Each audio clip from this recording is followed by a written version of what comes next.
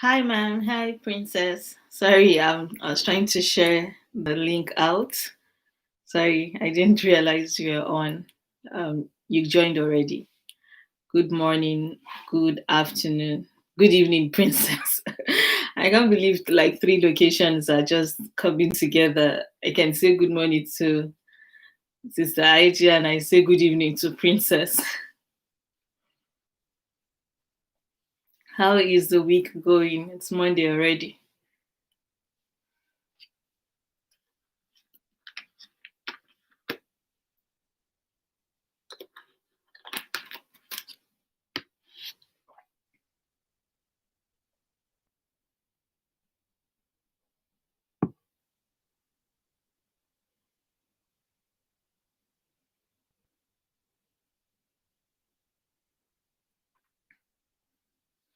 I'm fine, thank you. I'm fine. Just a bit tired. I had very short sleep. So yeah. Oh, what is wrong, princess? What is wrong with you?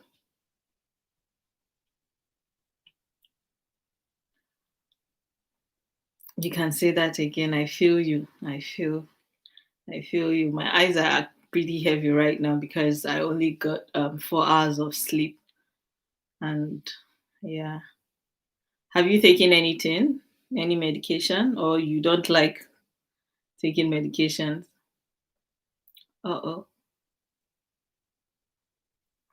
Have you been to the hospital since last week? Wow. Have you been to the hospital?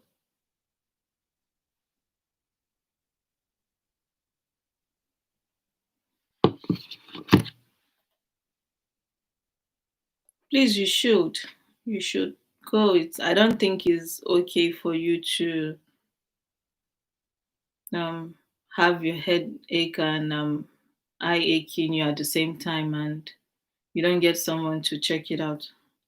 Is it migraine?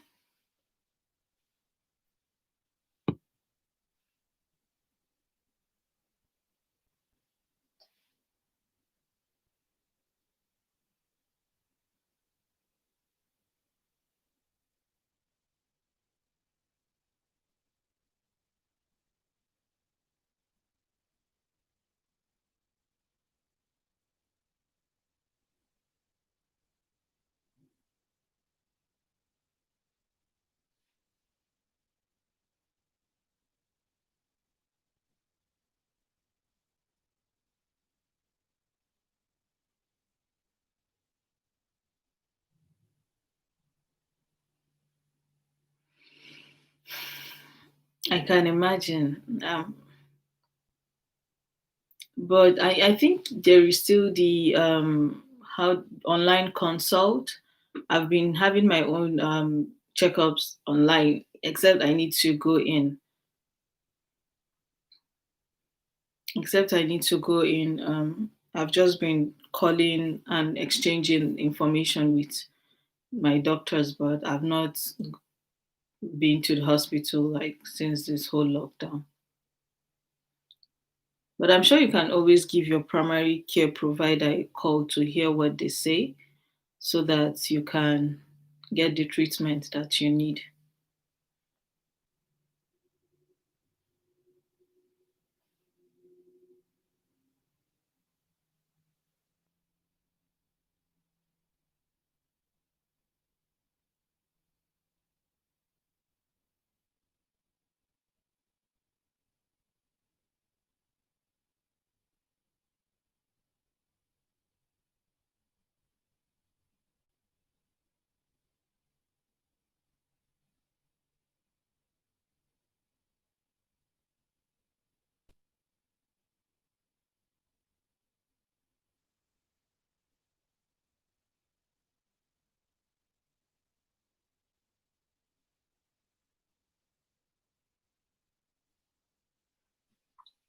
Hi, Tenny. You're welcome. Sorry, feel better. It's okay if you need to if you need to step out of this because the screen is going to even add to it for you. So if you can't be here, it's totally fine. Hi, Tenny. How are you doing? Thanks for joining. If you're here, please just type something, say hi, say hello, tell me and the rest of us where you are joining from so that I can know you're here. I can see there are six of us online already. I'm just trying to get as much people as I can get here before we start, and I'm still trying to share out.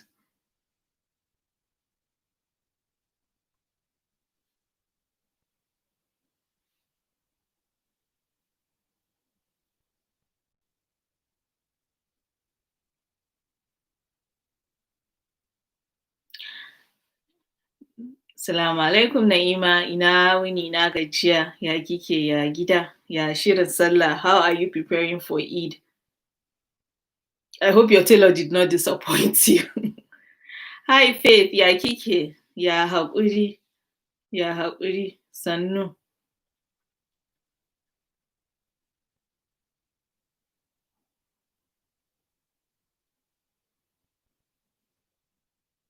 Okay, okay, Princess, that is better. Sorry, sorry, and thank you so much for being here. Thank you.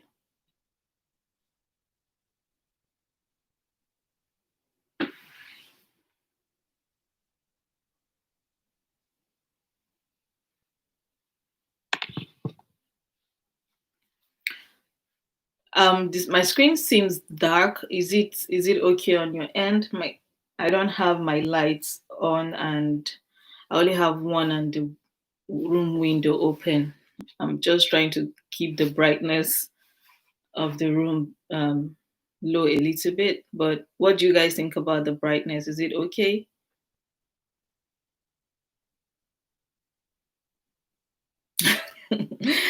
Okay, Penny. Thank you. Thank you.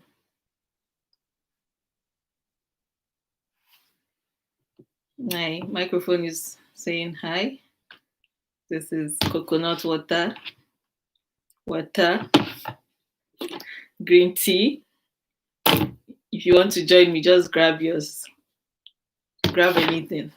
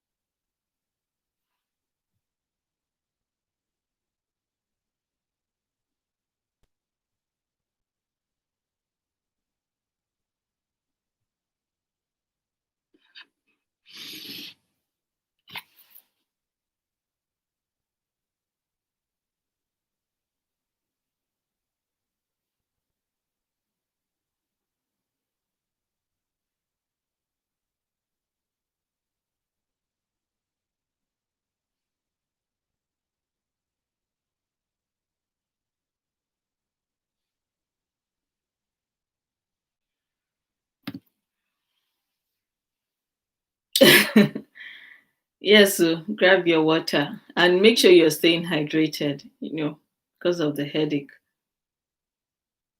I have my coconut water and green tea that has a little bit of sugar in it just to help. Hey, Mamana. Thank you. Thank you. Is it morning, afternoon? Afternoon. Winnie.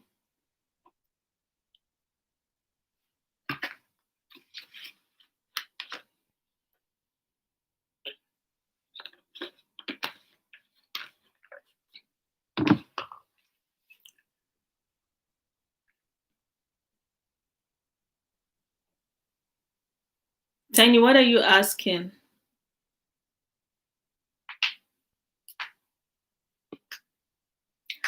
Hey, Nina. Hi. Hey, with your Benny Wise.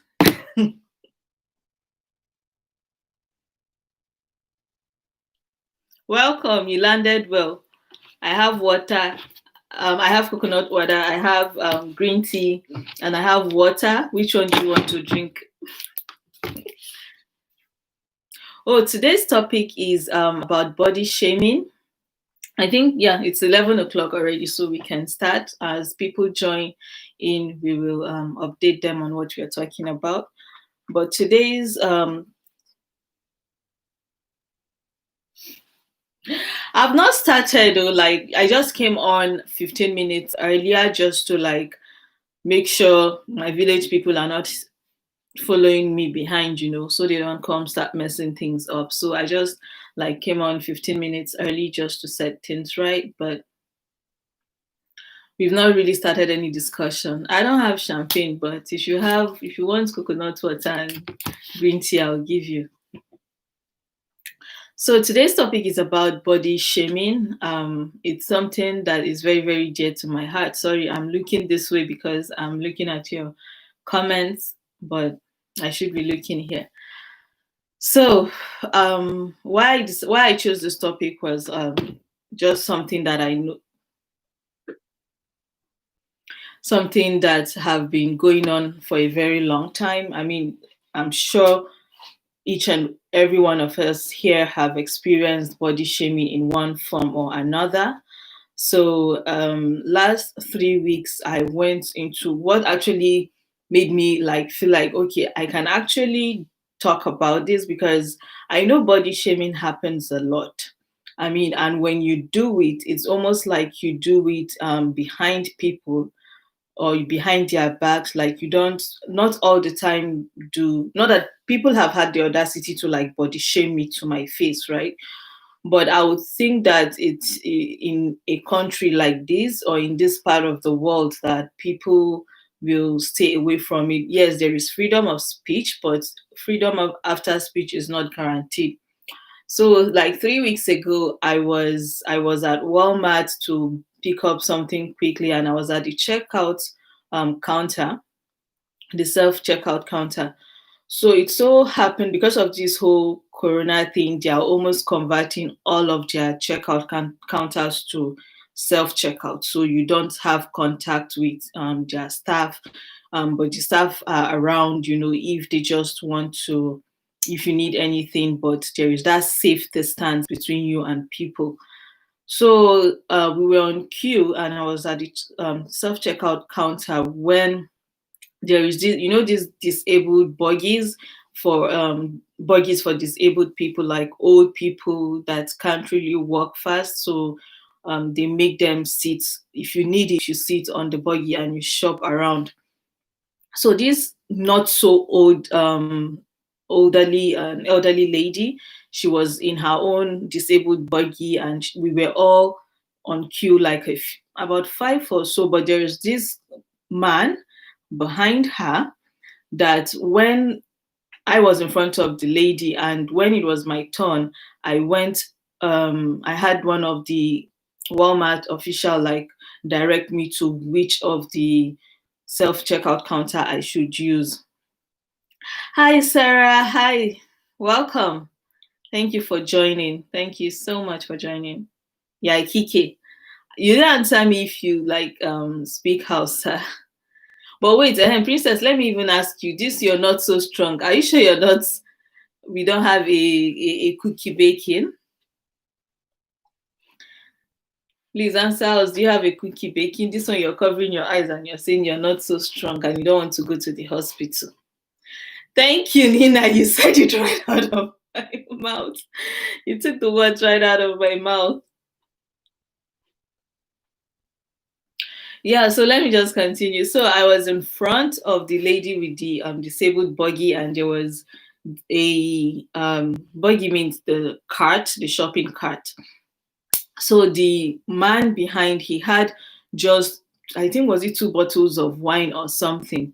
So when I got to my counter, the lady was struggling to like navigate her cart to like where she should go to, and because the Walmart attendant was attending to me, like taking me to where I should, she thought maybe she needed to wait and get let the life here hello Sarah life here hello yeah okay yeah komai do komai. Nina, you see me, I'm speaking Hausa. You won't come and be doing Igbo here because nobody's going to join you in your Igbo conversations. So the lady was amen. Oh yes, it is. It is. Don't worry. Pregnancy will make it look as if everything is wrong with you. When they are CD2, we all know. So I think the lady was kind of waiting, thinking that she needed the Walmart attendant to direct her to which of the card she should go, which of the checkout station she should go to, because they were trying to like, they are converting the whole checkout area. Like they've actually been transitioning for a very long time, long before COVID. That because our Walmart is a 24-hour Walmart, is a very huge one, like a super, they call it super store, very, very huge. So, and when I just moved to this area that I live, I realized that they have like no more than 5 or 6 person to person checkout stations. Then to the left exit, there is a whole self checkout station. To the right exit, there's a whole self checkout station. But the whole even the person to person checkout station is like they've almost turned everything to multiple self checkout station. So I think when you're not allowed to, they're like having one empty checkout station between you and another person. So this lady was right there, and I think trying to know where she should go to if she needed to get direction from the Walmart attendant. And that was how the man behind her just screamed, like he was a tall person. He just screamed and was like, can you just move along and stop being slow? Everybody like stopped to look at what was going on. I stopped, like everybody just stopped at that self center, like checkout station. Why did he have to like talk to her like that? Like he should, obviously there is a condition that is making her go slowly, like she's in a cart, she cannot just walk in. It's not as if there is enough room for her to navigate, so she just have to be very careful because she might just be hitting one candy stand or hitting one one one stand, or just even run into someone. So the lady was like, excuse me, and he was like, yeah, like you need to be fast, quick, old lady. These people, like the man is not so old himself, the lady is just maybe probably in her early 60s, but obviously maybe she had some kind of arthritic pain for her to be needing to use a buggy, or maybe she's just sick and can't walk, by herself. Nobody knows what she was going through, but all we knew then was that she was in a buggy and in need, like I think it was a necessity for her. So like I felt that kind of made me like, okay, why would you say something like this to a woman? And I'm sure everybody that was around that place was wondering why he did that. So the well, the attendant came to quickly like left me myself, like she totally forgot about me, like she was taking me somewhere. She left my place and went to calm the situation. So she asked him what the problem was, and the lady was trying to explain, and the man was like hell bent on emphasizing that this lady is just being slow, this lady is just being slow, and all that. The lady who is hi Sister Dele, welcome. Thank you so much. Are you on duty or is your off day today? I totally forgot to even ask you if you'll be available, because I remember you saying that you want to be here if you want to be here anytime I came on live session. So that was how the man kept on emphasizing on how the lady was slow. So the Walmart attendant now told him that if you are so in a hurry and the lady is wasting your time, you can as well drop your items and shop from another place, because Kroger is like opposite. Publix was 5 minutes away. So there are many places you can go get these things you're so much in a hurry for, to check out. So he went on to tell the um the Walmart attendant that like you like she should quit being stupid. Like, is that customer service? Is that customer representation that this lady is being slow? People are at the back. Then the people at the back were like, but nobody is complaining. You're the only one that seemed to have an issue with that. So like it was just a very awkward situation. And for me, I have a disabled parking this thing in my car. Physically I look fine like you, but I can't walk long distance in parks because of my knee and all that. But not that if I'm in a mall or store I need to start driving a cart or a buggy and all that. It's just the parking situation. Let me just park in a walkable distance. I think for me is about 200 meters, just because if there is any emergency, any small thing, I can either bruise or sprain my ankle or anything. So I have that as a requirement from my rheumatologist to have a disabled parking. So like people, when it comes to body shaming, hi Sister Nonya, welcome. Thank you for joining. Thank you so much. Hey Asma'u, salam, ina kwana, ina gajiya, ya kuke, ya shirin sallah. I hope your tailors have not, those of you that are preparing for Eid, I hope your tailors have not disappointed you, because me, as I am here like this, I don't know if I have salah clothes or not. So it got me thinking, and I kind of felt like that was the what the man did was not just physical harassment. Um, there was verbal harassment, and there was like indirect body shaming that woman because of her disability. Whatever her disability is, it's not. Congrats! So you have collected your clothes. Congrats!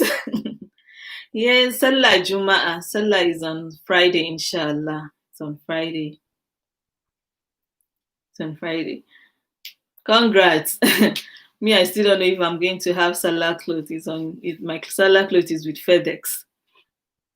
So I just felt like that was what is it called? Body shaming her disability, because there is something physically wrong or internally wrong with her that is making her unable to walk by herself without aid. And it just brings me to the general body shaming issue that goes around. I did a quick research, and it says like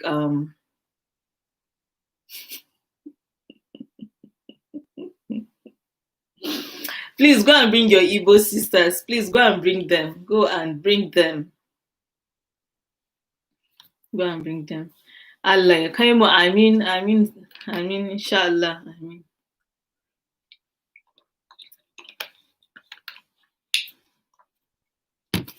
So it brings me to the question. I know each and every one of us have probably gone through the whole body shaming thing. I'm going to share like three experiences of mine, starting from when I was younger to this stage in my life.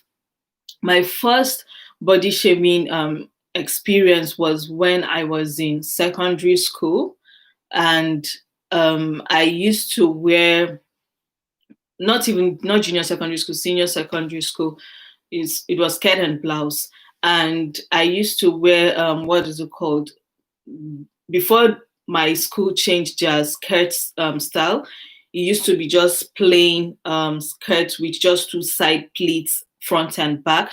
So it kind of is if like the A line, but two side pleats, and it kind of made everyone look big. If you were skinny, you would look fat in that skirt. And growing up again, I'm busty. And being in senior secondary school, it was something that I was very, very much excited about.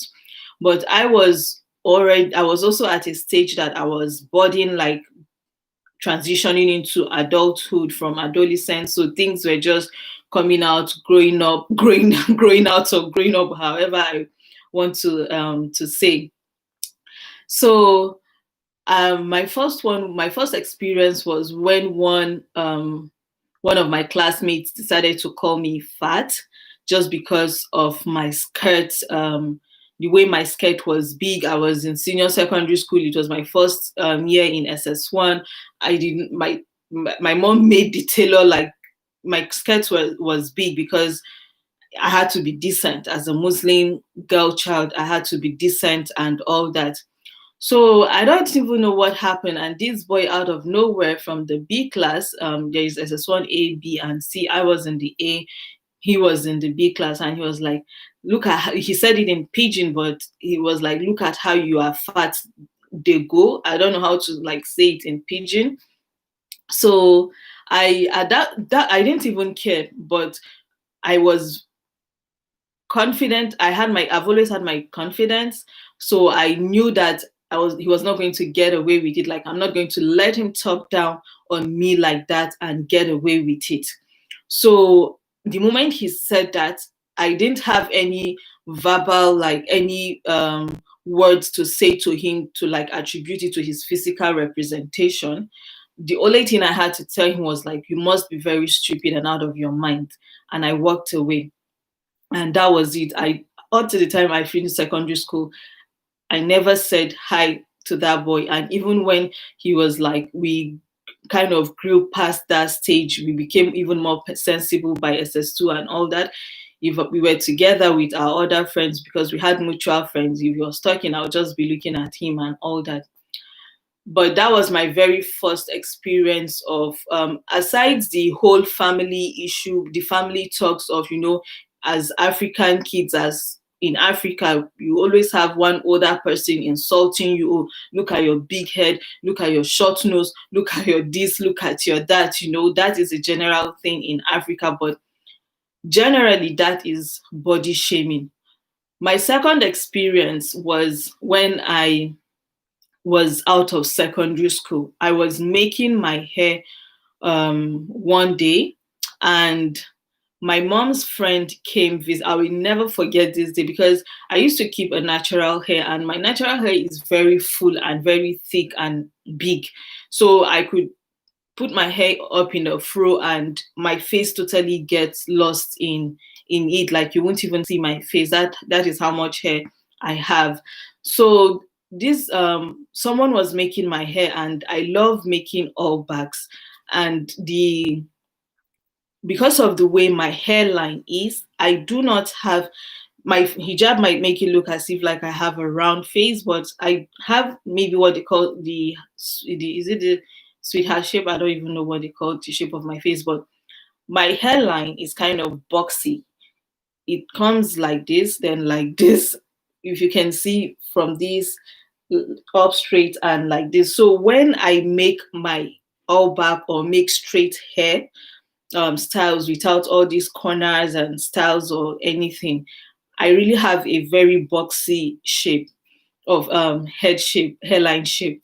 So there was this Mario the musician, his photo album was seated on the table, and this woman felt like she could tell me that I looked like the guy, the Mario. Let me look for Mario's picture. Let me show you in case any of you don't know Mario here.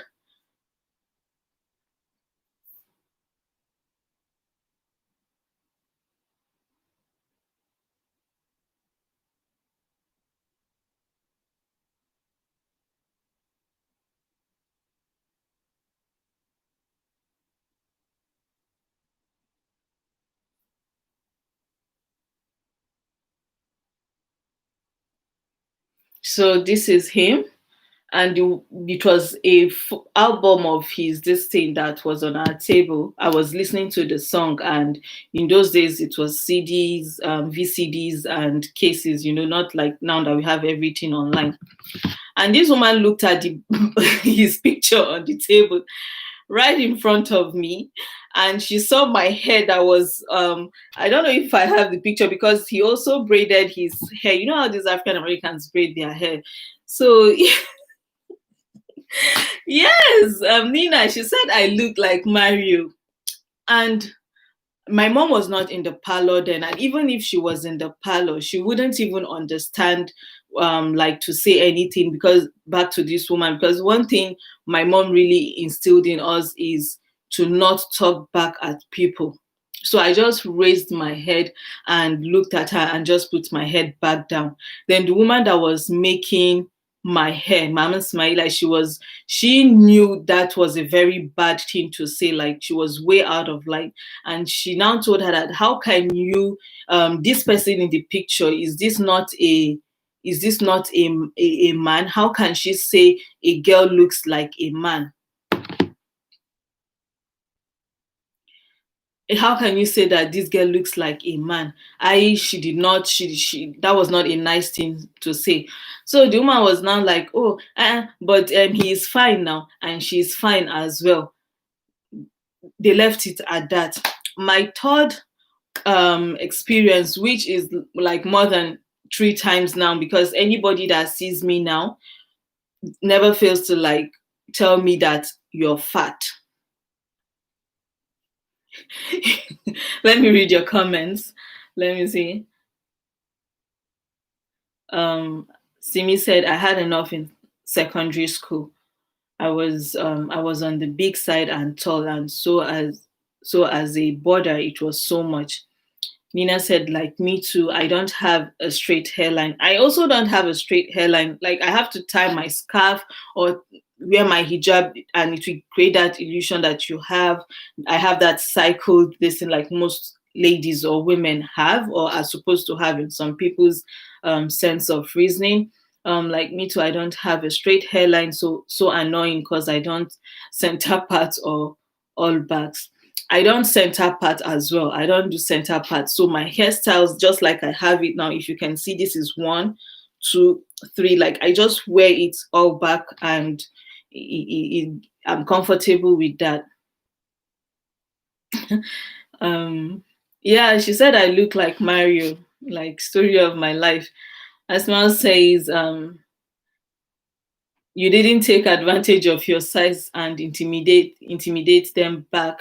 Not everybody is like that. I feel like the do me I do you system of doing things is it just kind of brings you down to people's level if you are way above them. So yeah, not every, I wouldn't even, for me my mouth is sharp, so like if you tell me one I will tell you two and just walk away if I have that energy. If I don't, I'll just still walk away. But just know that you and I, that is it. I'm never talking to you, even if you talk to me or apologize. My forgiving spirit is very, very scarce. So like I am very, very careful with the way I deal with people. Sister Dele says, true, as is a lot of same with a lot of people who are borders. I did though. I slapped my mate and my mom was invited to school. Wow, you did? You did? I never physically harassed anybody. In primary school, I did beat one small boy in primary school that was looking for my younger sister's trouble. So one day he was coming, he followed through our house to go home, and that was how I when I saw him from the parlor, I ran out, closed the door, ran out, chased chased him. I went to give him the beating of his life. And by evening, his dad was calling my dad. Then it was landline days. So we definitely did get a call.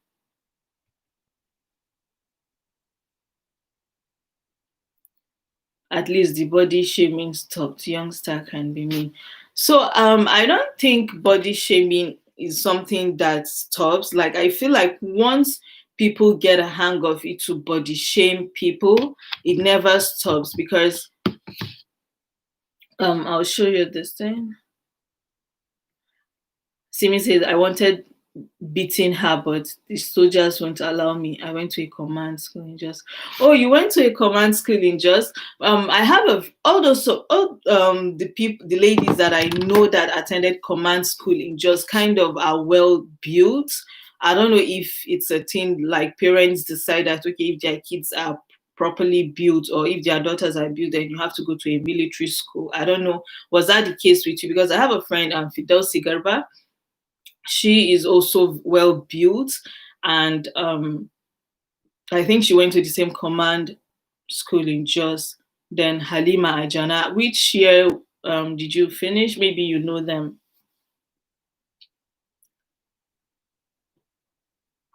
So, but like when we talk about body shaming, according to my own research, it says that body shaming is when you take a physical feature of a particular feature of someone that is physically seen, and insult you insult them, or you insult them, one either in front of them or behind them, or to talk about their physical features with someone. And I saw the many words that people use as this thing, the many what is it called? Should I pull up my research? Okay, the phrases, the many phrases that people use. Like they say that even if you tell someone to lose weight, you're body shaming them. If you tell them fat ass, you're body shaming them. If you tell them to stop eating, you are body shaming them. If you tell them hit the gym, you're still body shaming them. Fatso, big bone, lad ass, fat boy, fatty, stop eating, binge eating, stay out of the kitchen, um caption chunk, like morbidly obese, very heavy, like the hi Gladys, welcome, thank you for joining. Okay, let me see, like seriously, let me see.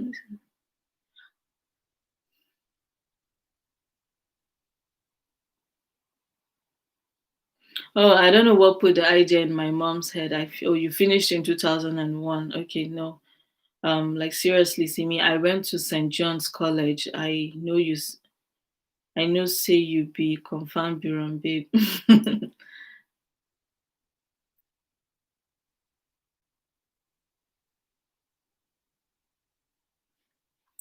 Yeah, so like what okay, I don't think I mentioned my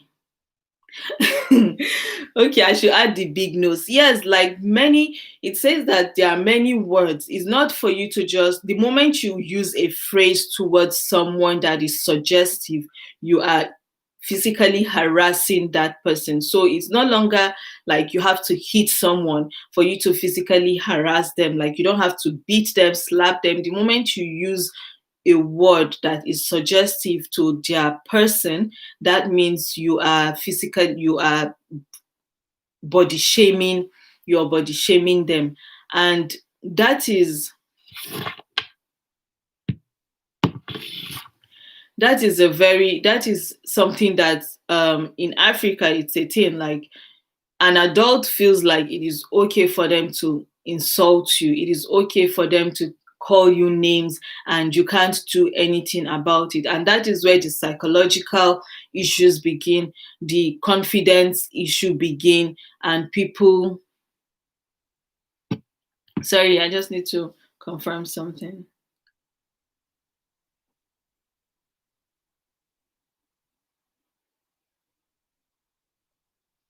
That is where all these like psychological traumas and everything begins. So like what are your experiences, what are the things, what are those things that people have said to you that is like suggestive to your physical representation, like that could pass off as what is it called, body shaming? And what do you guys think about the culture of abusive words in Africa that has to do with insulting people with features of their body? Asma and Sarah, you people should stop your conversation. We were together in Port Harcourt. Okay, you people are what? Bonding now. I was born and brought up in Jos. I'm from Akwanga. Akwanga is Nasarawa State, right? I did my service in Nasarawa State. Mada by tribe.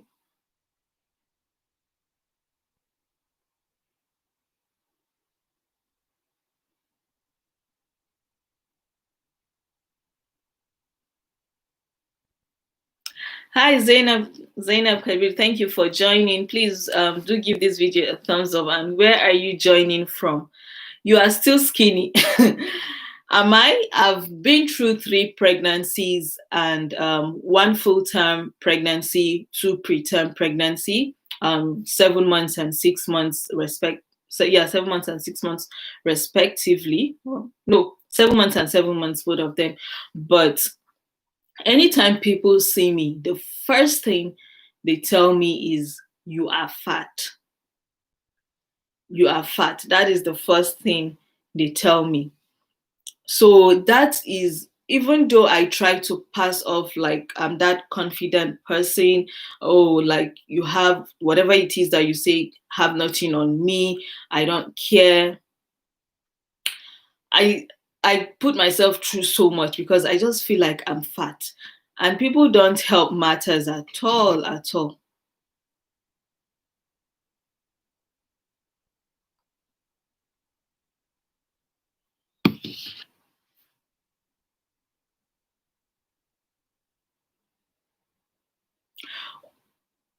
Oh, Zainab, you're skinny, and people tell you you're skinny. And that is one thing, the research that I made said again, that you can't also tell someone that is skinny that they are too skinny, because at the end of the day, someone that is skinny, besides genetic issue and all that, some people are just maybe either anorexic, some people are just anorexic, and you don't know, and you know that anorexia issue is a very deep psychological issue, and people still feel like it's okay for them to call someone that is skinny that.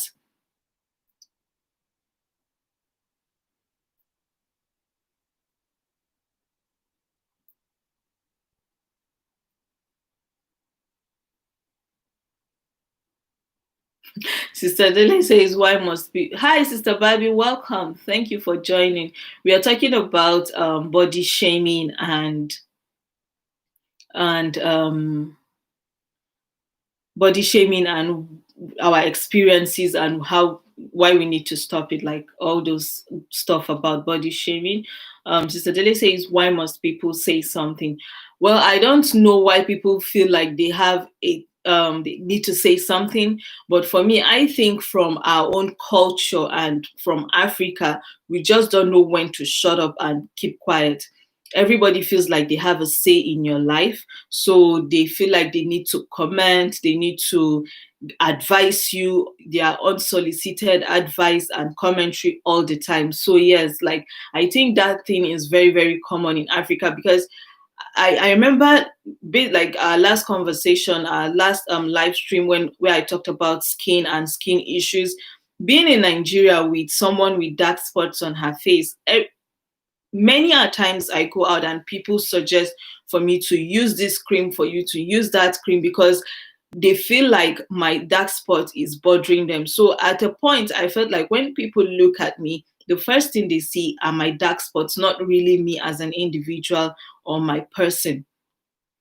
When I moved to the States, and I saw a lot of people with skin conditions, psoriasis, what do they call it? The many um skin conditions that, you won't, eczema and all that, you won't even think someone with this would want to go out with their body exposed, but they walk around freely and nobody is giving them suggestive looks or passing suggestive comments to them.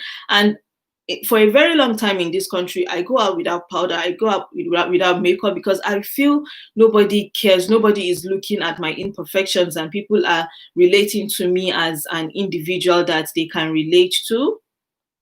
So I don't know why people can't keep their views to themselves. Like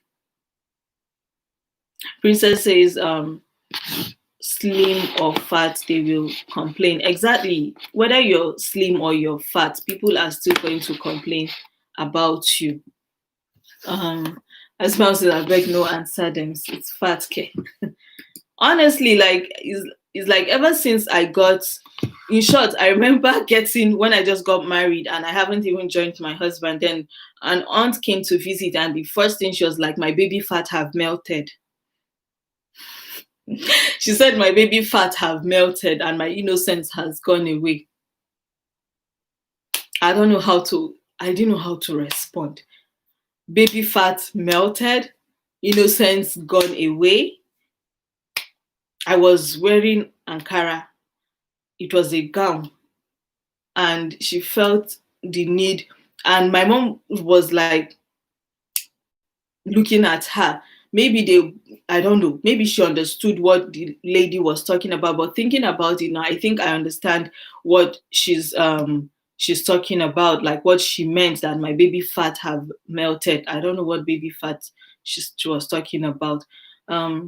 Zainab says, people used to tell me you are so skinny, and now is like Ashezaki Kiva.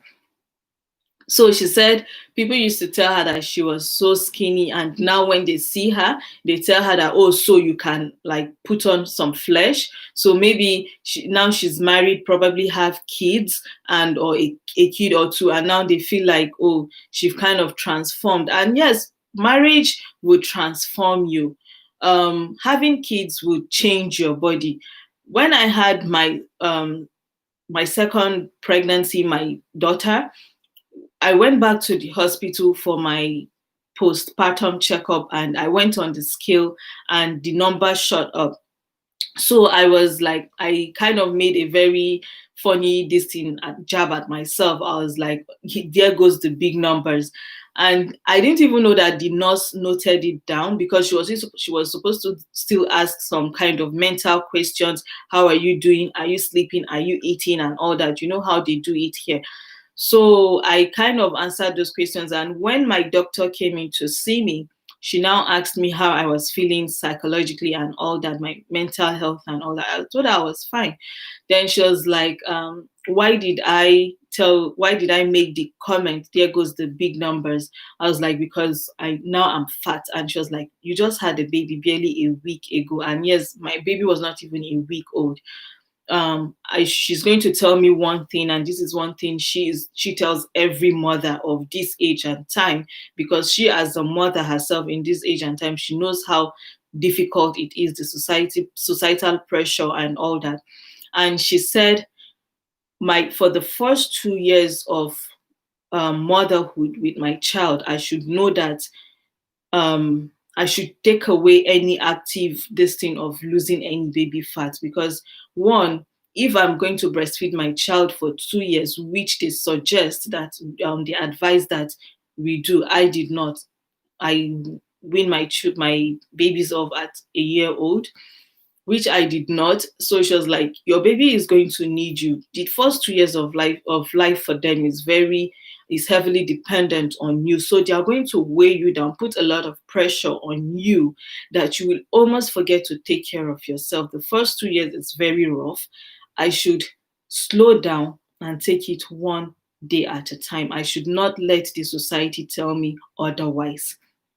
And that thing she told me came at a very good time, because I was already in that mood that, oh, I've given birth, time to get back to my post baby this thing, pre-baby weight or body, and get all that. But 6 years later, or 4 years after three pregnancies, I can't find it. I can't find that body this thing. But my third baby is just he's going to be 2 in 2 weeks. So I'm waiting for him to hit 2 years, then I can start working on myself and all that. Though I'm not breastfeeding him, but he is very, very needy. And that bond and that stress of taking care of him is actually weighing me down and all that. So it kind of made sense to me what she said, was like, give you and your baby 2 years before you start doing anything actively, because you can lose that weight, get pregnant again, and you're back to square one. So back to the comments. Okay, Barbie. Sister Barbie says, I agree. Body is for both skinny and big, because we focus more on the fat, but skinny people go through it too. Zainab just said the same thing, that people used to call her skinny, but I never knew. The only thing I know that I've heard one time was someone was referred to as, I don't know if any of you know shinge, like someone has shinge legs. So, and shinge is very skinny, that someone had shinge legs. So I don't know. My sister Safu says, don't wear trousers, it doesn't look good on you. I think for this is when people tell you what to wear and what not to wear, or they tell you that this does not look good on you, you should wear this, you should not wear that. That kind of also, that consciousness that I have for my body type and my body shape is the reason why I feel so comfortable in wearing boo-boos, gowns, abayas. Like when I buy a fabric, the first thing that comes to mind is that I want to wear something free, something loose that is not clinging to the curvature of my body, before someone will see me and feel like they need to tell me that you're fat, you look fat. Yeah, so that is very true.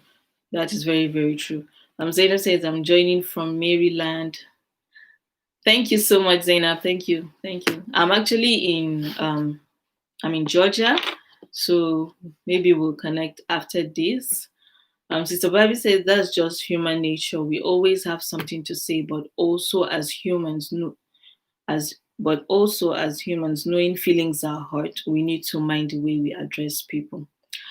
Preach it, sister. I wish people would understand. I wish people would understand that I'm on a journey of keeping my brows thick as this. I'm getting comfortable with it. There was a time I did not do my brows and I did makeup, and someone asked me why was my brow so thick, and I didn't have an answer for that. But when I was in JS2, I used to have, from primary school to JS2, I used to have uni brows. Like the peach fuzz here was way more than peach fuzz. It was thicker, but still not as thick as the rest of my hair brow. And people used to just stare into me like, why do I have one brow? So, and now it is thick, and people are asking, why do I have a thick brow?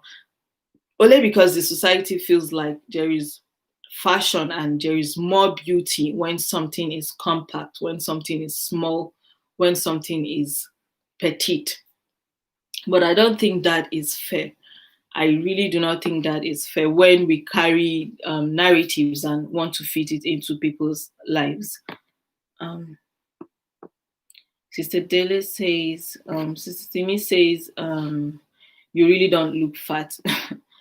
I'm at my worst right now in terms of the weight, but I'm actually not letting it bother me anymore. Honestly, it took me 4 years, 5 years to get to this weight. This is cumulative of 3 pregnancies. So honestly, like, except we we don't want to be honest with ourselves, it's not just easy to like snap back. Some people do. It's genetics. Sometimes genetics play a very huge role. Some people do, some do not. So Sister Dede says we have to train ourselves to keep our opinions to ourselves. I think that is only possible in this part of the world, in the underdeveloped nations and developing nations like Nigeria, and with just the African mentality. Not everybody, a lot of people are literate in Nigeria, but they're not just kind of learned and educated enough to know when to draw the lines as to the kind of things that are acceptable for you to say to people. So yes, except we get that the our acts right, it's not going to be possible to do that. Honestly, it won't. Um,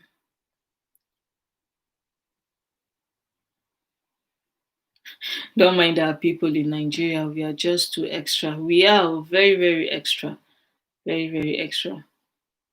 Sister Sarah says this is common with we Africans. We um don't know why Gaskia. I think the reason why, that saying that they say it takes a village to raise a child. I think a lot of us take it too seriously and take it to heart. We take it too seriously and feel like when a parent gives you that liberty to help them raise their child, you automatically become a parent yourself, and you feel like you can tell that child or that individual anything. Then the issue of age, we have age on top of our heads, like it's like even 1 minute age difference between you and someone, 1 minute age difference between you and someone, you're old. You begin to think like you're eternity years older than the next person. Like, that is why I feel like we just take numbers and our age so seriously, that kind of give us that ticket, that freedom to talk to people anyhow, to look down on people, to be disrespectful. Hi, Sister Nello. Thank you for joining. Thank you. Hot mama, the only hot mama I know, the hottest mama. That's your picture that you put up on your community this morning. You want to cause trouble, Abby?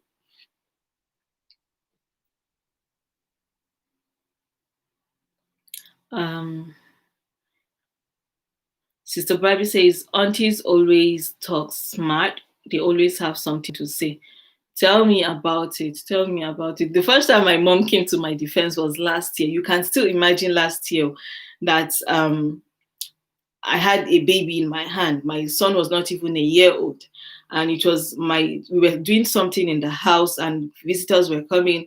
I was wearing a peplum that was layered with tulle and many things around my waist area.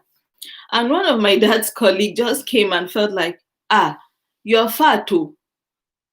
My mom now answered. My mom immediately looked at me, and that stare was a telling that Inya, means more like, my dear, don't say anything. And my mom helped me respond to her. She helped me respond to her and told her that I just had the baby. I just had a baby, and it comes with the territory. So the woman kept quiet.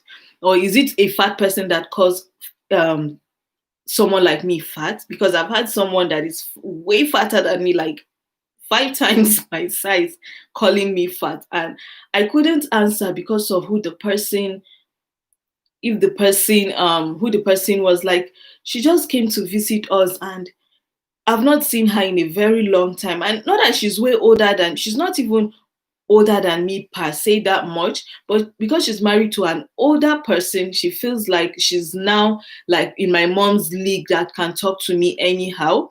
And she, as soon as she came into the house, this was like 3 4 years ago when I was in Nigeria, and she was like, ah, see how you went and become fat. I, the problem is that when people say things like this to you, you get lost for words. Like you don't know how to respond. You find it hard to respond because our brain works in a very weird way. It is after you feel pain much later, not immediately. So it was many a times when we say things like this to people, or when people say things like this to us, we don't get a reaction immediately. It is after, and so that after is almost like just too late for you to say anything. But I told my mom knows the lady, and I was like, I told my mom that she should never, my mom should like tell her that she should never comment on my body again. Like I've made it a thing, like when you see me, do not say anything about my body. My body is off limits for anyone. So, and I actually made that resolution last year on my birthday that if anybody ever comments on my body, I'm going to like, I don't care who you are, like I'm just going to like answer you back. If that is going to end the relationship, let it end it. But I don't know. So it is really bothering then. Yeah, so it is. Yeah, he's still a baby, like he's turning 2 in 2 weeks. So like I don't understand people's problem. Sister Nina says, I don't know if it is their fat. Help me ask them. And funny enough is that I don't even know the fat, like when people eat fat from animals and all that. I don't eat fat. Like I don't, I know you can get fat from many reasons. For me, the only reason why I have this weight on, I'm wearing this weight, is just from pregnancy. I don't have anything to blame. I'm not blaming food because I'm not a big eater. I'm not that much of an eater. So I'm not blaming mine on food. I am blaming mine on pregnancy. And yes, I will get out of it, but in my own time, like I don't understand. Nina is a fat and we like it like that. Exactly. For me, I don't even like it, but I just don't want people to make it their business. Don't take people's discomfort. It's already discomforting already that you go into your wardrobe, you want to wear a cloth, it does not fit, and you're struggling to find something that fits perfectly. Then after finding one clothes, after finding that one clothes that sits well on you, somebody, and you're feeling fly, and you feel like you've arrived, and someone will just see you and be like, ah, you're fat too. Why did you grow fat like this? Like, I don't understand. um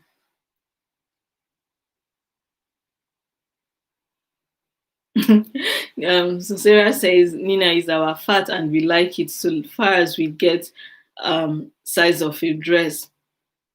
I mean, if you see, Basma says, if you see fat, Jamila, you go run. Tell me about it. I have seen it. I have seen it. Sometimes when I see some people, I just, in my mind, I'm like, Alhamdulillah. And it kind of gets, not take my eyes off the prize, but it kind of, comforts me a little bit to know that I'm not that bad, or I don't look that bad. Simi says, but all these weight loss coach on IG will tell you a week after birth, they are back to exercise and all. Truly, I will not kill myself for society or social media pepper them. No way. Who gets back 1 week after gets back to exercise 1 week? I couldn't even feel my legs 1 week after my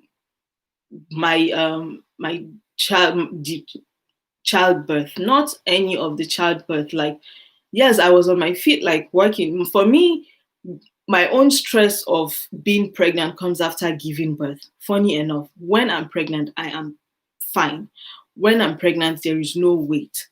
The weight is just the weight of the pregnancy itself. Like some people seem, I remember being in the hospital with my babe, with my second my son, and there was, because we were in the hospital for an extended period of time, a friend came, my friend that we were pregnant at the same time, she came to the hospital. So someone that, we are pregnant at the same time, she knows I'm pregnant and she is pregnant. She was like, Jamila, I need to ask you again, why are you even here? I'm like, Khadija, I'm pregnant. And she's like, because I don't look pregnant. I never carry heavy, like very big. I don't carry big. I'm very small when I carry when I'm pregnant. So people would always be surprised when I tell them that I'm 7 months pregnant. Like, where is the baby? Or I'm due in 2 months. Like when I went for my last appointment and I was talking to the nurse that I need to make a postnatal appointment with my rheumatologist, and she was like, when is that? That was in July, and I told her I need the appointment in October because I was initially due October. She was like, she stood up from her seat from the distant screen and she looked, how are you due in October and it's July already? Are you sure? I said yes. She was like, if she was in my shoes, like she would be she would be everywhere for how far I was then. So, like, when I'm pregnant, I really carry my pregnancy very small. So, it's not as if I'm all over the place and all that. All the weight, all the stress comes after I give birth. But I don't even know how people get back to exercising 1 week after giving birth. Like, where is the energy? Princess says, me, I need that after pregnancy fat. You want after pregnancy fat? That is the fat I am struggling with right now. I don't want it. Age is just a number. I wish people would know age is just a number. There are lots of messages. Let me just catch up to you people's messages. Um, Sister Nunez says, no, Sister Nilo says, after you, Sister JD. You are the hottest mama in town. I am still a learner. I am still a learner. Sister Nanya says, why is it that it is fat people that are body shamed? Slim people in call. Because the society have made it so. The society have made it so. The society have created that narrative that small is cute. If you're if you're if you're fat, or if you're a baby and you're fat, they don't call you cute. They call you chubby. Have you seen the difference now? So if you are, I'll use my kids as an example now. My daughter is skinny. My son is on the heavier side. When we go out or when people see them, even us in the house, let me even start with us. My daughter is skinny. People call her cute. My son is fat. They call him chunky, or they call him chubby. Oh,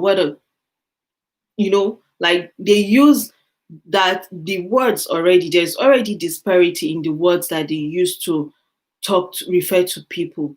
So I think that is where the society have made it so skinny people are cute, fat skinny people are cute, fat people are chubby, light skinned people are pretty, dark skinned people are so not, tall people are sexy, short people like myself are not. That is how the society have made it. If you are curvy or a pear shaped or figure eight person, oh, you're hot. If you're not curvy, then you're not hot. That is just it.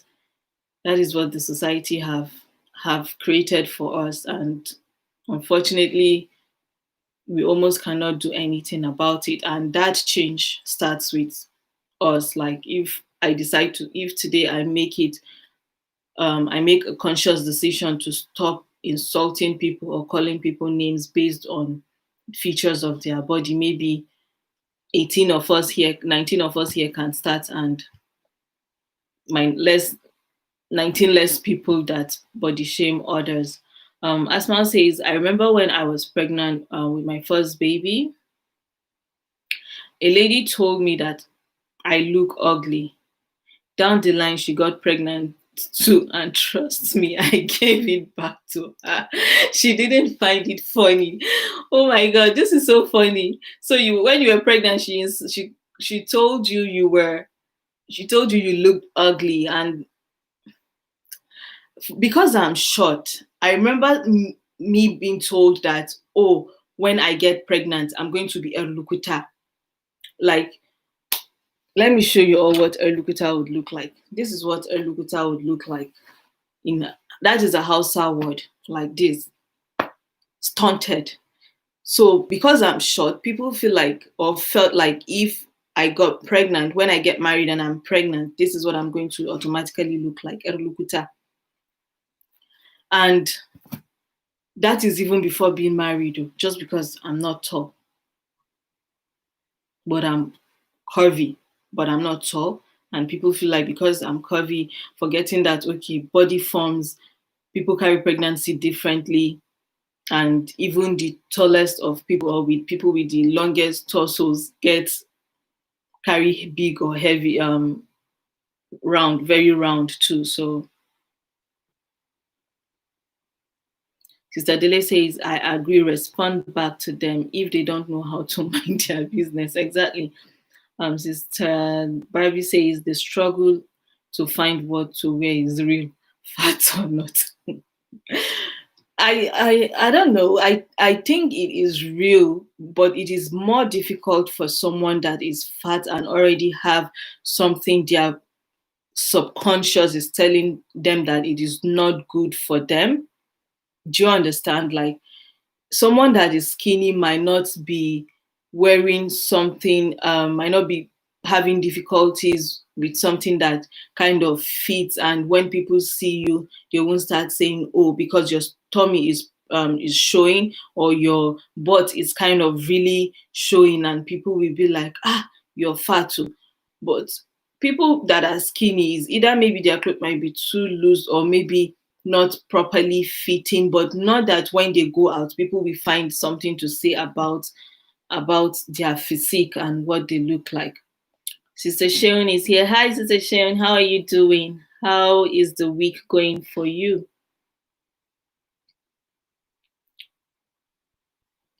Let me see. Let me catch up. She said the people will not even allow pregnant women to be pregnant in peace at all. Oh, they will not. My sister is here, and what is it? An aunt, she says, an aunt once told me to stop wearing trousers because my legs are not straight, and it really got to me. It took me years to get over that statement. Until date, I'm conscious of my legs. This is my older sister, like flesh and blood. And just this morning, my daughter was walking, and I noticed that her legs, I've always seen this about her, because she's going to be very tall. She's already a very tall kid for her age. And when she was walking, it was so obvious with the shape of how she was walking. And I am with bearing in mind that I'm going to talk about this body shaming thing. In my head, I'm already thinking that, oh my God, she's going to grow up and people are going to make reference to the shape of her legs, because she's tall, and the way she's working now, I feel like this is who she's going to be in the future, like when she's building up and her body is not going to take any other form than the form it has now. And hearing my older sister talk about it now, I don't even know someone have said this to her. She's my sister, and I've never even seen her work any other way. So I don't even understand, like, trousers are not because my legs are not straight. Wow, stop wearing trousers. Because does anybody have straight legs? Please, are you guys here? We are 20. Thank you. But please, does anybody have straight legs?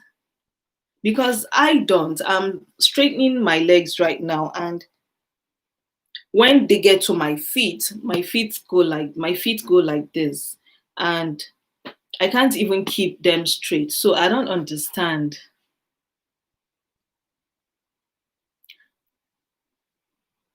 Osage. Amen. Hi, Mr. Osage. Thank you for joining.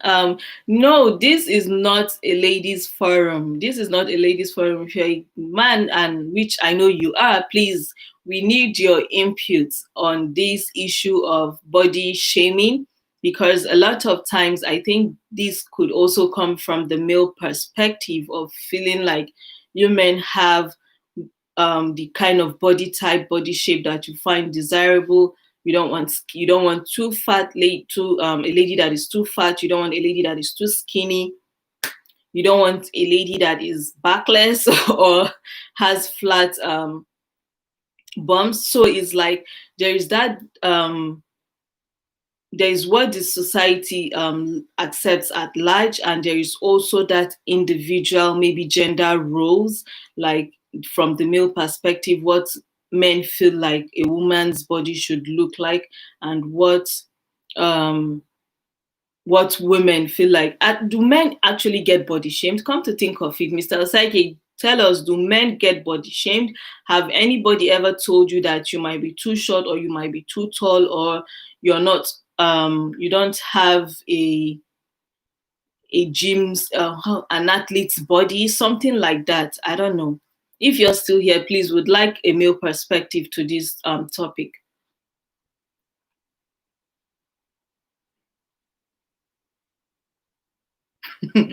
Let's see. All right, Princess, I hope you feel better. Bye. Sorry. Make sure you go take some medication, okay? If you're still listening. Um, Sister Shen says, please, did you not tell her that she's looking even uglier? I don't know. El Sutra's Kitchen. Thank you for joining. Thank you so much for joining. Thank you. Yeah, Kike. Please join in the conversation. We are talking about body shaming and how it affects women, or how it affects the society. I'm talking based off of an experience where a male individual referred to a woman who was on not wheelchair but disabled buggy, and said she was slow. Okay, my sister is asking our mommy auntie, do you remember? Please, who said that, or do you remember? I don't have. You've never shared this story with us. This is me referring to my sister, who said one of our aunts told her that she should stop wearing trousers because she does not have the legs for it. I can't believe this. And my sister is, well, she's tall, she's well built, and so, like, I don't even understand. She's very proportionate in terms of her body form, so it's not like me where I have skinny here, big there, and like, I don't know, I don't understand. Sister Marina, hey, welcome, thank you for joining. Sister Dele says, people used to make fun of my calf when I was growing up in Nigeria. So, Sister Dele, what did they say is wrong with your calf? Like, I would assume you're a tall person, because from your videos, your vlogs, you look like a very tall person. So maybe 5'8", 5'7". Sister Marina says, men do not get body shame. My brothers were shamed. Okay, men do get body shamed. My brothers were shamed for being too dark, and some of my male friends were shamed for having big butts.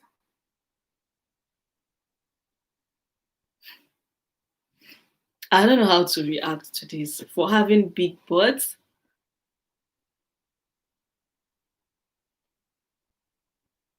I'm hearing this for the first time. I'm hearing that men are body shamed for having big butts. Is there, the way God created men, they I don't think their body type or body form would have been any other way. I mean, that is let me not even go too far. Sister Sarah says, I have K legs too, and I am tall. Friends had body shamed my K legs. Growing up, I was feeling bad, but today I'm okay with everything about me. It's part of growth, honestly. We get to a point where we grow past it and it's almost non-existent. Not like you have grown so past it that you have also trained your mind to not even see anything people see the things people see about you, most especially if it's got to do with our imperfections. I For me, I call them my perfect imperfections because they make me up, they make me who I am. And unfortunately, if who I am is an eyesore for you, I can't do anything about it. The only way you can do is to go block your eyes and stop seeing, which you won't like because that is you deforming yourself. But if you can't deform yourself for me, then that is your own problem. Sister Nina says, when I met my husband newly and he declared interest in me, someone in his family told him I have fat body and I am likely to grow so fat. This person that said this is this person that said this is 6 times fatter than me. Oh wow. So now even in-laws are beginning to make it what, saying that you're fat, he shouldn't.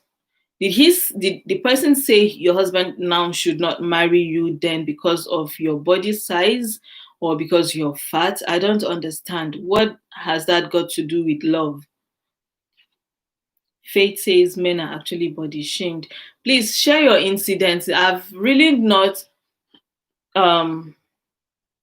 I've really not heard about body shaming for men. Honestly, I've never heard about it. Oh my god, my best friend is here. Ramat Abdullah, right? Yay! My best friend is here. Wow. Wow. My sister says anti-fatigue, grandma says. Oh my god. My aunt said my grandma's sister, right? Yeah, that is grand aunt. So our grand aunt said this to her.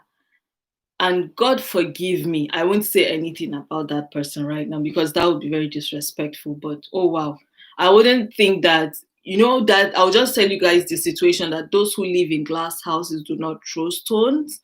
That is the situation from where I am sitting right now and hearing about it today. Safi says, I do, yeah. Ramati says, unfortunately, society always rates someone's future as better than others. I have been told that what spoils my face is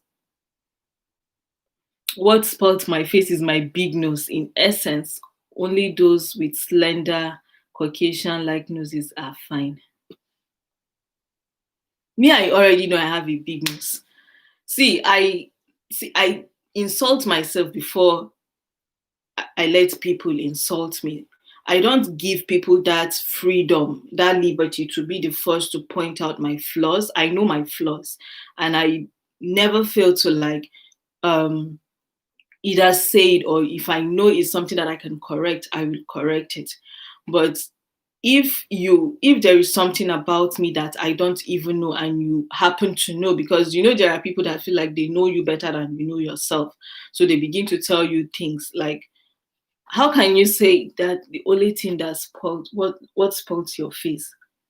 And I'm looking at my friend like, Ramatu, I'm going to go on your page now, and I'm sorry, thank God you're here. I'm going to go on your page and I'm going to bring out your picture and I'm going to show it and see.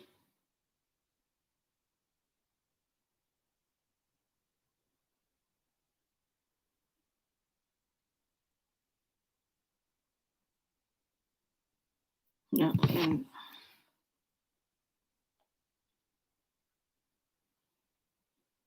actually,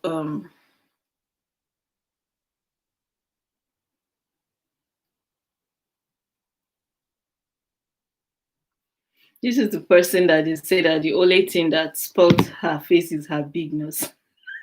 Oh my god. How do people come up with this? Like, what kind of eyes do they have and what do they see when they come up with this? Sister Dele says she's not tall. Please, how tall are you? I thought you're tall. I thought you're tall. Sister Nina, someone else too was always in my case. Ah, Nina, you are now fat. You've added weight too. As of then, she was a size 8, so she was feeling herself. She just dropped one and she's now whooping size 16. No, wow, size 16. It's funny that I'm laughing.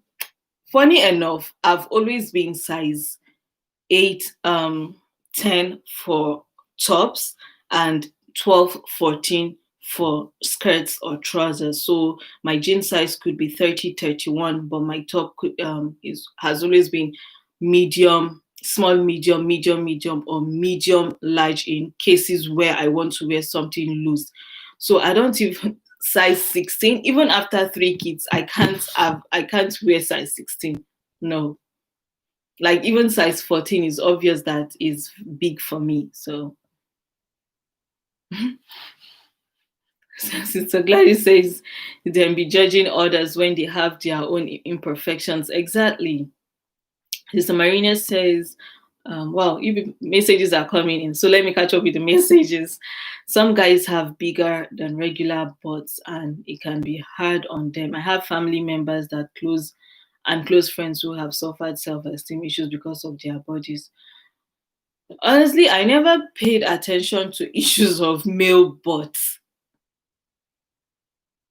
I didn't think it was a thing because it's not as if they go around wearing skinny pants or skinny trousers and all that. So, like, I don't even know. El Sutra's kitchen says, I believe we more I believe we need to accept, okay, I believe we need to accept ourselves and not let men categorize us in a sexual figure. It is our fault that we are accepting and naming our sisters in a way that puts each other down. We need to stop. And yes, that is absolutely correct. That is absolutely correct. When we want to bring the war back home or the battle back home, I feel like we as women, we don't do enough justice. We are not fair to ourselves. We are not fair to each other. Many a times, I have also been very guilty of this, where I see something online that is not so pleasant and I have something to say about it. But what that is why we are here to like reform that conversations and make ourselves better and stop doing that or stop doing so.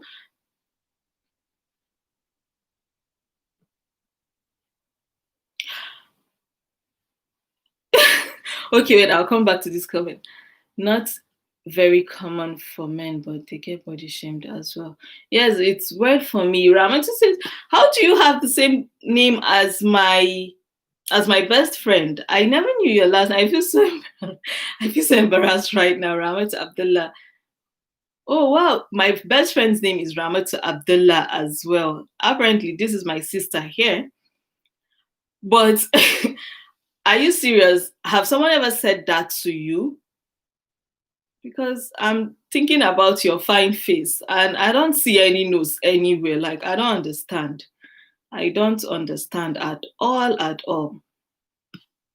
Ah, you that your face is very fine and very, they don't have problem. Those people that said that one to you, we love you like that. We love you how you are. I don't even know what they're talking about. They don't even know what they're talking about. Sister Nina says she was telling him so that he will be aware, oh, that I will grow fat. Me, I don't even understand the talk. The worst of it is that she herself, she's fat. I don't know. I think in-laws are just another case on their own. So she probably is just trying to already make an enemy out of you or pushing a button that will stand as a long feud between you and her. Then at the long run, you become her enemy in her own mind and in her head when you start standing up for yourself and defending yourself. Sotra's Kitchen says, well, the in-laws are the worst. They always target a perfect body for their son, despite he's not perfect as well. I I didn't know about this. I think there is so much bias though. There is just so much bias in the society. Sister Gladys says to Jamila, we have so many things in common, seriously. Maybe you're my soul sister. We need to talk more so that we'll know. Huh? Before you look for anything to body shame yourself, we have already laughed over it. And we all just make the person look stupid. Exactly. Exactly. Like Frida Akombi is here. Hello, host.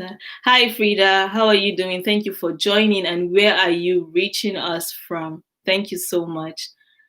Ebo Ruth. Hi, Ebo. Thank you for joining. And where are you reaching us from? This topic is she says Ruth. Okay, she says that this topic is an interesting one. Body shaming. People really need to be careful when it comes to this body shaming, because for those who have soft mind, it can actually push them to the extreme. Exactly. It can be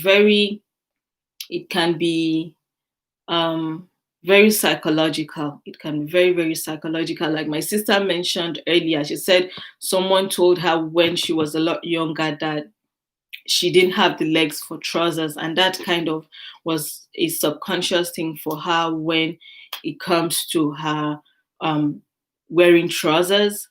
Like, I don't know how you tell things. Like, for me,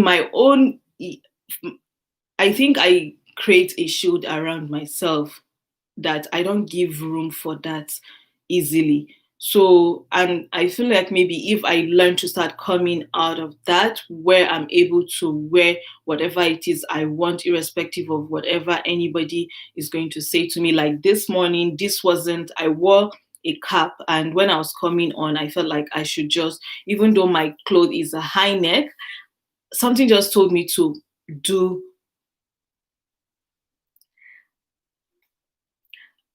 okay, somebody just told me to do what is it called, to put on my hijab, just because I feel like some people are going to look at me differently. I know you people are very respectful and nobody's going to say anything out of the line, but I just subconsciously felt like I should throw on a bigger veil on my head. Not that what I'm wearing is not modest, but yeah. Hey, Frida is here. Oh yeah, sorry. Amina is here. Hey, madam. There is a Maryland sister here that you need to connect. Zainab, I'm connecting you with Amina. She is in Maryland as well. Amina is my soul sister in love and everything. She says I am the bully. I body shame my husband, and now that he had lost the belly, and I love it. I feel it feels better to rub now. Don't judge me. Keko, baki da matsala. Is it my brother you're doing that to? Is it my brother you're doing that to? Why we need to, this time, that cane that I said I'm going to send to Ufedo, I'm bringing it to your house to flog you. Why would you be doing that to my brother? Life is Ramani says, in fact, it was my cousin who said so. Oh well, like you said, I'm learning to embrace my imperfections. Even your cousin said so to you. Wow. What a wow. Nina would say, what a wow. What a wow. So is it even okay that family members like should do that to each other? Like why will your cousin say that? It is one thing to draw my attention to something, like, okay, now, like if I'm going off the my path, like staring off the course and all that, it's okay for you to like draw my attention to it. But what is not okay is for you to feel like you have a stake in it. Like, it is when you tell me that correct this, fine, it's okay. But when you keep going over and over the same thing again and feeling like you have a stake in what I look like, what I feel comfortable in, because a lot of times people tell you not to wear this, don't wear that, don't wear this, don't wear that, this does not look great on you. How do you control that? Um, Hello, Sister Rachel. Oh, is Sister Rachel here? Oh, hi, Sister Rachel. Sorry, I missed your message. Hi, how are you doing? Thanks for joining. Thank you. Frida says, imagine a guy leaving his 5 months pregnant wife and 1 year old, and one of his excuses is that she's grown fat. He started putting restrictions on her not to put on weight, and she wasn't eating. Wow, that is like low form of abusive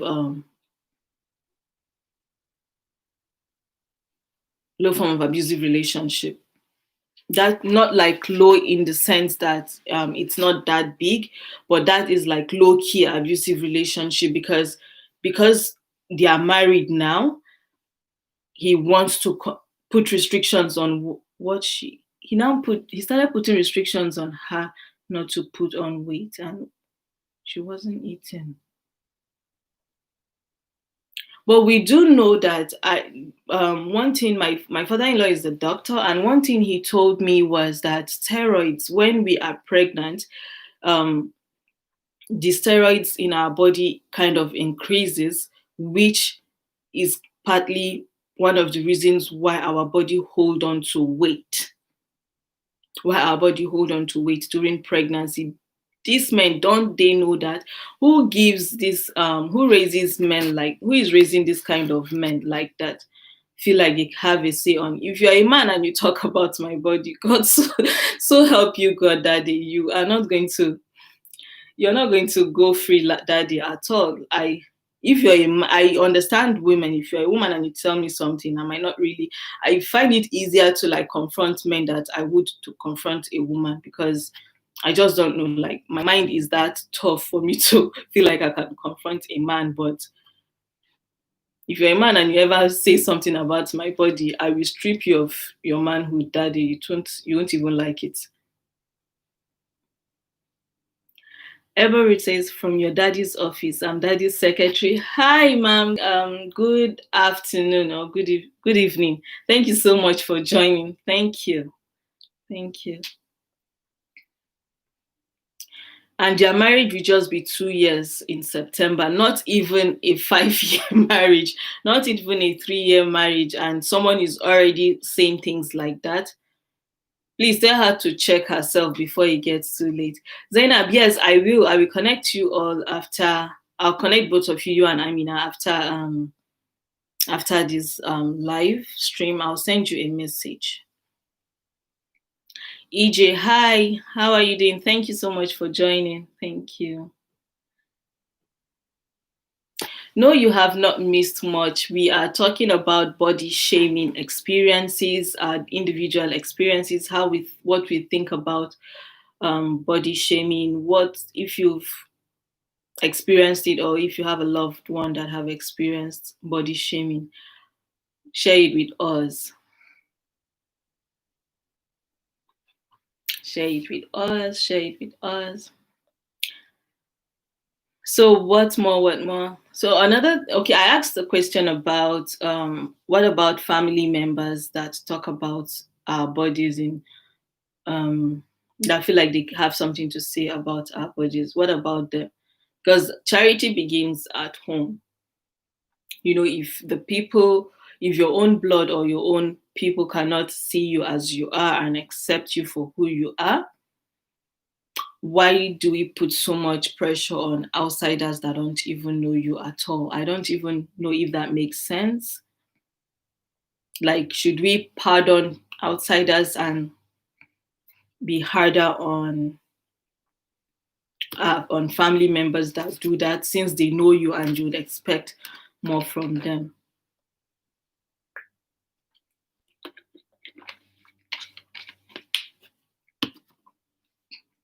Frida says the restrictions were way before marriage.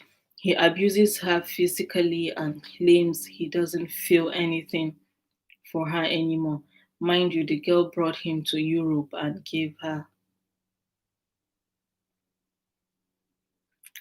So wow, self esteem. I think this is going to be self esteem issues. The lady in question probably have always had underlying self esteem issues that would make her know or see be with someone with such questionable characters and still feel like she can be with him to the point of marrying him, taking him abroad, make paving ways for him for greener pasture, and he will still be doing all this to her and she's not able to do anything. Have she always had self-esteem issues, or maybe like a terrible childhood or childhood memory?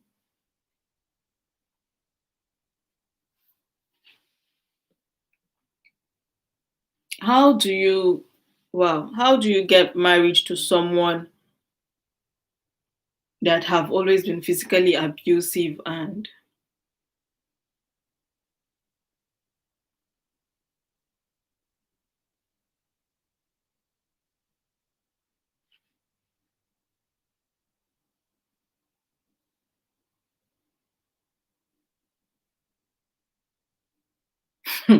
some men will not make heaven sha. Wow.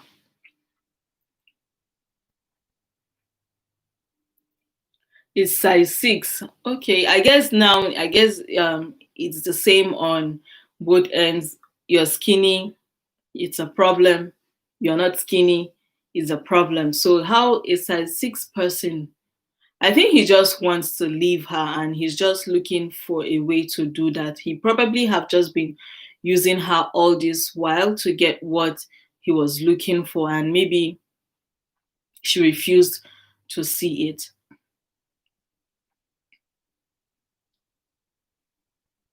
Wow.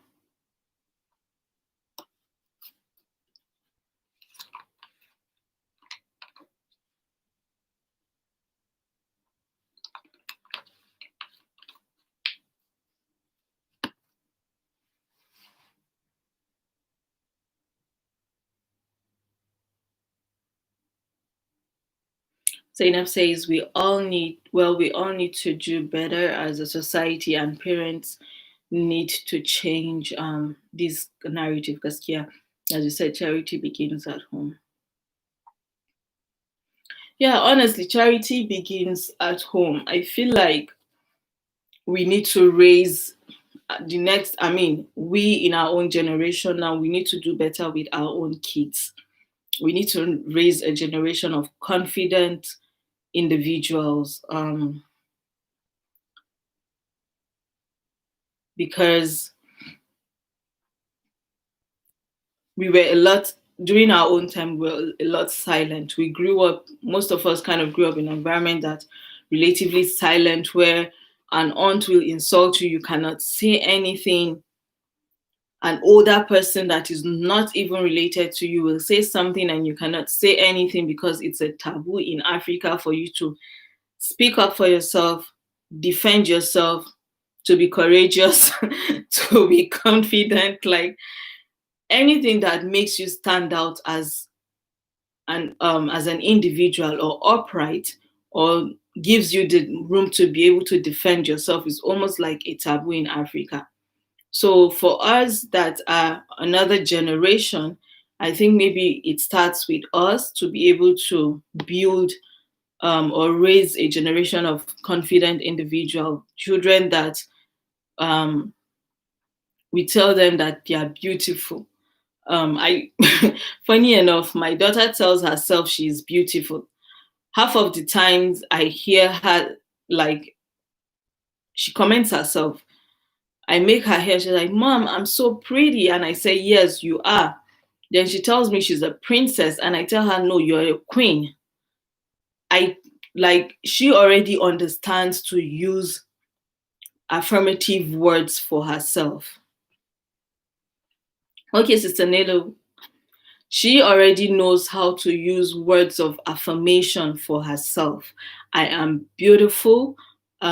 She tells me, Mama, you, even on my worst days, she tells me, Mama, you're beautiful. She tells me that her brother is a prince, and I correct her, your brother is a king. You know, we need to start using words of affirmation, like teach our kids that whether you're chunky, you are chubby, you are skinny, you are this, you are that. I think it is going to start, the burden of changing this mindset is going to be on us, like we that are raising younger individuals now. Life is amazing. The guy was just, yes, he was just using her. Sister Aja says, yes, I agree, he was using her. Rita says, I feel so bad for her because she's been waiting for the right person just to end up like this. They dated way back in Africa and broke up and reconnected a few years after she traveled. He had his plans. Yeah, he did. He did. Sister Steven says, exactly, we need to raise a generation of confidence and self-love. True. Very correct. Amina says, so I have a big tummy. I do not like it. People have People have congratulated me many times thinking I am having a baby. I laugh and tell them that the belly has no baby, only water and food and poop. You're actually a very you are very, how will I put it? You play too much, is what I'd say. Um I don't think if we get to a point where it is no longer going to be a joke, if I were in your shoes, like you see me all the time and you start telling me that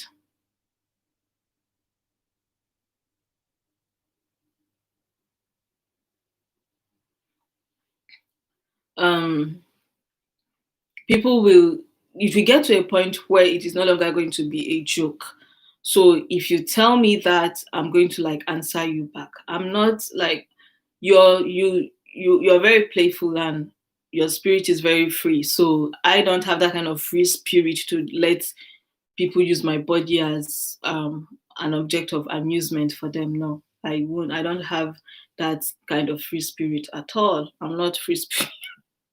I'm not free spirited like that at all. No. Sister Shen says she's still here. Okay, El Sutra's Kitchen, YouTube blocked your message because you're not allowed to kind of advertise. But you said, I'm going to read out your message for Amina, and you said, please subscribe to my channel. I will share a drink recipe on my channel that melts fat and give you energy too. So tell us more about, I'm going to on I'm going to show your comment now. So I'm going to let you in the, that's El Sutra's Kitchen, in the comment section. Talk to us about this, your magic, your wonder tea or drink, because a lot of these things are out there. I've been guilty of taking so clean self fat burners and all that. But at the end of the day, it is one thing that your body is ready to get rid of another this thing, and it is another thing that you take all these things and it does not work. So your mind and your body have to work hand in hand. So what if my mind is there but my body is not ready, or my body is not there? What is this drink about? And have you used it for yourself? What is it efficacy they call it of this drink?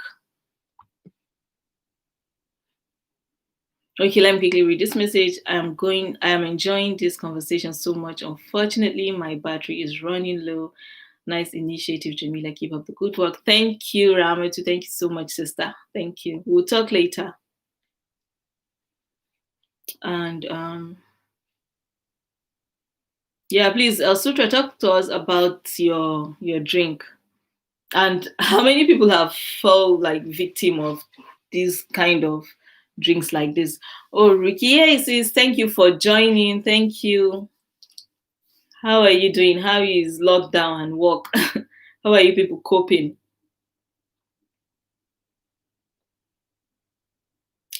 Hey, Sister Ife, thank you for joining. Thank you so much. Simi says, until I say no to food, nothing works for the body. But for me, it is not food. Look at what I have here. I have coconut water. I have water here, and I have my green tea.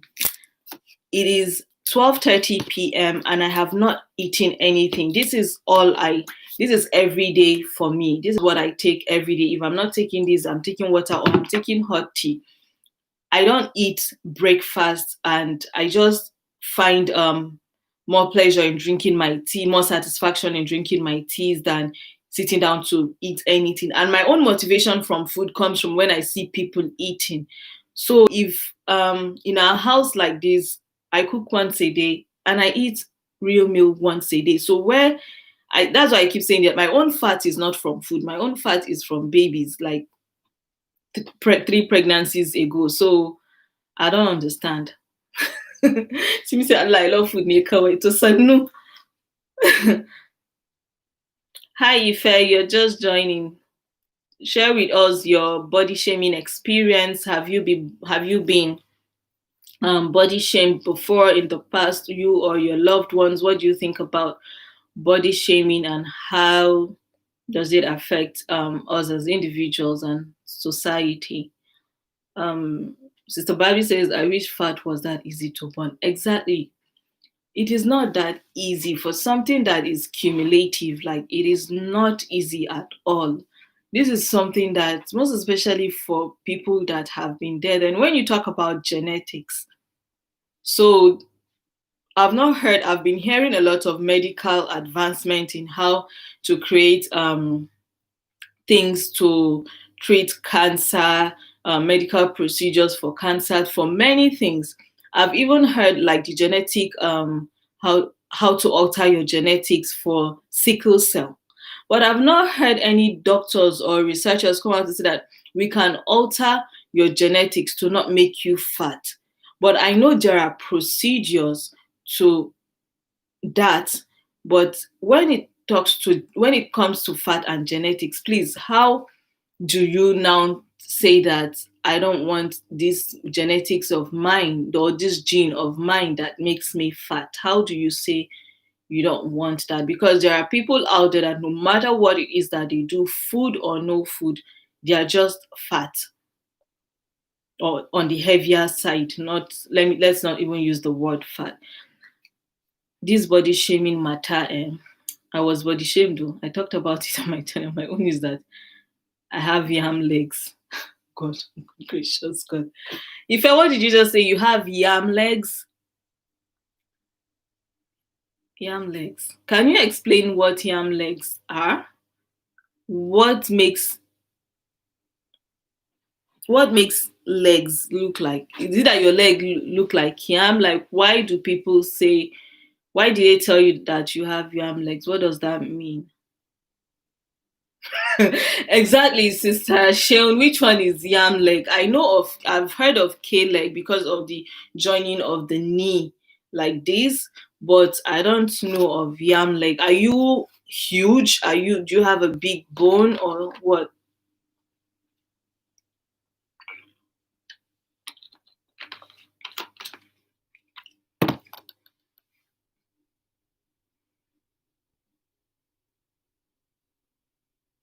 Sister EJ says, I eat everything but with caution. Yeah, it's true.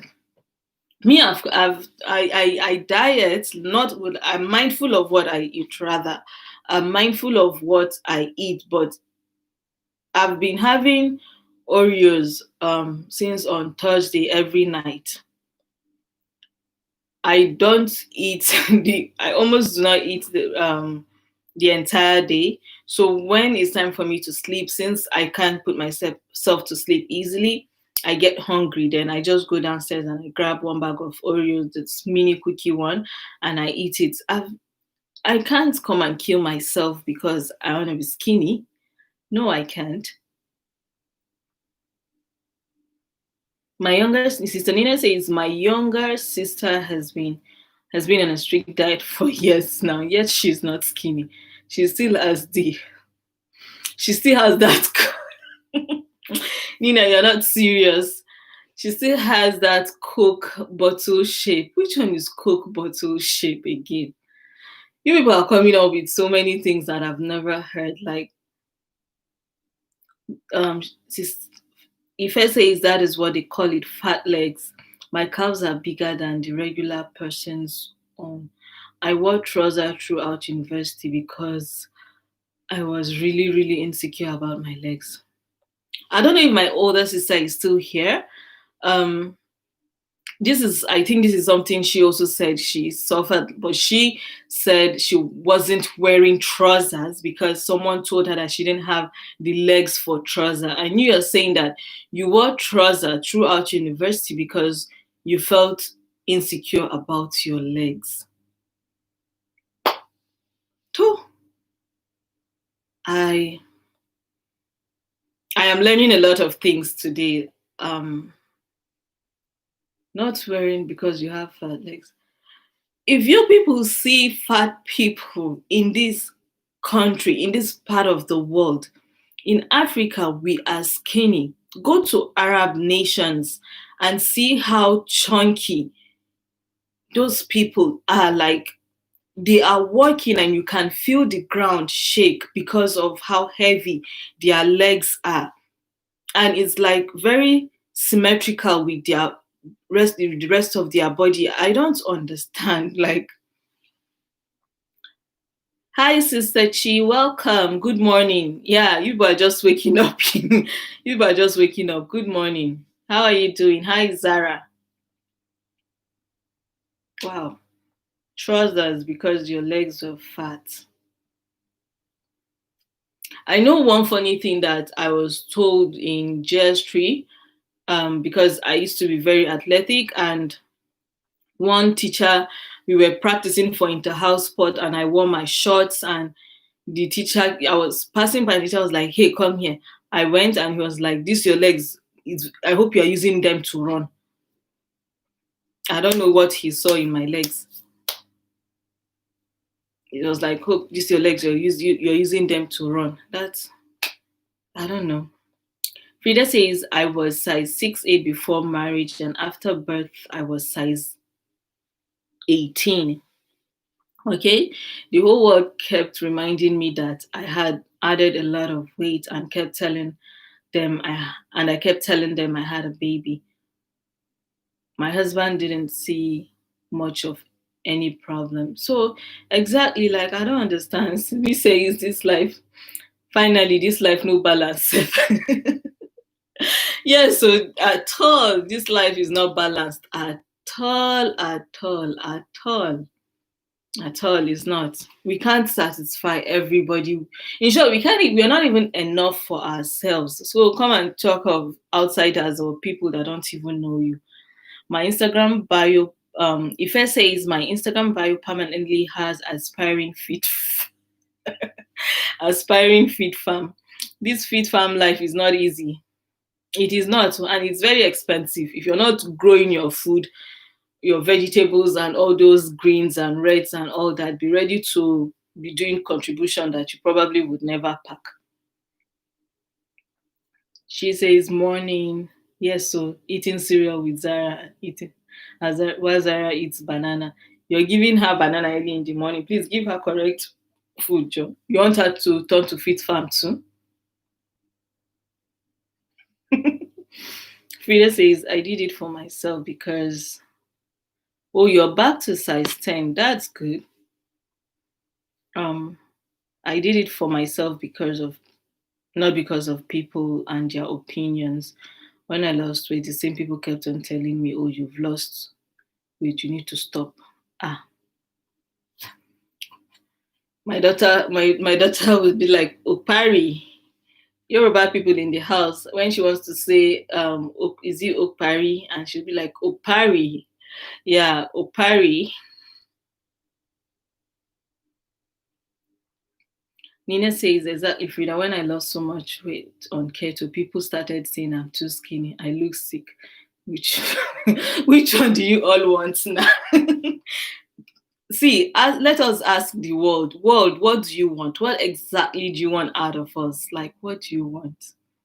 What exactly do you want out of us? Like, you're too skinny, it's a problem. When you lose weight, they start telling you that you look sick.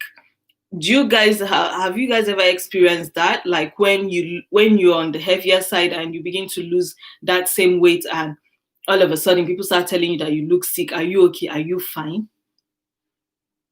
Amina says, I am glad you talk about country differences. When I first came to America, I was, I was like, why do they sell?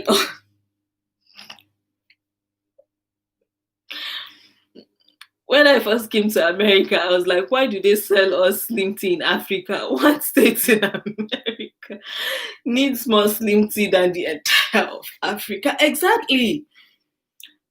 Come to like the South here, the way they eat and the like fried crab's leg, fried this thing. You see them eat ice cream and cake, cookie and ice cream. You see them eating. I know of a family that they don't cook. They buy like every time buy fast food.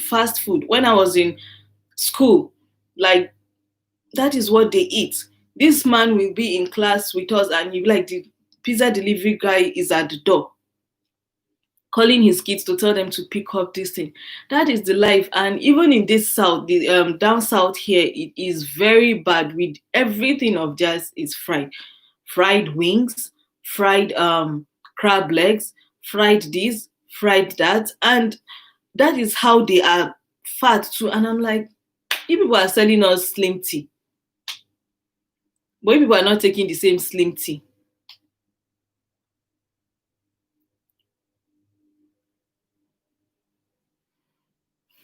Since if I remove it one time.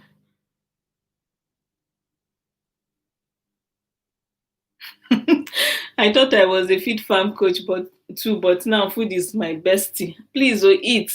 What are you working for? Simi says, Nina, you remember our keto days? We connected there. I carry am for head. My mom called me and asked if I was HIV positive because I did keto. Yes, like when you begin to lose the weight, they start asking you if you're fine, if you're okay, are you fine? Are you this? Are you that? Simi says, Frida says, I love how cute I was when I was chubby. Just that the weight wasn't healthy. It is okay that you recognize that your weight gain was an issue, most especially if it's giving you that health health problems or complications.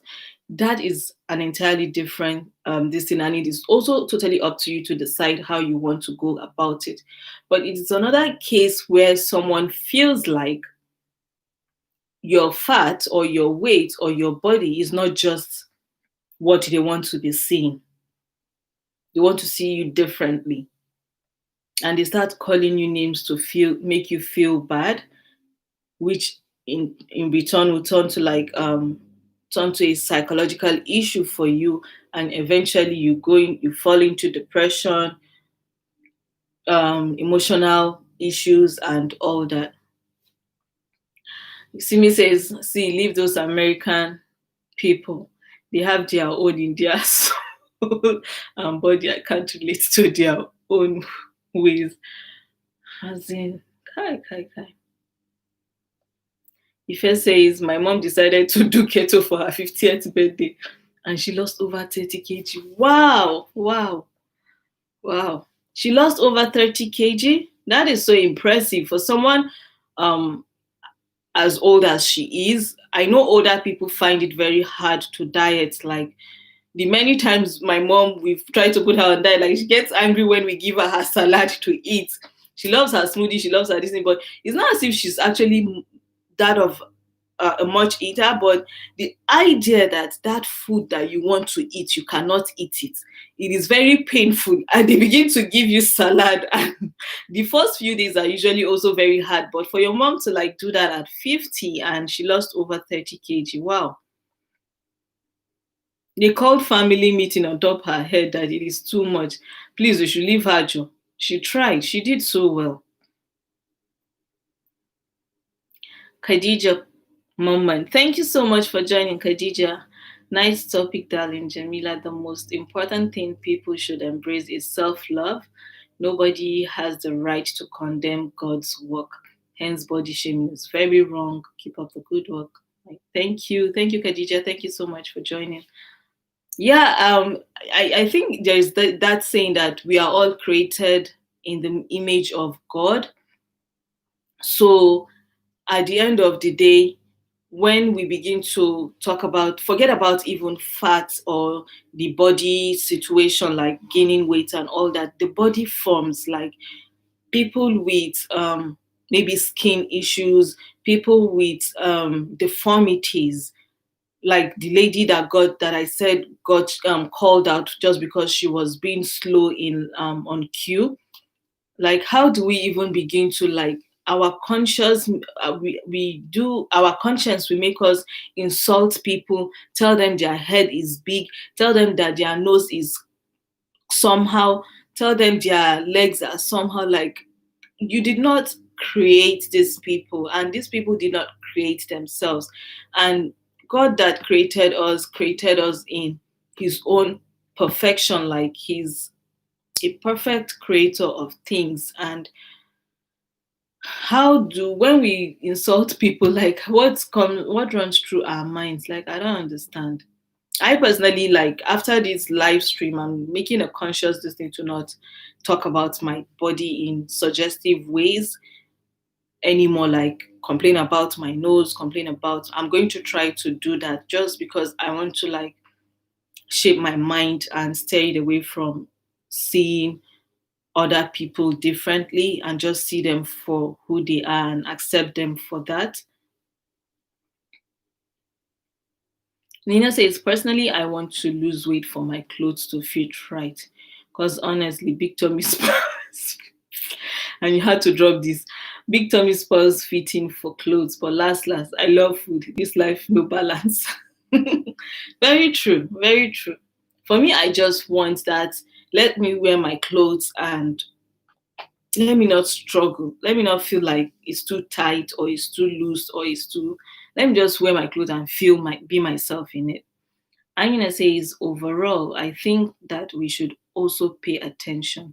Weight loss and weight gain may be signs of depression and frustration. Sometimes people actually need help. However, we must be kind about it.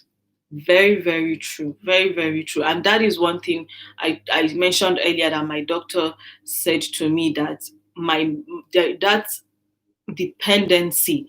There are just there are so many competing needs at a point in time when you give birth that you can't even control your emotions and many things. And if you want to start actively losing weight 2 weeks 3 weeks barely after giving birth, then you're setting yourself up for failure.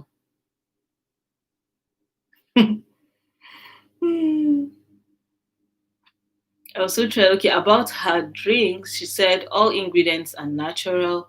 It is a mixture of ginger and other spices. I have used it on myself and recommended it to many people. You just boil them together and drink the tea with honey. I will share on my page soon. Okay, please do. When you do, I'm going to share it on my community so that everybody that have watched this live too can also watch and learn if they feel like they need it. I'll also try it myself. I love tea, so why not? Also, I mean, I say it's also Jamila. I wanted to add this as a question to everyone. What will our first reactions be if our brothers, sons bring? You've already seen my reaction even before reading. You've already seen my reaction even before reading it. Before it brings a dwarf home as an intended wife. I'm not asking this in a bad way.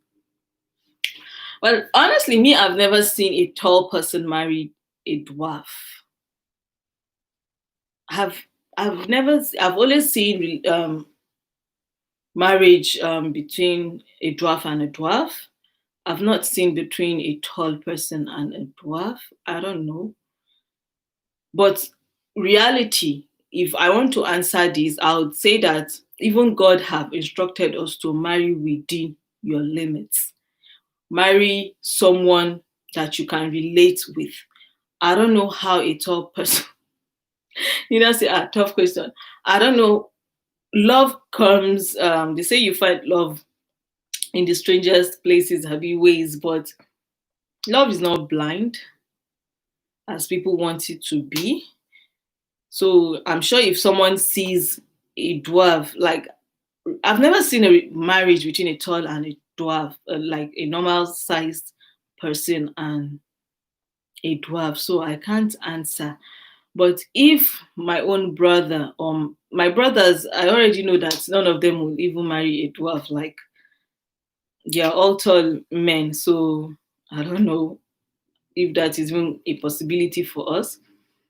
And my son, I also thought he's also going to be a tall person. So honestly, I feel like I've not seen that kind of relationship or marriage between tall and dwarf people for me to feel like that happens a lot, and I don't have a reaction to that gaskiya.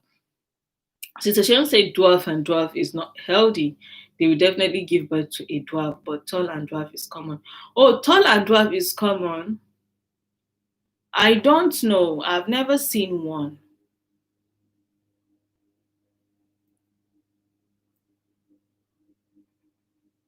I have honestly never seen one.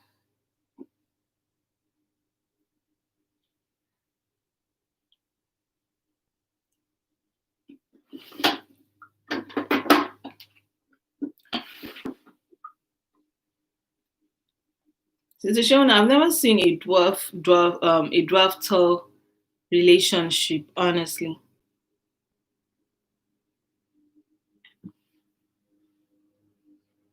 Simi says, I swear to God, Amina has killed this discussion. I might be guilty. Zuwa ina.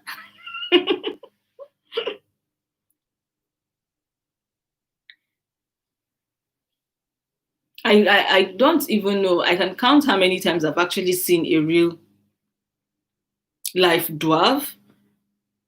Maybe once. Aki and Popo married a tall lady. But are they dwarf? I, I think dwarfism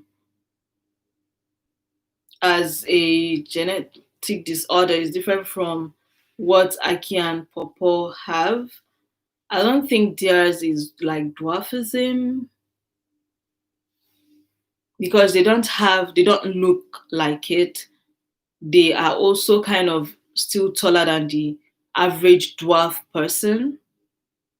And I think there's a distinction between their own conditions and the regular dwarf condition that we see.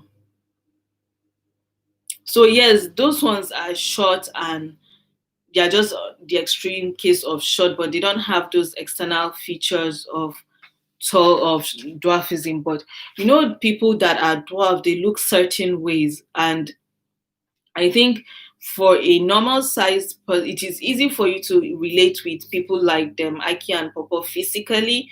I mean, forget about their social status. They look different. They look like normal people like you and I. But when you look at dwarf, like there is still that very distinctive features between them and us, just like the albino and the normal light skinned person. So I feel like that is where the connection will start from.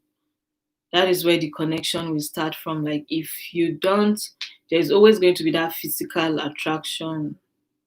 Yeah, they have genetic problem. That is Aki and Popo, and even the dwarf too is genetics. But I don't know how they explain the Aki and Popo situation. Life Isimi says Congo people. What is wrong with Congo people? Are they predominantly dwarf?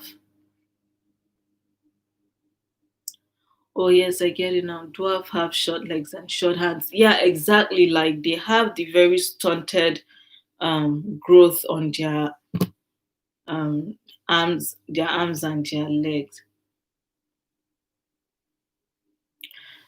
I don't blame your son. I also felt the same way when I just started watching their movies. I felt we were age mates.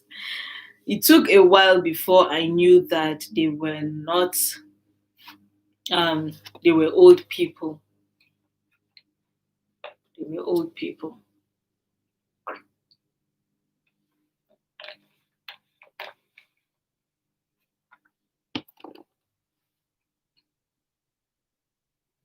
So are you still here? Believe me. Oh. What is Congo people? Simi, what are you trying to talk about? So do you all have any other experiences? Oh, Congo people, Congolese, they are. I've never really. I think even if I've seen like real life dwarf, maybe from a distance. Like I remember in Lagos, they were selling CDs. They were selling CDs on traffic, and God forgive me, they scare me. I'm scared of them. Just like the way extremely tall people. I feel I'm scared of extremely tall people. I'm also very scared of extremely short people.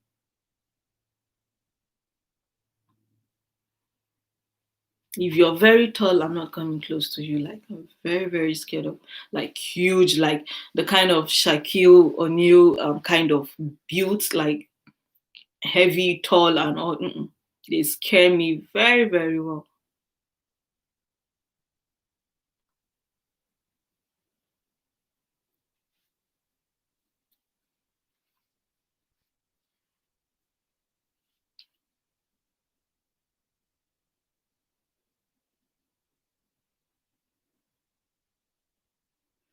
So who is still here? What next? What next? What next?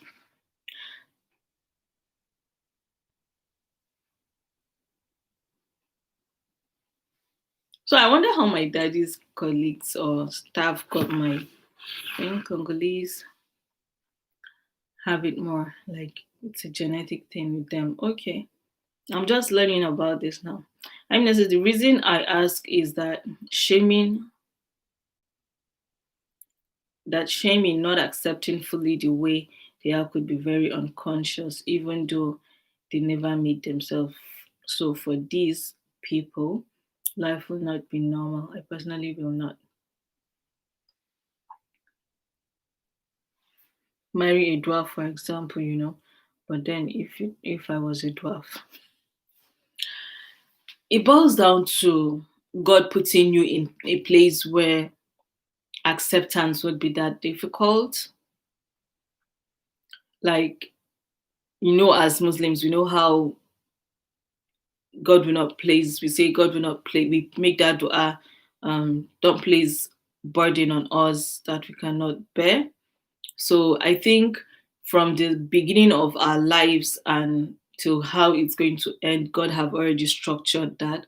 So to us, they might not seem normal and we might not relate to with them on that normal stance, but within their own community, or if you happen to have them as a member of your family, they become normal to you.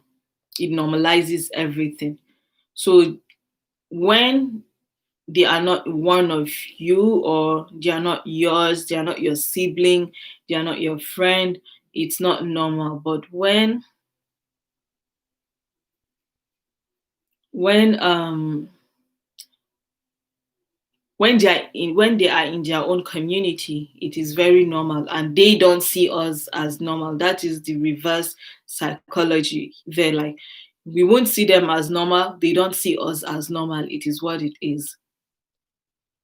It is what it is. So just like also people like with disability, like what's that common disability, Down syndrome, like people with Down syndrome, once they are yours and they are your family members, it will be so hard for you to want to discriminate against their person.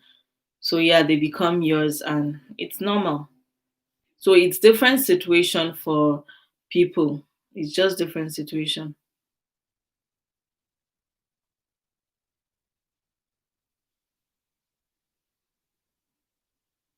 But like honestly, me, I've not seen a tall person marry a dwarf. Sha. I've not.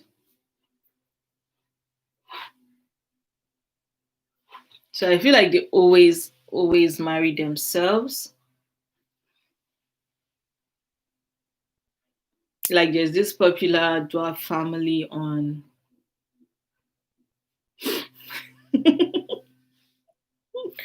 I mean, you cannot be dwarf for Biko at all.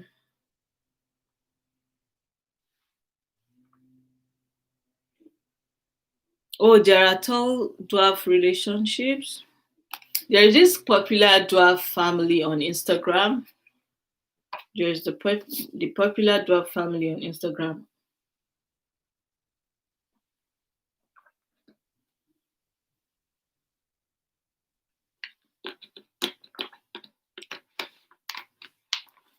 Coconut water down,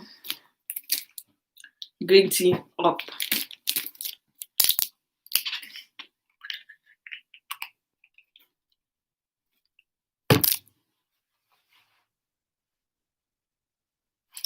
Let me just reply a message.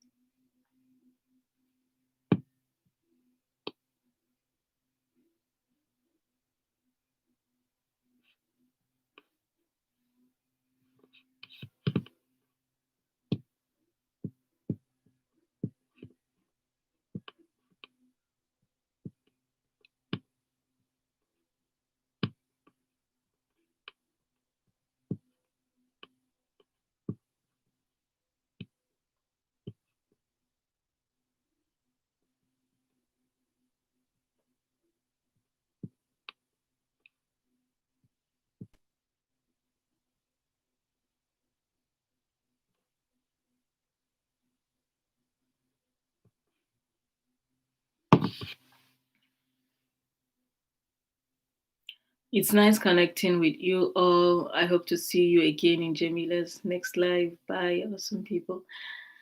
Bye, Amina. Thank you. Zami magana anjima. This is her question. Honestly, like it's just don't mind her. It's just thought provoking. Like everybody just went silent. I'm sure we are all thinking about it. Hey, before you go, please give this video a thumbs up. Thank you. Yeah. I hope this just gives me a good number of hours, like so that I can call it a day with this monetization thing.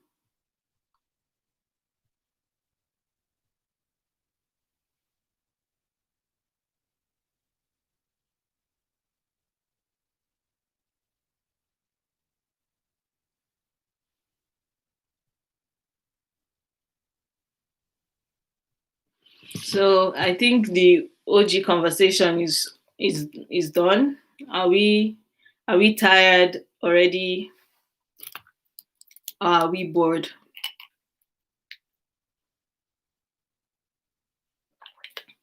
Or are we hungry? Which one is it?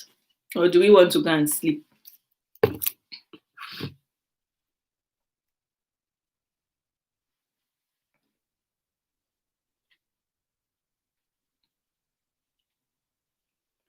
Hello?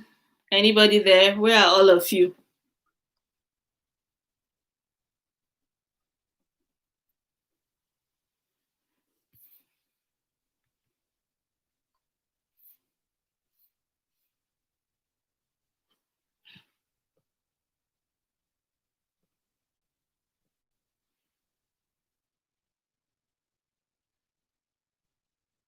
Oh, okay. Okay, Zainab.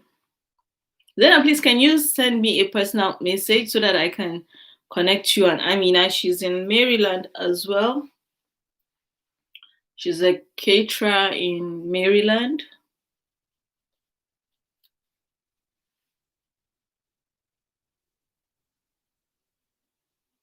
Mamana, what were you thinking about? She said I was just thinking about the same thing.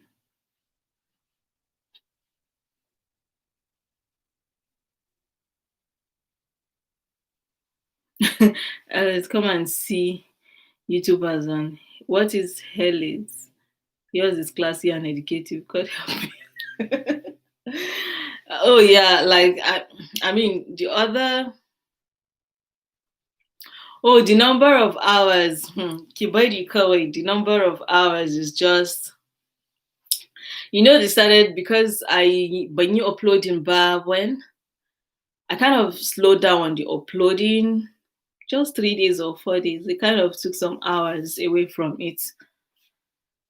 I was at I was at 3 6 something, but they took some hours. I don't know what is wrong with YouTube. I hope they reinstate those hours. Like they took some hours away.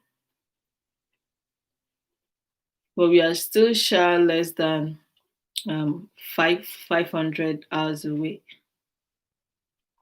So I hope this one adds to it. Simi, when are you going to do your own live stream? Like, if I knew all that I know now when I just started my YouTube channel, I wouldn't have been killing myself to just be doing videos and just be uploading. I probably would have just jumped on this live stream thing, do it, get my hours, call it a day, and just start creating content now to cash out.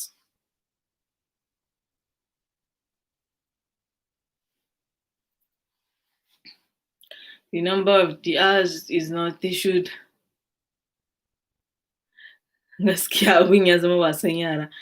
Whose LS is that? I know there is this African Nation guy that has this very.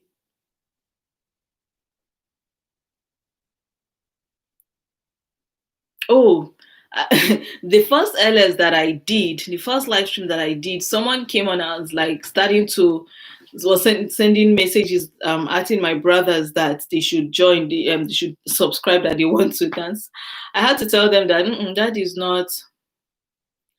that is not what my live stream is for. There's no. Nina was like quick to the rescue. She was like, that is not what this live stream is for.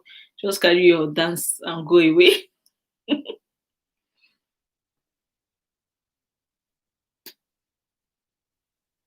You will hear like, don't spam my chat, don't keep the chat clean, guys.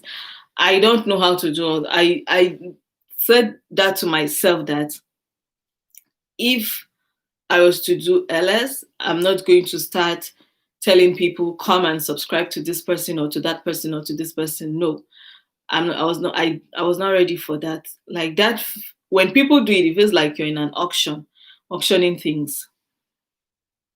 Me, I don't know. I don't know what to discuss.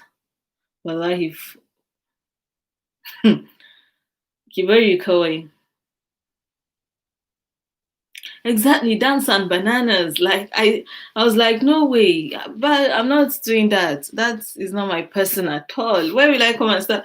Like the first time I heard those songs, I had to go back to our group chat and ask, please, guys, what is what is dance and bananas? Like, what does that mean? Hi, Joy,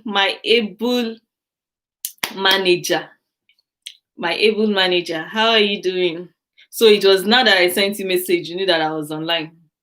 I'll send you query very soon.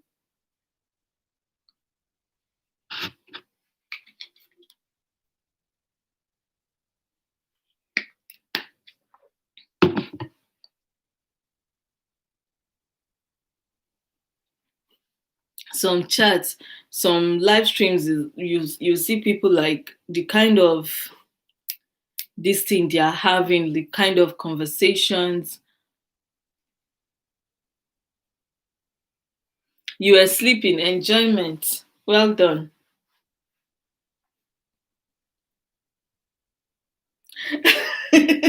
No, Joy is a special manager. Joy is a special manager. Joy, my aunt says she thought she was my manager. Joy is a special kind of manager. You're my talent. Not that I have any talents.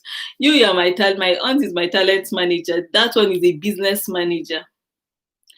See me, I left you a package. Return to me.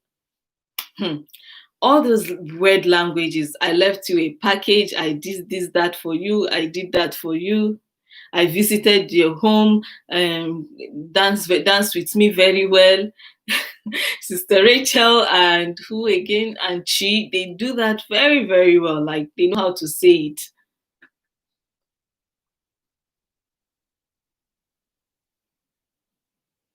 Yeah, I don't know how to like. I knew I was not going to do it, so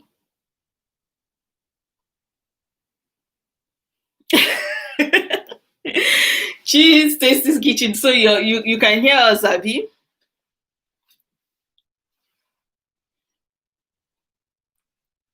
You can hear us very well. Is that not how you people say it? I visited your home. Come and visit me. Return the visit and return it well. Is that not how you all say it?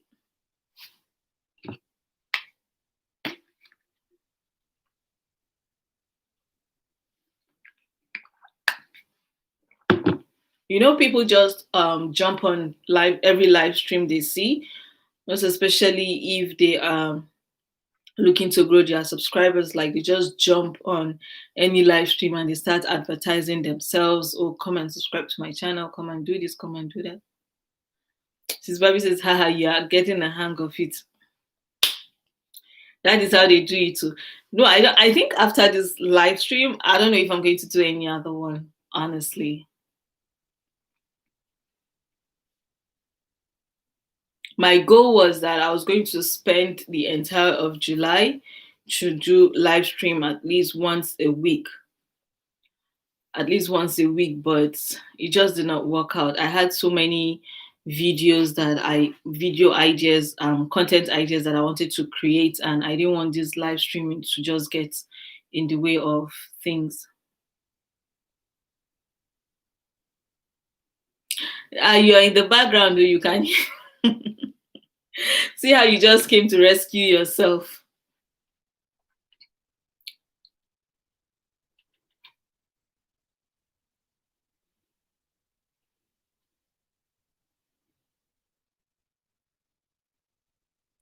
My manager said, why? This is so interesting. Why did I want to do live stream every week, or what is your why for? Why do I need to do the live stream? The live stream is different from the hours you get from your live stream is actually different from the hours you get when you. Why do I want to stop? Oh, I want to stop because I'm doing this to gather my hours to like get me to that 4K hours.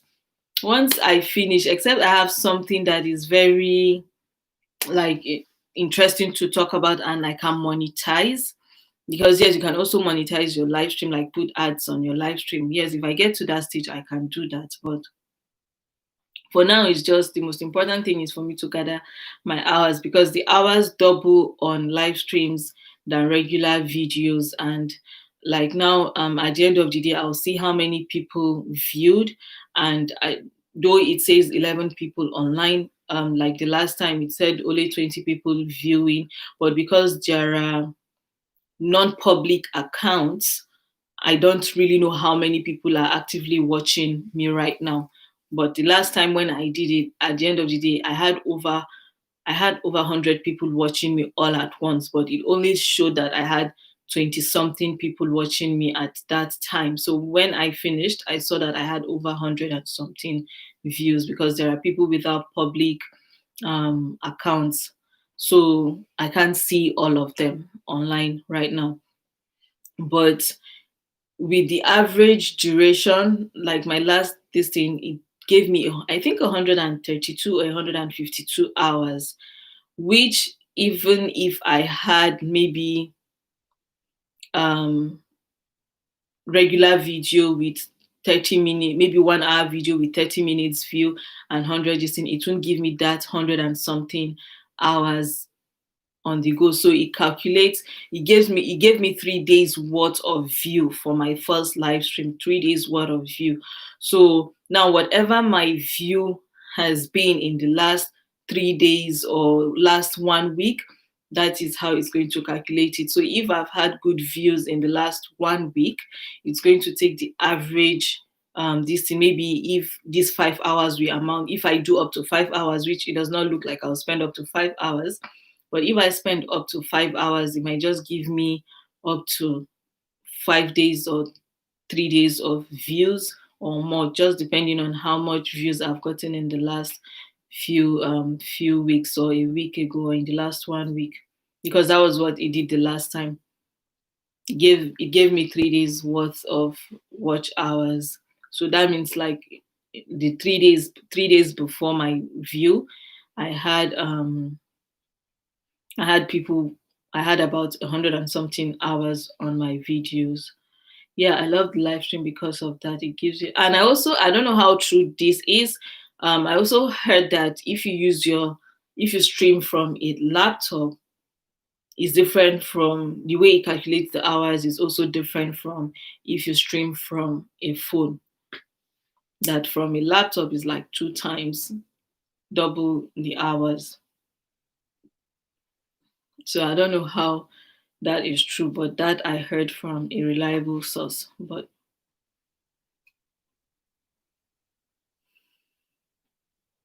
this journey, it's been very long.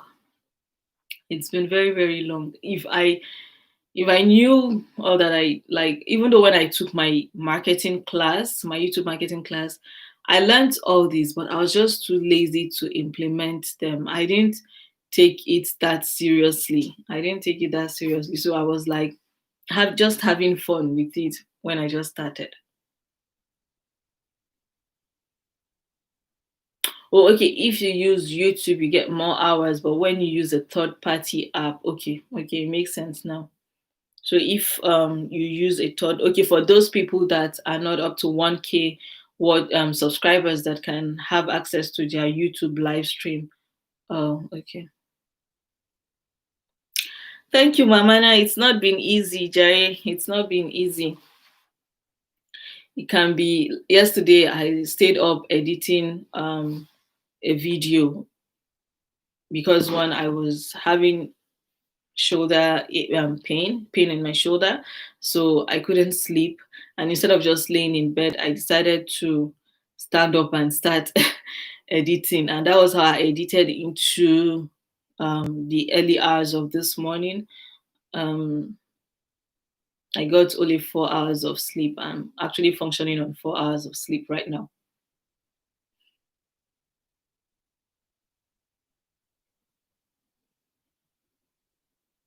Sister Jane said, even on laptop, all hours are not given to me. Sister, do you have 1K subscribers yet? Why are your hours not given to you? Is there a reason? Is it because you're using a third party app? Simi, wallahi is not easy. Wallahi ba sauki. Ba sauki. Just like 2 days ago, I was at 3,600 and something watch hours. And I realized that they took out maybe five. I don't know if it's a system glitch.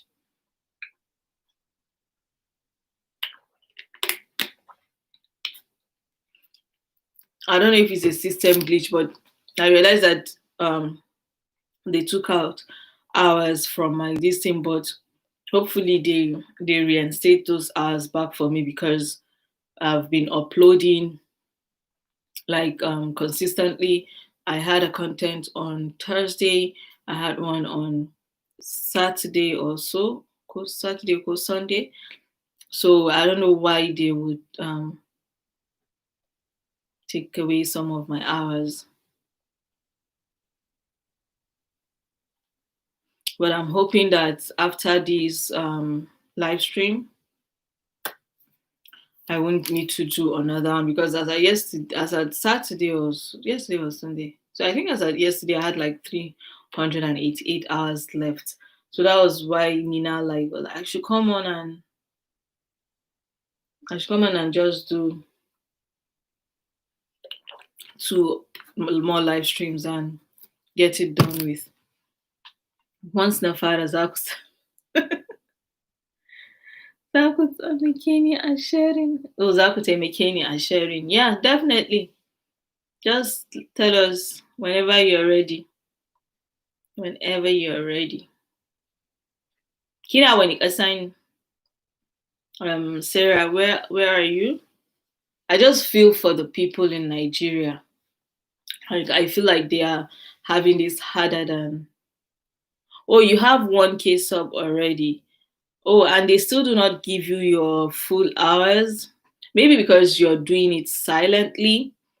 So I know a lot of you do like your live stream silently. So that is also different if you don't have enough people or people actively watching, then that is going to affect how it's going to calculate um your hours.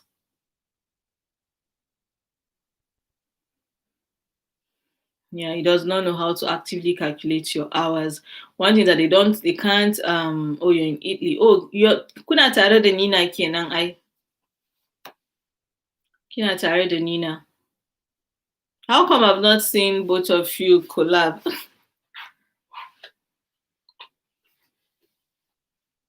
No wonder you people are so close.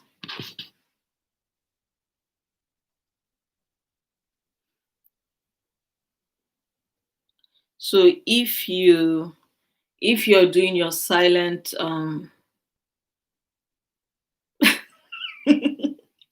you're tired of shouting and talking, inviting people to do what? What are you talking about?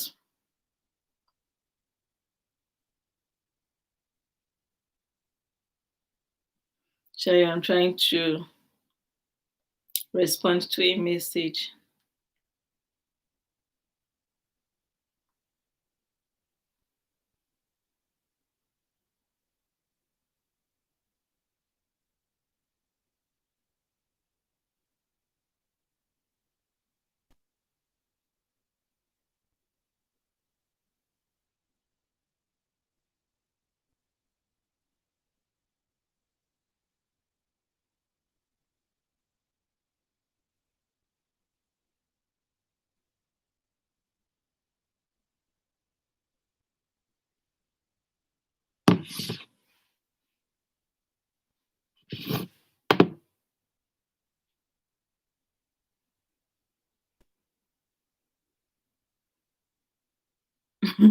Return package.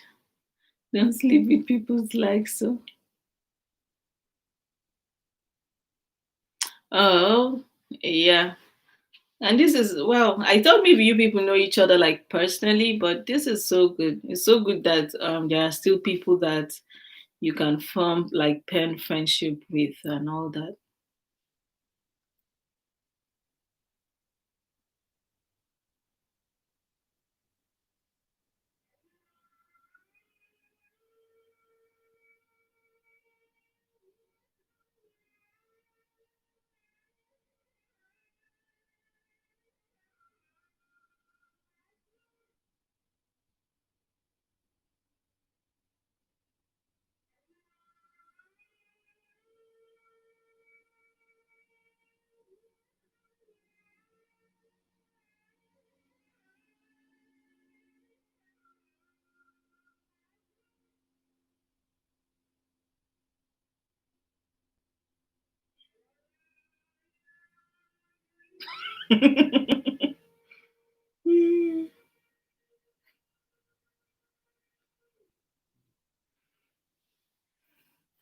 Hi, Elizabeth. Hey, welcome. How are you doing? And how's your little girl? Sleep as you sleep with people's package. Oh, like I think she meant don't sleep with people's what is it called? Likes, your thumbs up and all that. Can you all hear the call to prayer? Can you all hear the call to prayer before they tell me that it's this thing?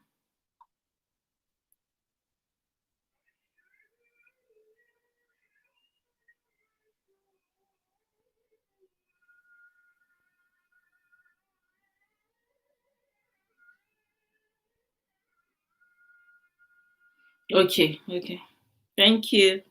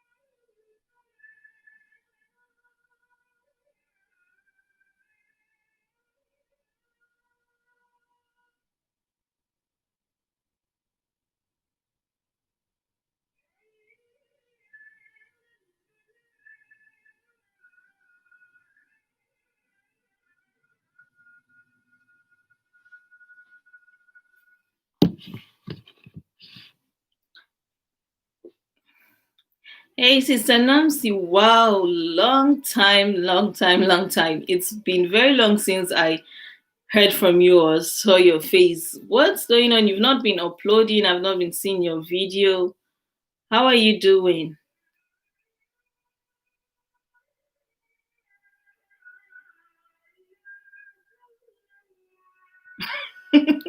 What are you people talking about?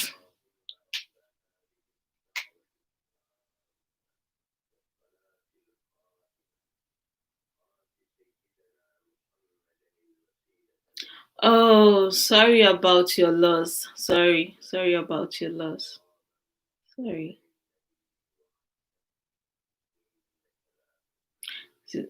There seem to be a lot of rules guiding this YouTube thing. We are trying. Well, yeah, okay, there's a lot of this thing, a lot of rules and regulations and do's and don'ts and all that. Come on, Yanzu, like there's a call to prayer and the room door is open. So if the this thing if my live stream like the microphone picked it up, it would be like a foreign sound that probably YouTube has a copyright of Kiran Salah on YouTube already, so it can like cause issues. I don't know.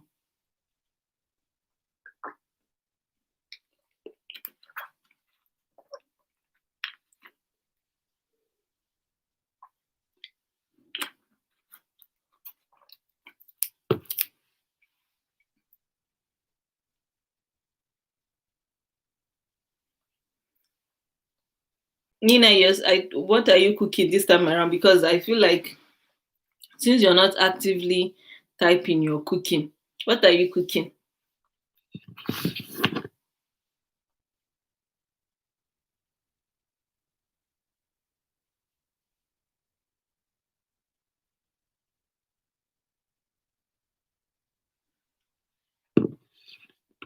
No, I have the alarm in my house. I have the alarm in my house. So each call, at each time of prayer, it calls the adhan. Oh, you're cleaning the house. I was like, okay, if Nina is not saying anything, she's cooking beans or making okra.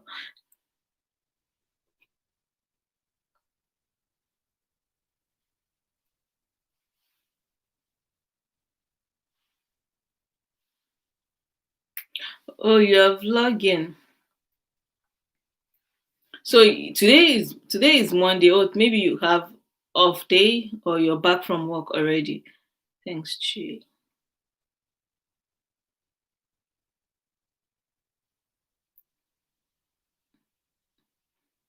Mama, now if you want to like key up with the laptop, linky is like yes, as silent. Then you can go about abubuwan the key so that you can just keep playing on the background. I say kin zauna ba.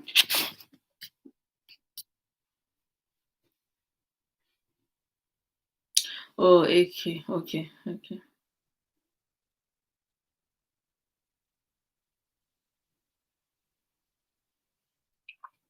I thought the a day in life thing ended yes on Friday. No, Saturday, on Saturday now.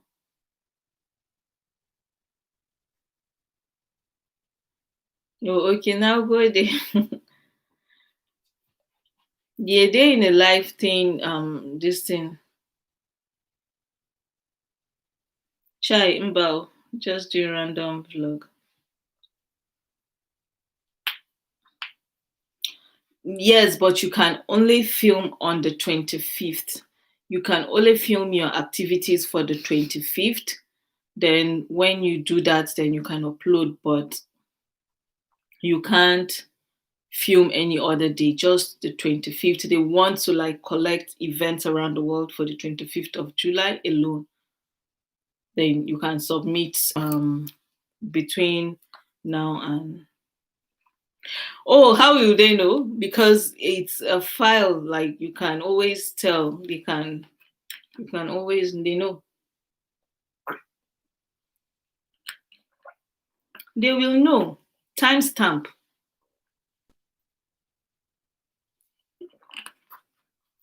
Your camera has this thing now,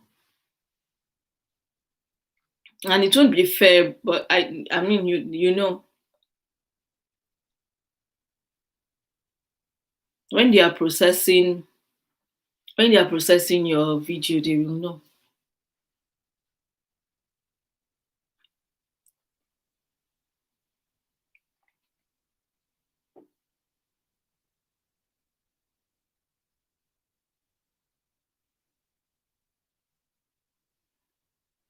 I think that is why we like to complain a lot. Like we blacks, we like to complain a lot when people are saying that the last one, there were not a lot of black people. I'm like, probably a lot of black people that probably submitted file did not submit honest files.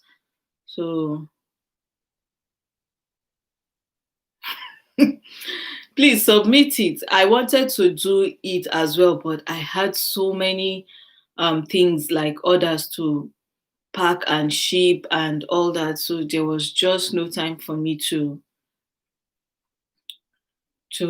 I didn't remember to pick up the camera. Like when I woke up on that day, I just wanted to achieve my edit my video, do my suya and all that.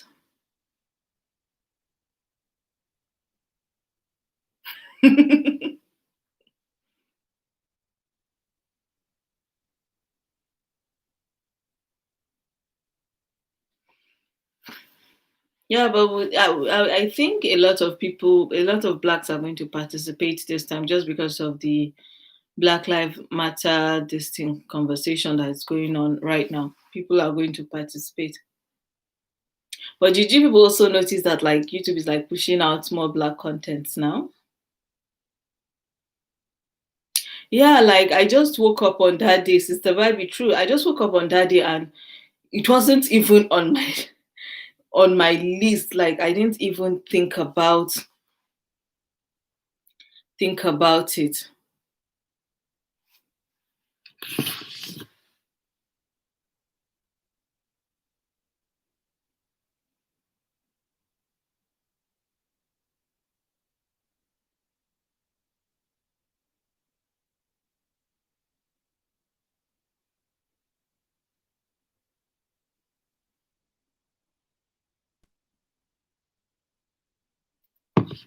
When I had a rough night that Friday, and as soon as I woke up very early. When I prayed, I felt I couldn't go back to sleep, so I went downstairs and started editing that Patrick Star video. Like I edited it that morning, everything.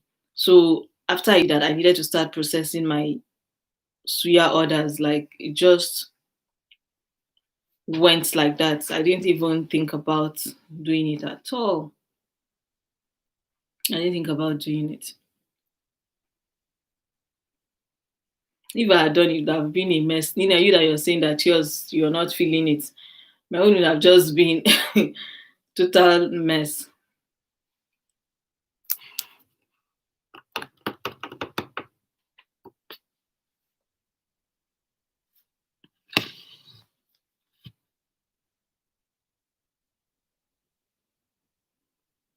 Yes, they are. They are.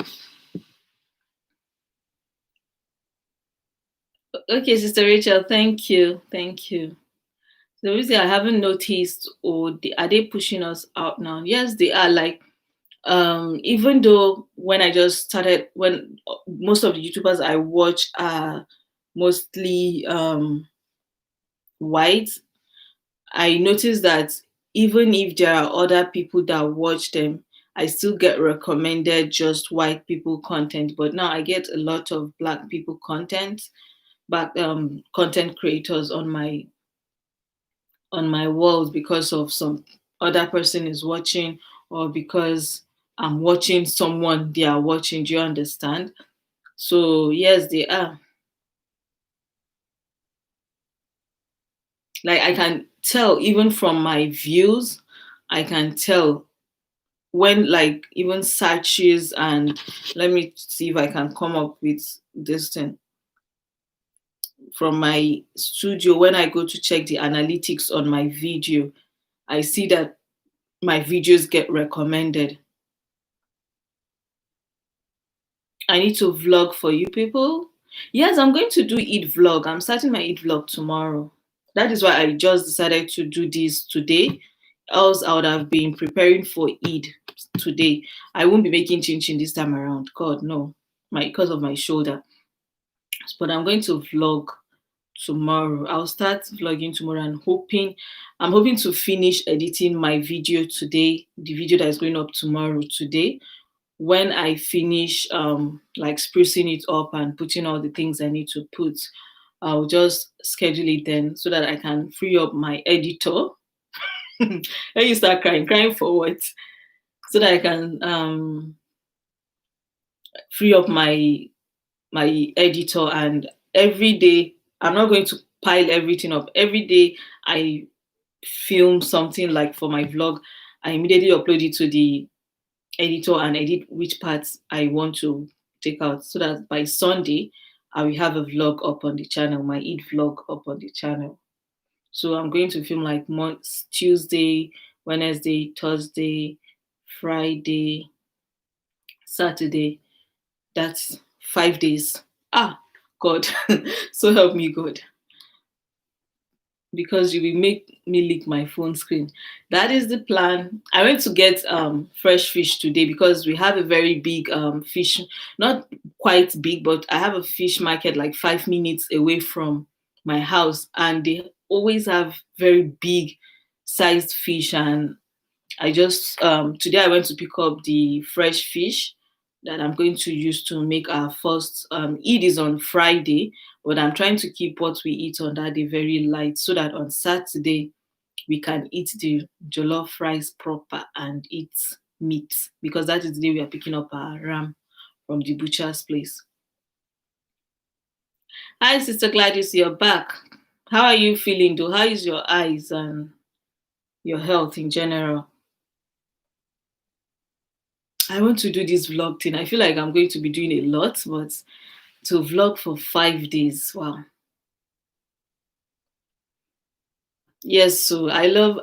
One thing with me is that when it's close to festive periods like this, I stay away from the things that I want to eat on that day, just because so that I can enjoy it properly. So I've not eaten jollof rice in a long while, so I look forward to the Friday one. I miss my Muslim neighbors. Just come on Saturday, come and eat. You that refused to give me review for the suya you got. Chi, you still haven't given me. The only thing you told me that the suya are finished. Tell me if you liked it, or if it tasted nice, or if it was anything close to what you eat in Nigeria.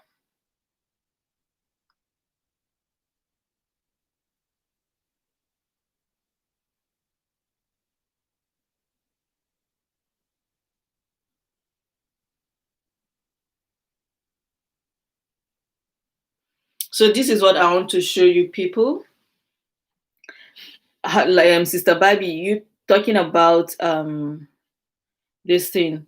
If YouTube is recommending my, you remember it.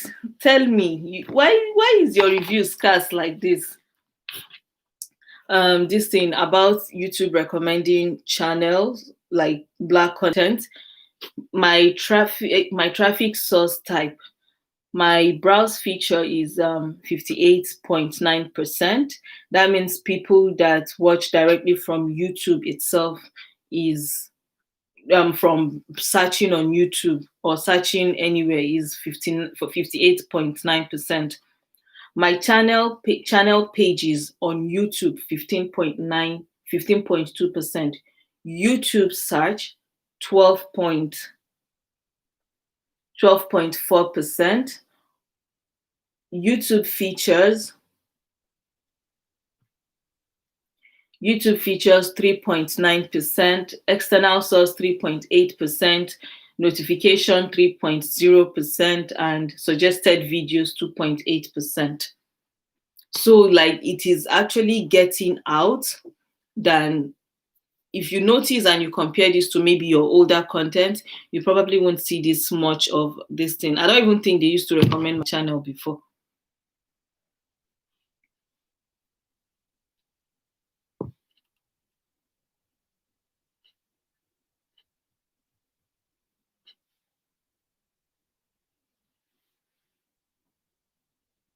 Please write a review so that Sister Barbie can order. She can order for her husband. Tell us, just Kukma tell us here. Did it taste nice or did it not taste nice? Yes or no? Don't fail this exam. I don't know why my lip is so dry.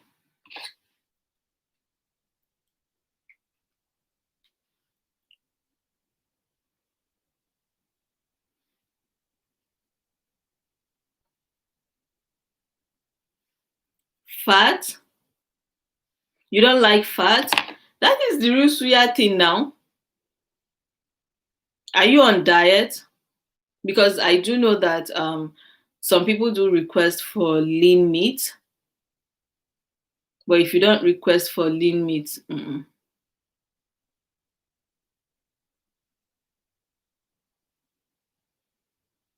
no, I mean like individual videos. Like when you put a video out,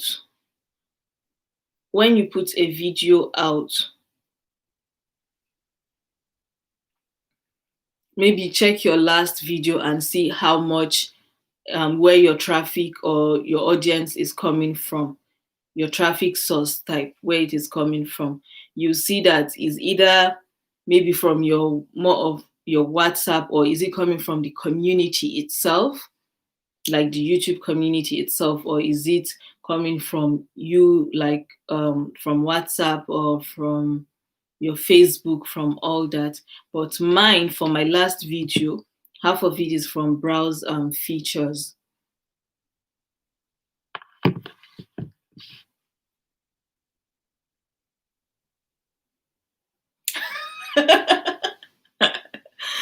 Mama, you're not asking for my reviews. Do you know?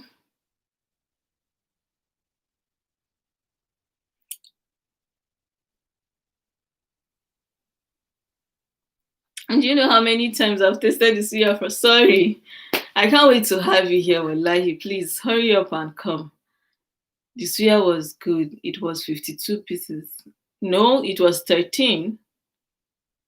It was 13. Maybe like by the time you took it out from the stick. And I believe Hobby only ate 5 because I was hiding. You were hiding it. Why do you all do this? Why are you hiding? Like, don't you know that there's love in sharing? But maybe perhaps your husband is not a meat person. That is why you could hide it from him. Because I know half of the people that have ordered from me, the problem is when they take it home.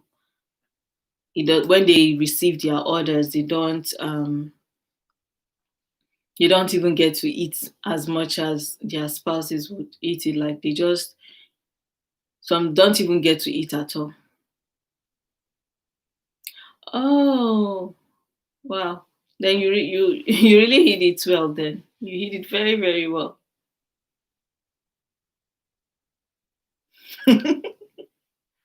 There is no love in sharing sometimes. Yeah, but like suya can be that thing that will make you lose your good mind or your good conscience, because like you just want to enjoy it by yourself. Like it's been that thing that people find it hard to really share freely, honestly, except you buy with the intention of sharing. When you buy it without the intention of sharing, then it becomes very hard for you to freely share it with the people around you.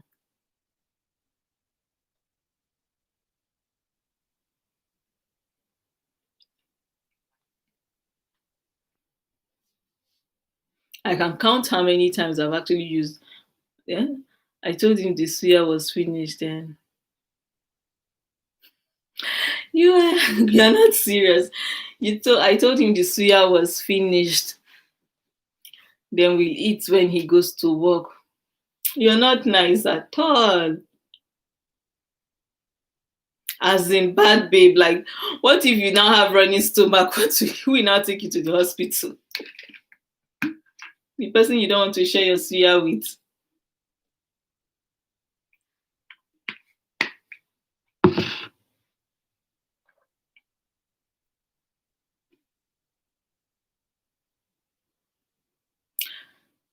Mama, me, I know you with corn. Now senki the corn. Now senki the corn. Like, Bahira is granite. You is corn. You people don't like to share these two things. She will go alone. Ah.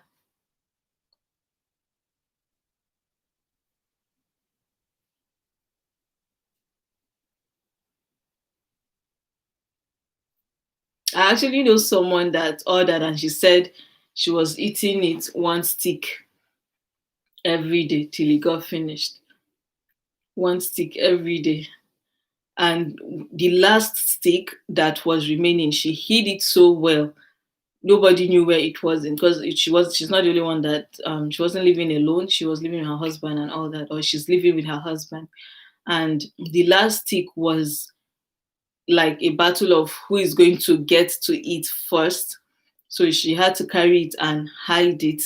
And she hid it so well that one day I was talking about this and she said she brought it, she had to bring it out to use it to make shawarma to eat because she was saving it, like she was saving it and guarding it, guarding it with her heart. Just be confessing, I see what you're doing to my brother. Ah, your in-law is here, she's coming for you.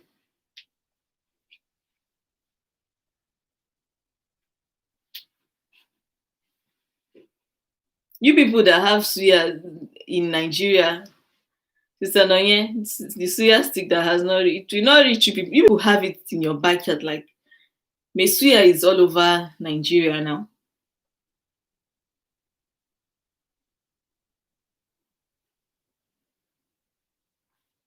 Mesuya is everywhere. It is for us here in the abroad that find it hard to eat, to buy.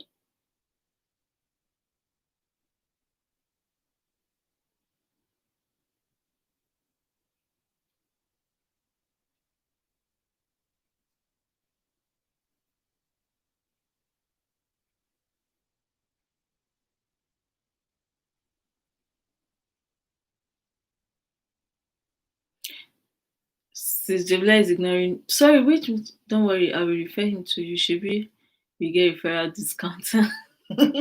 Oh yeah, sure, refer him. There's referral discount. I'll give you half stick of. I'll dash you half stick of suya.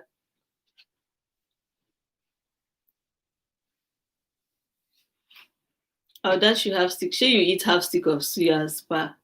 Thank you for referring.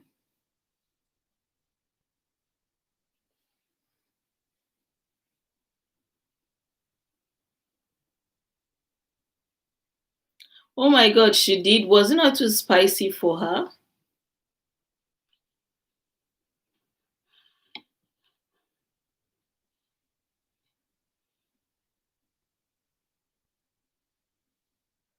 Well, we are 3 hours here. Like, thank you. Thank you all. Thank you. Thank you. Thank you. How is COVID on your side? It's not, see, ever since this lockdown thing happened, but it's not been so bad here. It's not been so bad. Like, it's almost as if we are she drank water. You're not serious. It's like there are two people you are bullying in that house. You're bullying your husband and you're suffering our daughter by giving her spicy suya to eat. That's not fair. She drank water. It just reminded me how my son's doctors are like, you should be giving him spicy food to eat so that he will reduce how much food he eats. He will eat a lot of spicy food and drink a lot of water, then he gets full. So like COVID is not, they have it under control here, is what I would say.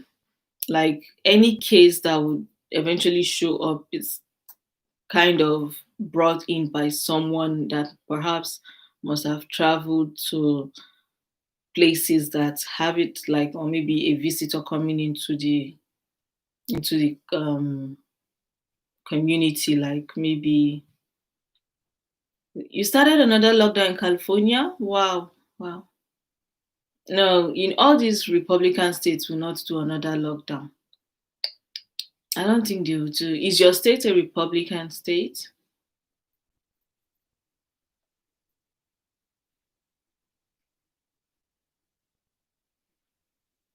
Oh wow. In the entire state, or maybe your county or your city and all that? I think in the entirety of our own county, we did not. Oh, you're blue. Oh wow. Yeah. That is why you people are locking down. If it was, look at us now. It's not as if it's totally gone in Georgia, but nobody is nobody is closing down anymore. Like, but it so happens like everybody or businesses have a way of doing their things now because they need the money. They honestly need the money. You can't stay at home without earning. But I heard that there are some people that are refusing to go back to work because unemployment check is very good for them. Like they are getting more money from unemployment check than they would get from their normal salaries.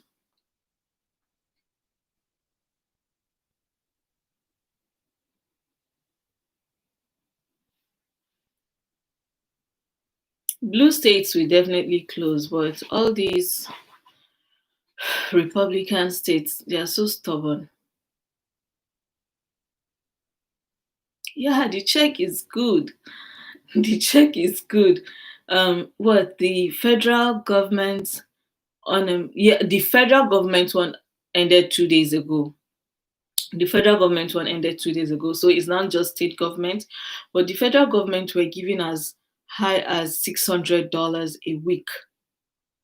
$600 a week is a lot of money. Like 600, 1, 2, 1, 8, 2, what, 2, 4. That is 2, 4 from federal government every month. Then you now add. Namsi says the unemployment check is the bomb. So you now add the state government one that is like, was it, is it 500 or 800 or 350? I'm not sure how much exactly, but by the time you, oh, you also took an employment this thing, right? So by the time you combine it, you're making a lot of money. You're making a lot of money by just staying at home.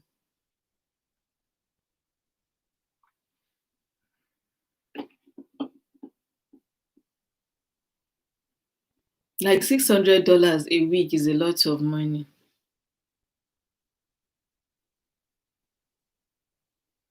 No, Nina, this is you not having a job. So you file for unemployment. When you file for unemployment, they give you a certain number of weeks. They will say that, okay, we'll give you so amount for 8 weeks or this thing.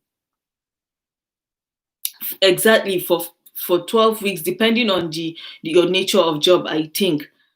So like you'll be getting, imagine getting $2,400 from federal government every month for 4 months. That is a lot of money. Minus that stimulus check. That stimulus check was just one time thing. I don't know. I think they said they were going to do a second one. We still don't know yet. No, see, no, please come and take come and take us out. 4 months. Wow. Wow. And that is why like the house, like they are having issues now that they've stopped the federal government unemployment. They are having issues. They have to bring it back. Either way, they still have to bring it back because What they will do is just to do, what did they call it, continuing resolution for their budgets. God, this country is going to go into a whole lot of mess once this COVID thing is over. The amount of money that is getting into the system just to keep people afloat is, yeah, like it's free money that people are legitimately refusing to go back to work because of the unemployment check. Someone that was interviewed on the radio was like, they are okay even if they want to take the federal government $600 a month, a week thing away, they should take it. He's going to still be collecting his state one till he's ready.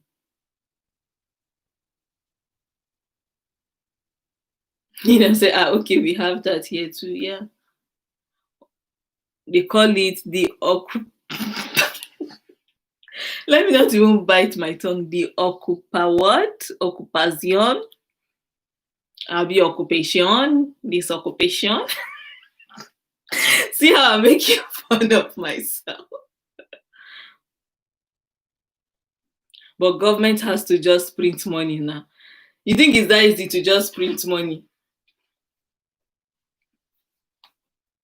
Is it not something they'll use to print the money?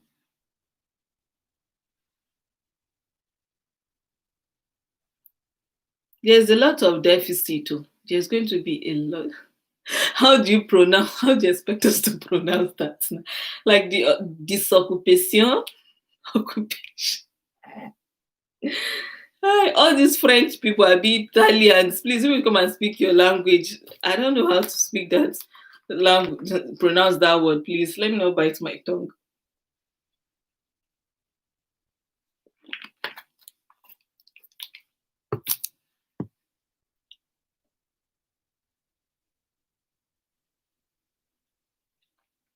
Yes, you can be on the state one for 9 months,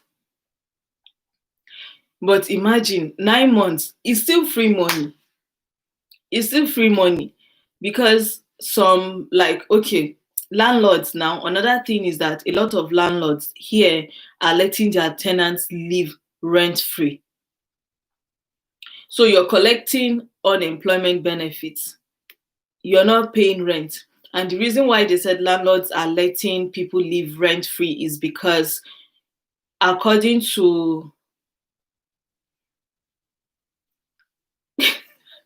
Abby, do you have Sia? Who is calling me? Do you have Sia? You see that is your problem. You don't even have problem at all. So according to, if you're a house or homeowner and you are on mortgage or something, there is a clause in your mortgage agreement that you have to like participate in relief, things like this, to let people, for you to be able to benefit from some kind of tax, this thing. I don't even know. So like even here in Georgia now, like people are living rent free. So if you have a home and your tenant cannot this thing cannot pay now, then you don't have this thing, you can't force them out. There is a forfeiture for you, but you're going to make that money back from tax breaks. Yeah, that you're going to make your money back from tax break or something.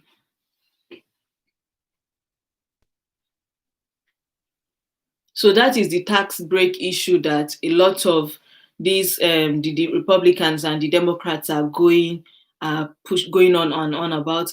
Republicans said they are giving 1 trillion. They are making continuing resolution for $1 trillion. Democrats want 3 trillion. It depends on individual state mortgage policy, and also relief this thing. I think it really, see, I'm sure it's part of it. It's just that some people will not want to enforce it. They won't want to enforce it. We will in taxes, you all shall pay back. In taxes, you all shall pay back.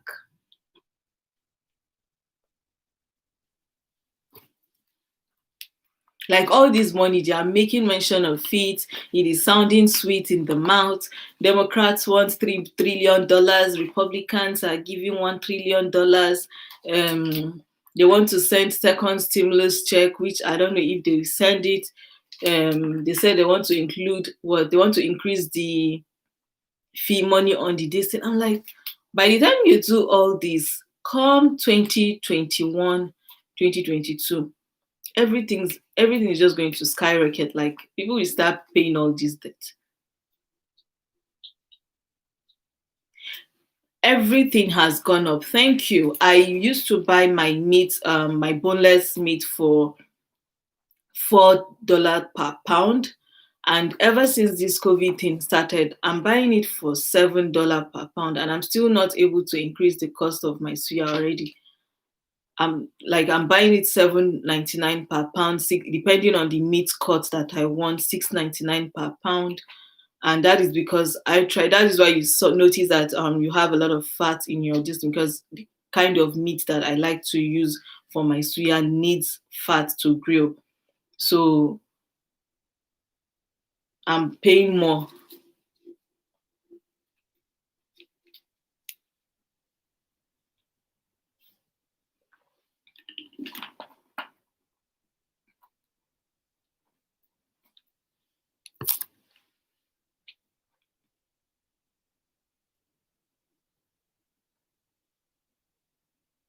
That is why I'm not doing any of those things, like except beef, turkey, like the things we need to buy. You see my eyebrow, it is here, it is going to remain full like this, even though I'm just trying to like regrow my brows. It is going to remain full like this for a very long time. I was thinking of, no, I don't use brisket meat. Brisket meat is too thin for it. When you slice it, it doesn't hold up fine. It's just extremely fatty. It's just extremely fatty. It's more fat than meat. Everything has just gone up. I thought I was the only one that noticed it. Like I used, like woman style now, you save on monthly budget, like all those things. Since when this COVID thing started, I've not been able to put away even $50 a month because I spend everything. We buy the things that we need, but I still end up spending everything.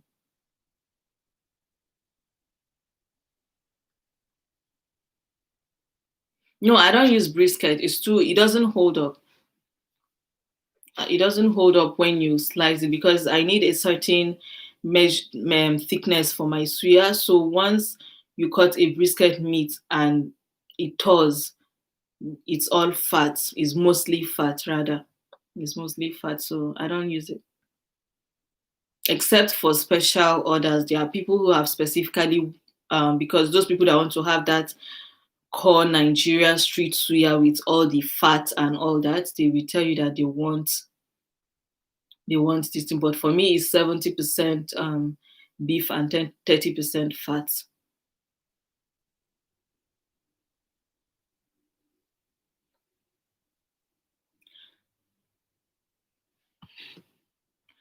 I want to go slaughter goats because beef is now. It is, oh, it is for rich people. It is. But what can I do? I started a business. I won't say at the wrong time. I think it's at the appointed time because I would have started all this thing like what 6 years ago, ever since I came into the States. But I started it at the time that maybe I was very sure. But when I went to like 2 or 3 weeks, let me just say 1 month into the whole lockdown thing, and I went to buy supplies, I went to buy meat, and I was seeing 6.99, 5.99, 7.99. I was so shocked. And for me, I go to Halal, the meat store, butcher this thing, and the man was telling me that unfortunately, because of the kind of people that work in these big butcher houses, they are almost low income earners, like the ones that do the cutting and all that. So most of them got exposed very quickly and all in the hospital.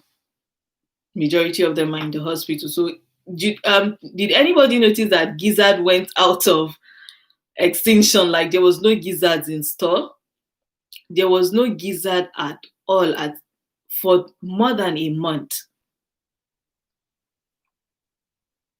No, it was everywhere. It was everywhere because they said all those people that work in those meat houses, butcher houses, they are low income earners or people without like all these people with with immigration status issues. So once all these things started happening, they got exposed faster than any other set of individuals. So they just had to stop work. Then Gizzard went out of stock. Like extinction. Nobody was there was nobody to clean gizzard. I went to my butcher house. I asked them why is there no gizzard? Like nobody, they don't have people. They don't have people to work for them. So the only thing they can push out is just chicken. In short, chicken parts and all that was even like also very scarce at some point.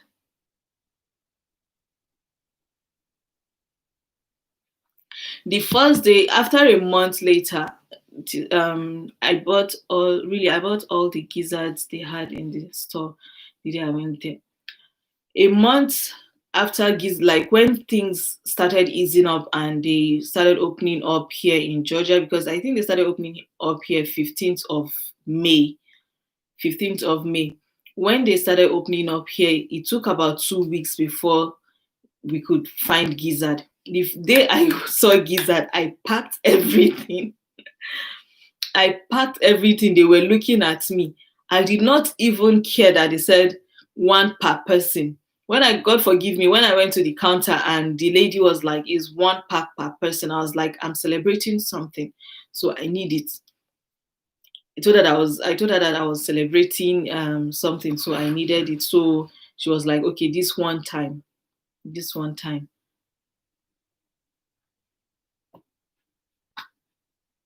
Gizzard was scarce. It was terrible, sure. Like I went to Walmart, I went to Publix, I went to like all our stores here. There was no gizzard. There was no gizzard at all. Then tissue. I remember who also experienced the tissue thing. I remember when they issued the first lockdown and I didn't even pay attention that my tissue was I was almost running out of tissue and people were buying tissue and me I was just looking at them. 3 weeks later I ran out of tissue. I ran out of toilet papers in the house and I had to start buying the kitchen big towels for this thing, for toilet use. So like it was just crazy, Sha. It was just crazy.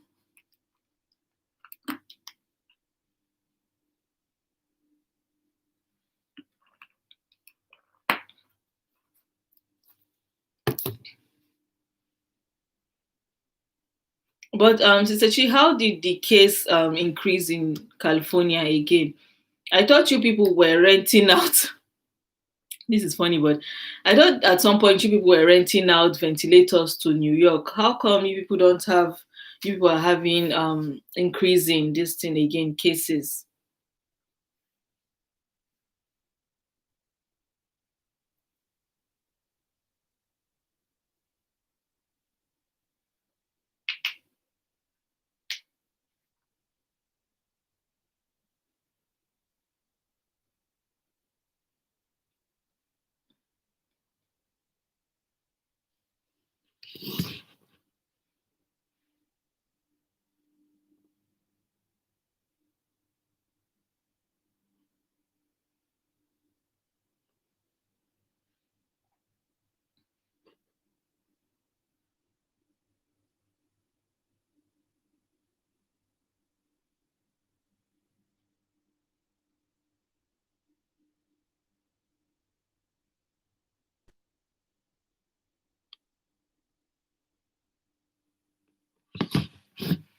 I never how much they were selling wings here. What I do is that my wings I buy the big box. We have this halal meat shop, so they sell it in big box. So that was what I never ran out of wings, thank God. So I have the big box and I think it's like 25 or 20 something dollars.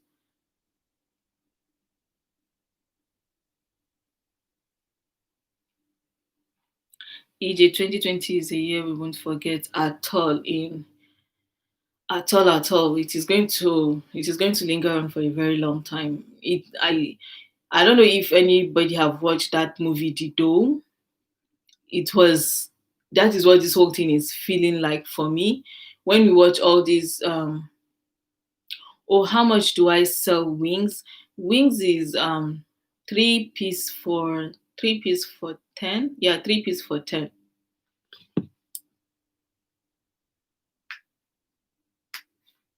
Grilled one, right? The suya wings is three-piece for 10 because they are huge size, they are big, not the regular store tiny tiny one. No. What was I saying? Oh, the this thing. Yeah, the suya this thing is three-piece for 10. Three-piece for 10 or three between eight. Sorry, three-piece for $10 is what it is. It's like those Chinese size wings that they also sell three-piece for 10. I used them as my price point. Yeah. The movie The Dome, where like the whole community or the whole state came under one big dome, and nobody could go out and nobody could come in. That is what this whole COVID thing like is making me feel. We watch all these things like sci-fi extreme things happen in movies, like, and we are currently living it because everybody is scared of traveling. If not now that things are easing up, like people are scared of traveling, people are scared of doing things and living normal. Like nobody knows what is next.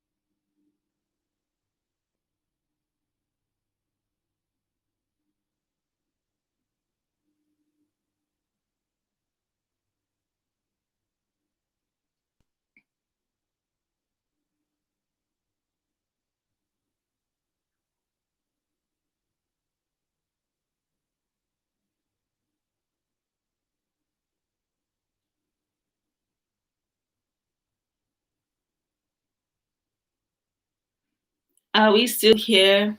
3 hours, 30 minutes.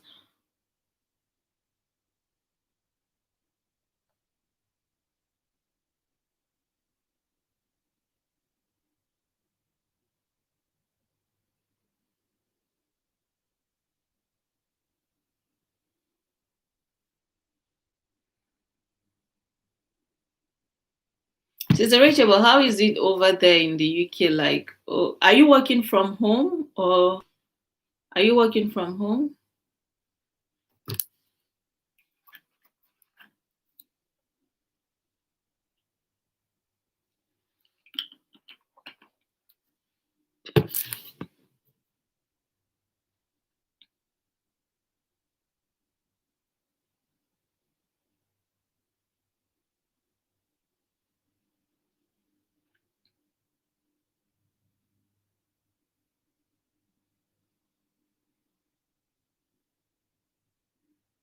Oh, house chores.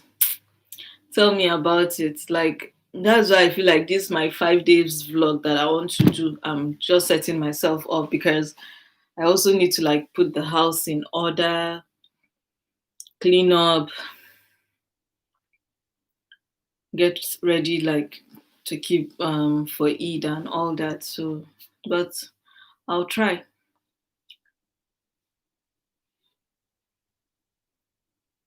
This is why adult life is a scam, honestly.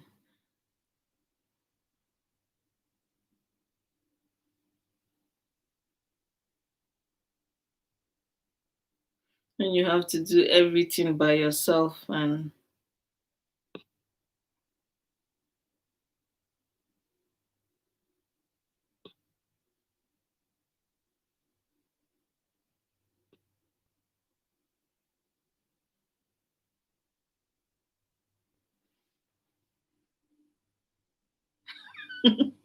no one, they wouldn't at all. Nobody told us about it.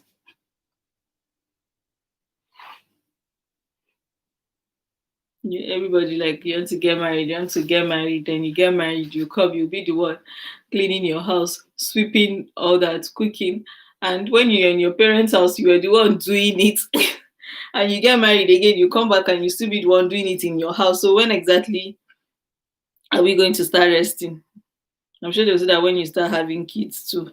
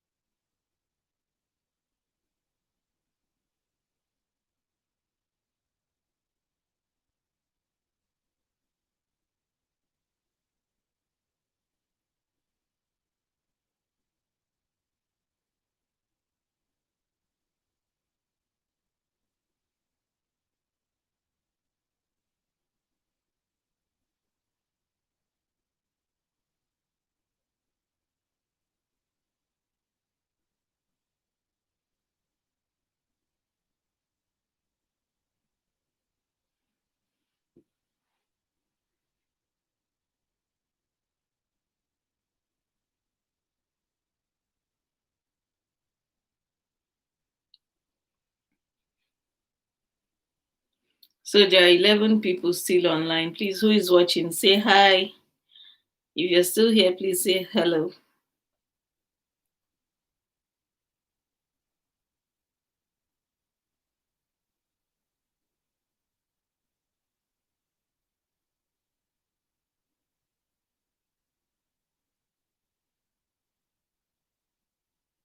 Mama na, you're still here. Wai kina kokari har kina ji na?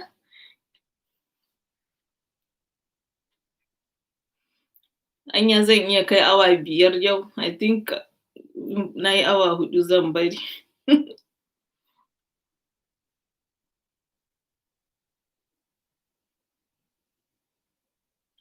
Hi EJ.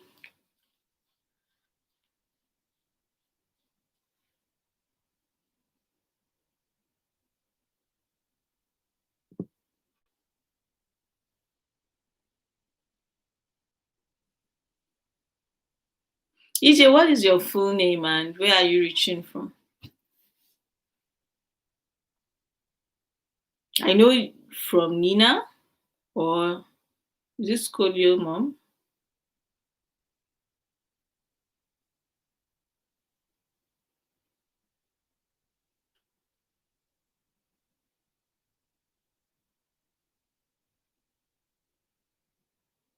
I was just telling myself I better enjoy my what will hopefully be my last years of freedom. Wallahi, this marriage thing, say a hankali, honestly. Say a hankali.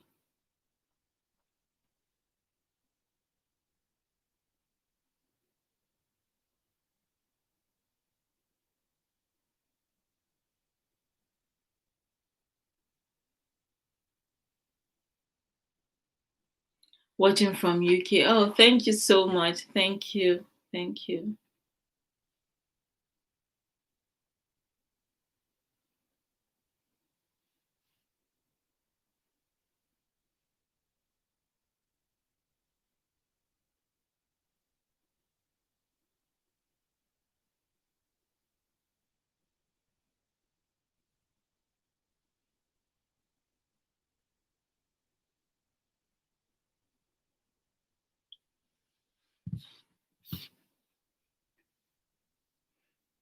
Oh, are you from Sister Rachel?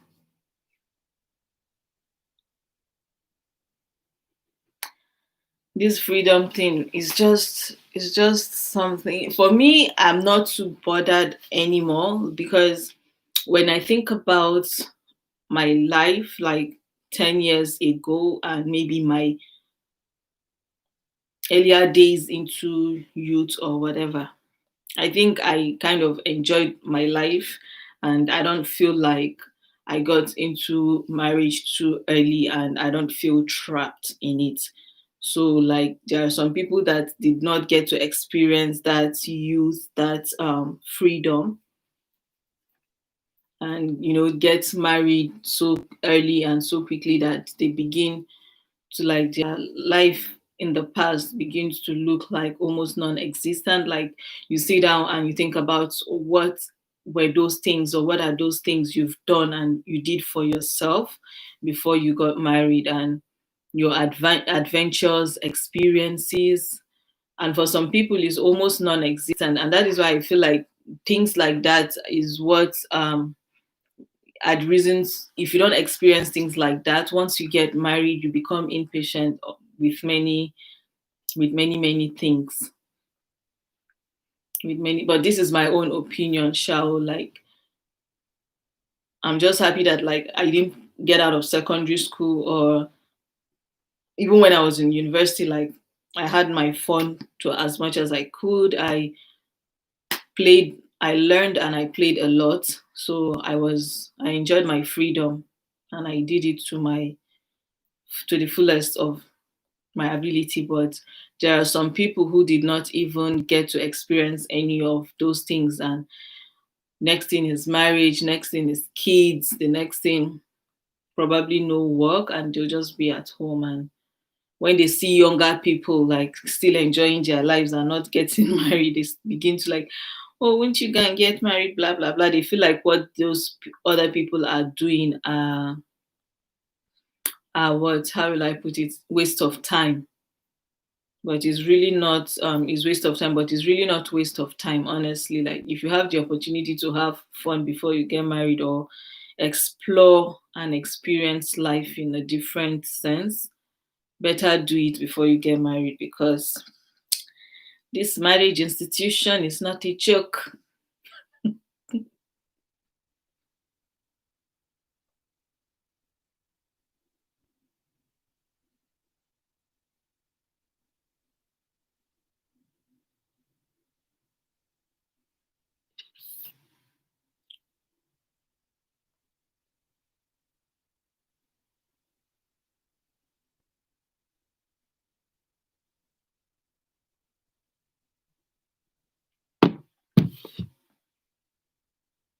Now mana, don't be scared, don't be scared.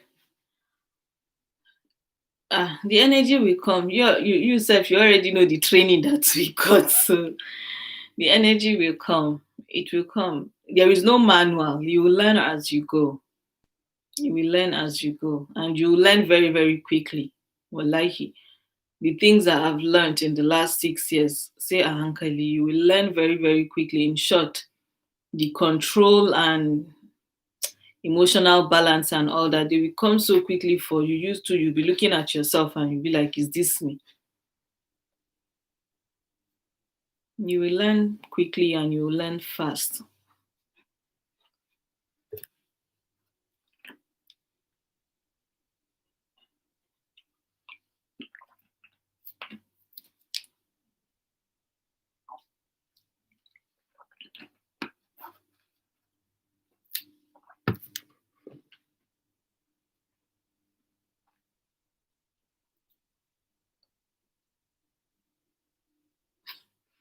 Inshallah, inshallah, inshallah.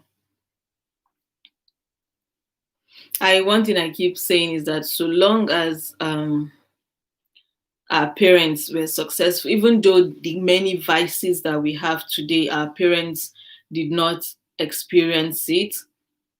That the many vices in the society, friends, influence, the devil that the devil 2.0 that we have right now, because the devil of this age and this time is so I feel like it's so different from what our parents experience, how life will push you to too many extremes. I think it's different for us than it was for our parents, but we also have many resources. And so long as you have family, for me, I just feel like the best way to have a successful marriage, even though they say take third party out, if you have your family alive, your parents, your siblings, people to guide you, wallahi, like nobody should tell you that once you get married, those people don't matter anymore. You need them because they will forever guide you, and you forever have a place to go to. Not that like safe haven for you. They become your safe haven. That is what I would say. But you know how some people will get married and that is it. They feel like they don't need their family anymore. They don't need their parents. They don't need, oh, they can do this on their own. I think that is where we begin to like fail. It's not as if when you when something little like tiniest thing you start running back home. No, but for the big things, you need them, and there are for some small things again that you need them. So I think my biggest blessing is to still have everybody that matter to me around me. And for me, I don't want anybody, like I don't give room for people to tell me that I don't have a home to go back to. My new like family or in-laws are the only people that should matter. That is where the deception starts and the failure begins. Because I feel like that is playing some kind of mind games on you.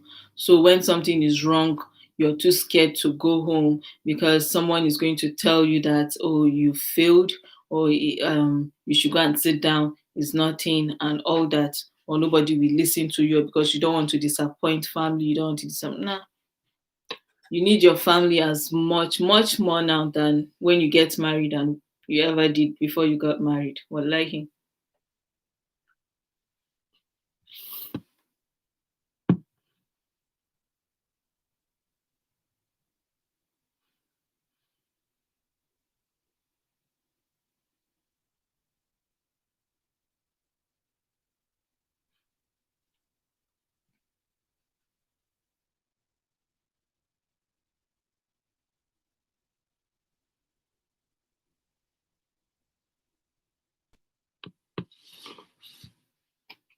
So should we end at 4 hours? I feel like everybody is tired already. 4 hours is in 9 minutes. I'll gladly take that and say thank you very much for anybody and everybody that stayed through. Who is still online? I see 9 of us here.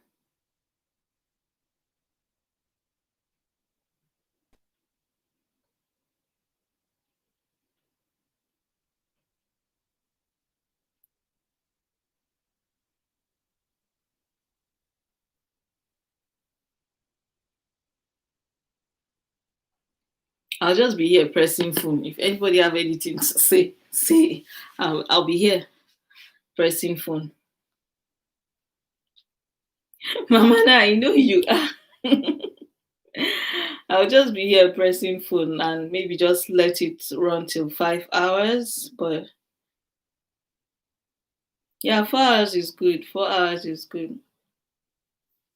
Hopefully, I've had good views in the last few days to be able to contribute to better this thing.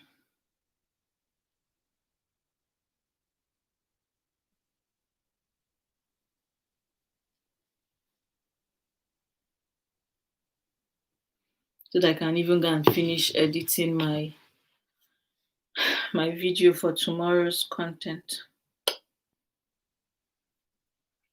and start making Salah preparations. Mama Mizaki for Salah. What are you doing for Salah? Yay! Hot Mama is here. Hottest Mama is here. Yeah, I can tell you've been so busy. You've been so busy. How is Nonye doing? Our baby girl, the future YouTuber. Please, when are you starting her own channel for her? Start it now. Start it now, please. Start her channel for her now. because she's nothing. Mesa, Mesa. Ni, I'm not doing chin chin this time. Kin san wallahi my shoulder. Your son like pulled my shoulder. He was about to fall down. Actually, let me grab him, and his weight just landed on just one arm. Kawai haven't just pulled me.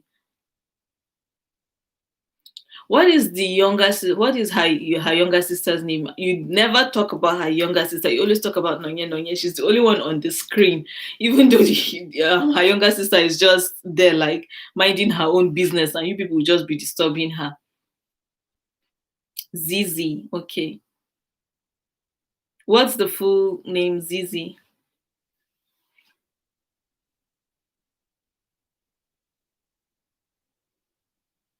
Yes, now you and this your hot mama yans. Now that picture, when I saw that picture, I was like, did I even comment? I was Zikora. Okay. Okay. That's one beautiful name. I've never heard of it.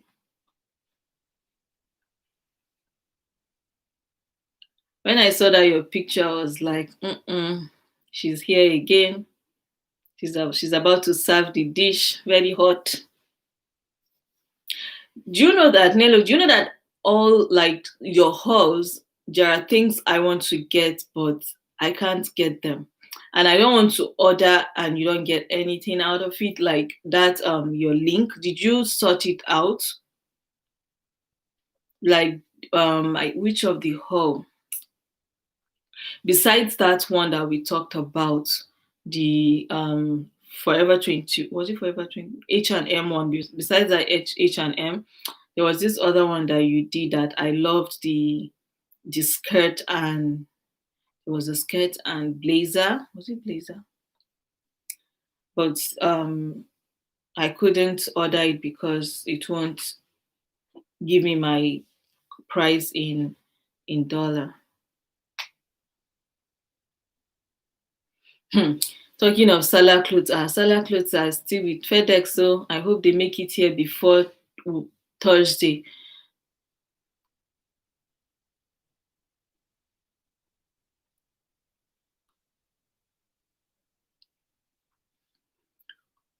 You should link it from the US site. Okay. So are you supposed to like go on your, okay, what you need to do is like create another US account and link it. That's one thing you can do. Turn off your mobile notification, your mobile location pinning feature.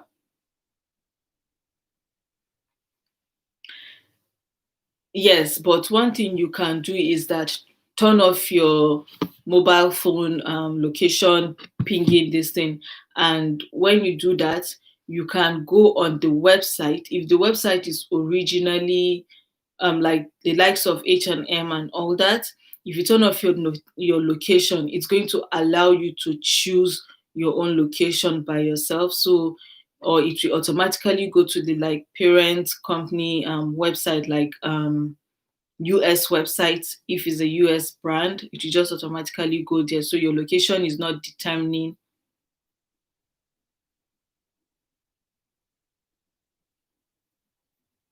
And you, but you know, when you go on the website, because your phone is going to show you it's going to automatically detect your location and just give you the UK website.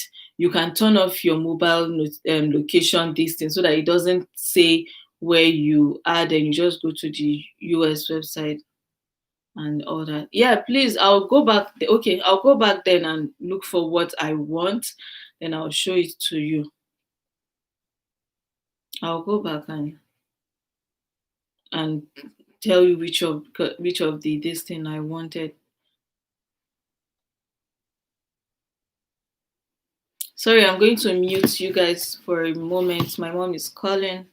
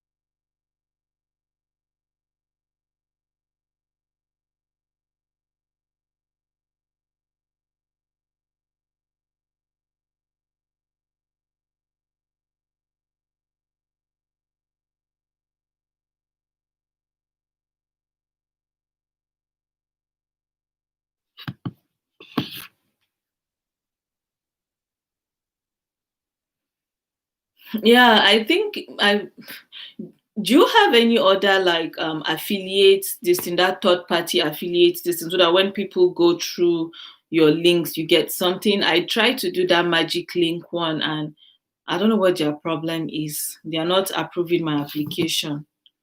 Even though they asked if I have affiliate links. I told them yes, I do, but they are refusing to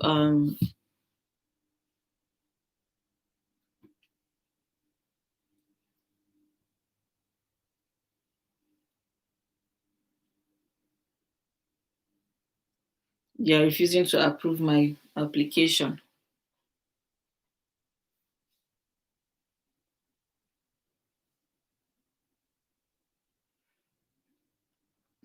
Sister Nello, you just called her Sophia. It's funny how people, when you can't pronounce someone's name, you just take the closest name. You just take the closest name and you dash the person.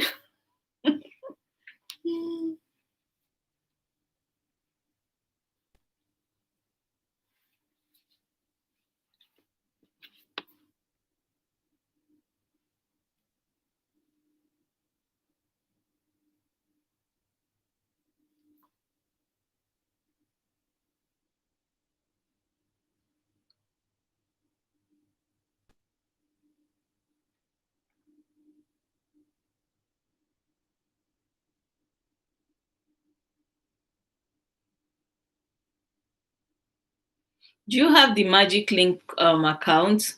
What was the process for you though? Because I have applied and they are just they still refusing to approve my application.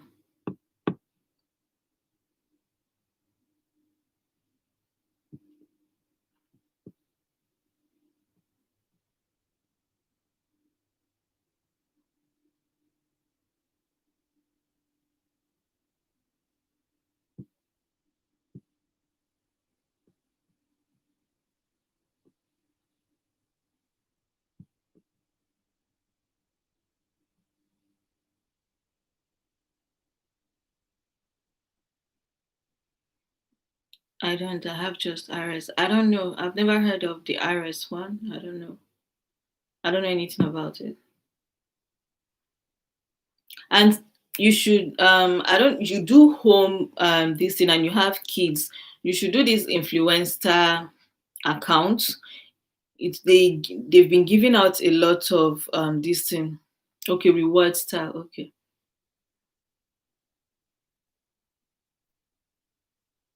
Oh, okay. I You should join the influencer thing. They have things for many, not clothings, but household things they give out freely.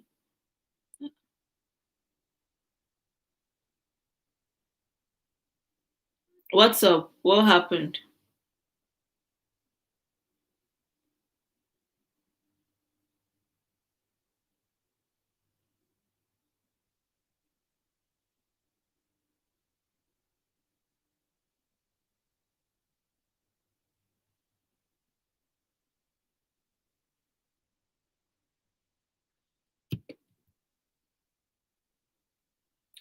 Are you serious? Wow. So people are clicking on your this thing a lot. That means, do they have to buy that particular item or do they this thing? Wait, let me go and ease myself and come back. Please just give me 2 minutes. Sorry, please let me go ease myself and be back.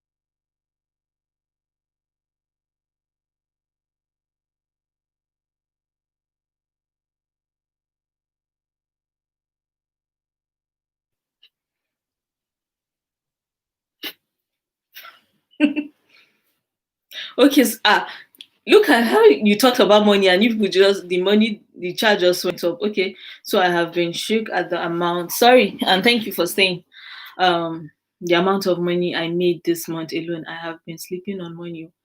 Wow.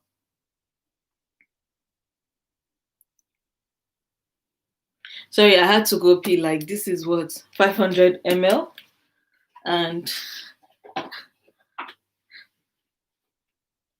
almost 1 liter of liquid since in the last 4 hours.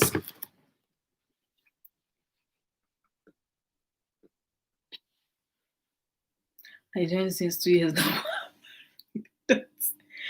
Oh, they don't. So you've not been able to benefit from it, the reward style, or what? The influencer. Oh, okay, influencer. They don't send to Italy, but I think they do UK. Like I've gotten very good, very, very good this thing. Sister Chi, please can sit down. Wait, what money? She's talking about reward style money that she's been making reward style, making money out off of reward style. She joined about a month ago. Just like Magic Link, those things when you join affiliate programs and people click on those links and it generates money for you. So I've been talking about influencer. I've been really enjoying their this thing. Like I get this is what nail polish from Essie. I have earrings that I have 3 earrings that I have on now. Is from them. It's from them. Like they just send you things, my hair products. I can't remember the last time I actually bought hair products. Then salad. I've been getting a lot of salad dressing, like food item. What I really want, they've not started giving me. They reserve their makeup this thing for big. I think for their bigger members. But for me, I just started not up to a year now, but I've gotten very solid products from them.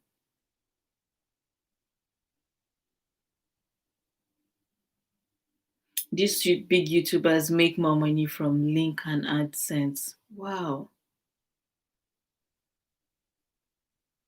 I had used one straight affiliate link that called they call Awin. Why does I think you talked about this? Is it a win or a win or whatever it is in the past? They are useless. You don't get paid when you join influencer, but it's an avenue for you to market yourself out to brands. Brands send products to you via influencer in partnership, and maybe eventually, if you create content surrounding those brands, those products very well, the brand might eventually be interested in you and contact you for further business. You know, like all these makeup brands. That is how people some of these big YouTubers actually got discovered the way from what I've learned, Sha.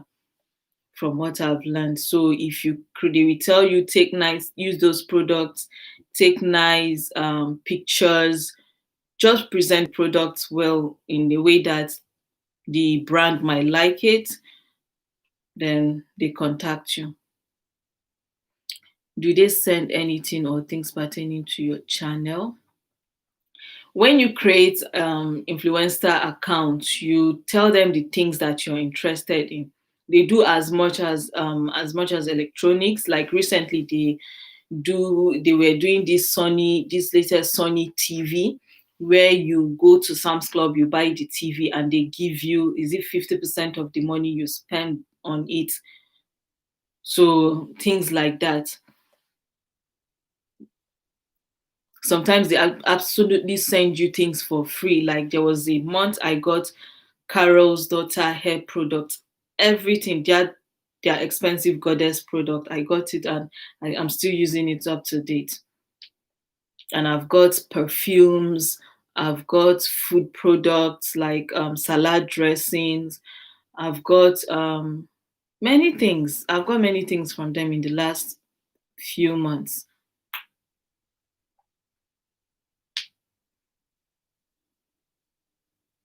I tried joining Influencer 3 years ago. I applied and they accepted, but I was supposed to fill some app and submit my address. And no, you should go back, most especially for your kids. Like for me, I don't take anything for my kids because I don't want to put my kids out there. But since Nonya is already on your this thing, on your channel, and people you're comfortable with it, then you can, like, they send toys, they send food items, they send diapers, they send a lot of things for trying. Because someone told me you can't change your ID once you submit. I don't know about that. I don't know about that. But I think you should. I mean, people move around the world. So long as you're within the same country where they give out things, I don't see why that should not happen. Okay, thank you. TV. Let me join. I have Sam's Club membership. Honestly, I was tempted to do that TV one. I do the TV one and use the TV as my monitor for record for filming here. But I just thought about TV, then 50% of my, I get 50% of my money back. It would have been a very good deal because it's one of the latest. Is it Sony or Samsung TV? And I just changed my mind.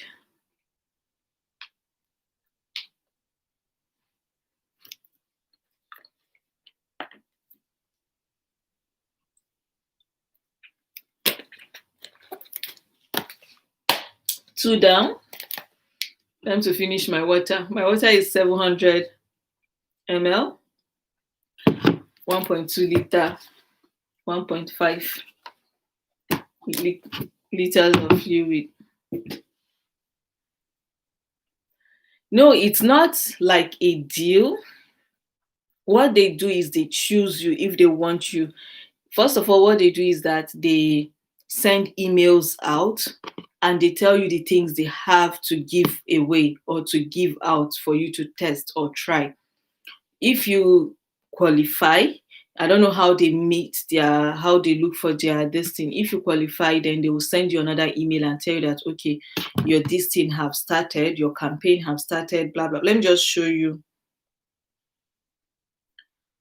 Like this is my home page, and I have 2,950 impact based on my social media platforms, and I have 20 followers. But these are my campaigns here. These snaps like talk about the things I need to update so that they can know how the kind of things I want or they want to give me. This is the nail polish campaign they just sent to me, the SC Bubbler one. So when you click on it, they tell you what is there. Sometimes this give you, if you give them good pictures and all that, they give you gift cards. I've never won their gift card. It's not as if I participate for the gift cards or anything. I just enjoy the free stuff more than what they give. Then once you do that, you just have to upload pictures to your Instagram saying how you use the item, saying how much you like it or you don't like it. They don't disqualify you for giving negative review if you don't like something. So it's just to help understand consumer behavior because PZ are the ones powering the app and the platform. Honestly, with small money I made this month, I can see why these big YouTubers are balling. You're calling your own small money. These YouTubers are really cashing out. Like when somebody looks at you and be like, you're just an ordinary YouTuber. For a start, yes, Frida, we are still here. We are still here. We just I wanted to end it at 4 hours, but look at now we are pushing it, so we probably will just make it to 5 hours and see how far it goes. But when people look at YouTubers and be like, okay, this one is just jobless, that is why she's on YouTube, or he's just lazy, that is why he's on YouTube, they just have no idea how much money can be made out of this if you dedicate time and resources. to building your community. Imagine having dedicated full subscribers, and you put up 30 minutes video, put on 3 ads, 5 ads, and they all watch, some that we potentially buy and click on those ads. It's big money. It's really big money. That is why some of them are just comfortably. I mean, if in a month you make, if like all those big YouTubers, I'm sure they make more than $5,000 a month of this YouTube thing. That is something you probably won't get from a 9 to 5 job. So sorry, let me just I actually have a question for those of you that are monetized. I'm coming.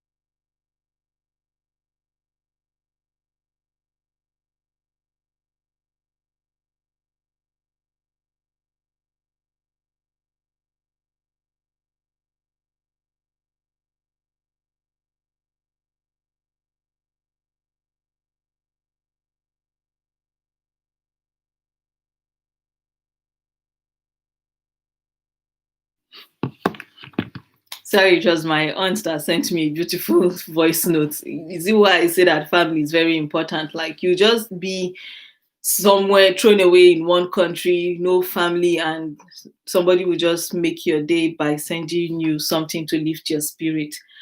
But anyways, I wanted to ask, for Nello, you're monetized, right? How do you choose your ads? Do you have the liberty? Why is my ear itching me? Do you Are you able to choose your ad by yourself, or is automated? Can you explain that part? Because I was on someone's YouTube one day, and I was reading through her comments, and one lady made one very good this thing.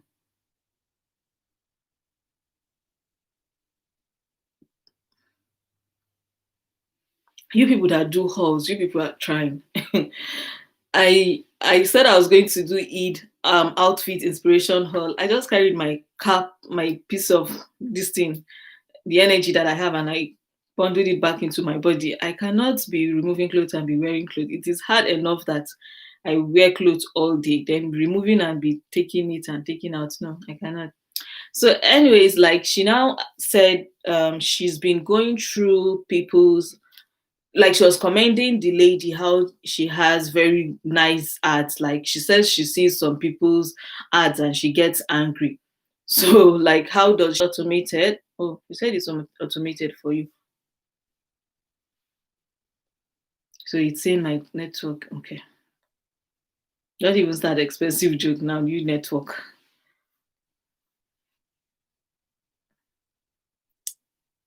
Imagine someone like PT, how much she made. PT is Patricia, right? Patricia Bright.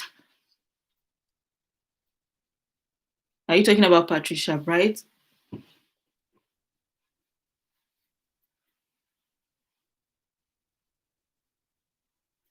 If you're talking about the same person, I don't really watch her too often, because when I found out about her channel, it was a time she was uploading so many things about money, how she makes money, how she's wealthy, rich, and all that. I kind of lost interest in. I'm not that kind of person that sits down and be watching about someone's display of wealth. Okay, yeah. I'm not that kind of person. I don't find it interesting. So I never really go back to watch her videos, because most especially if it's about money, about how much she makes, how she's a millionaire, millionaire, or how do they call that word, billionaire? Yeah, how she's all that. So, but anytime she uploads something that has nothing to do with money or showing off luxury, I watch. She has a second channel where she talks about money. Oh, so maybe I went on the wrong channel then, because the very first time she got suggested to me was when I went on her channel. It's fine, I read it correctly. Was how she was talking about, no, there was a time she like had all these money talk back to back content, and I didn't find it interesting. So I just assumed that that is all what those are the things that channel is all about. And when it comes to money, I find it very boring, like talking about finances and all that. I don't I don't enjoy it. So I would rather watch something like the haul, clothings, makeup, lifestyle, like outings and all those things. But like how you became a millionaire in this, how you became a that in this. What is a second channel? Maybe I was on the wrong one, sha.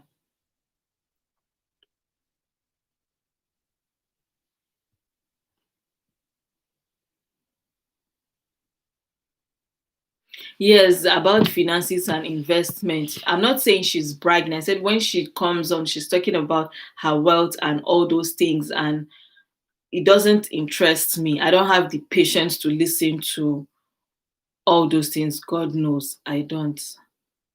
So like, but I would rather watch um her talk about, like, show off her shoes, show off how she lost there was one funny video she put up about when she just gave birth and losing the weight and trying to fit into her clothes.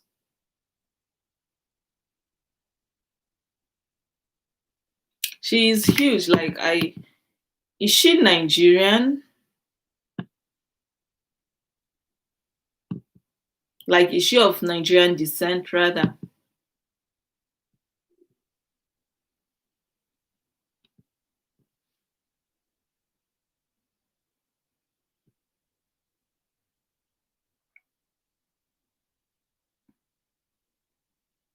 Oh wow, she's Nigerian. Wow. Hey, Mirabelle, my baby sister.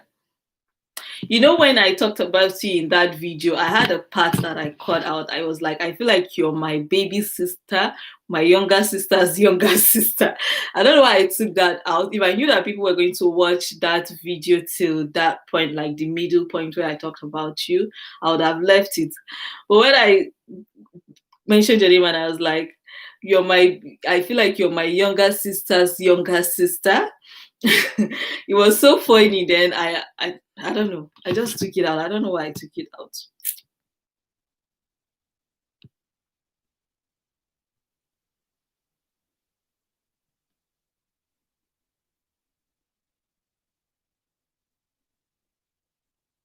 Oh, this is the channel. This is not the channel I found. Oh, the one I saw her in is about money, this thing, and I was like, this is not for me.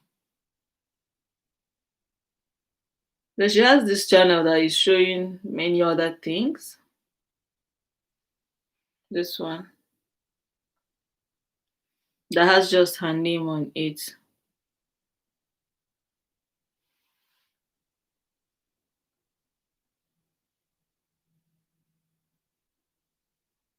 Okay, she used to mix things up in her channel, but now she has separated the two. Oh, okay.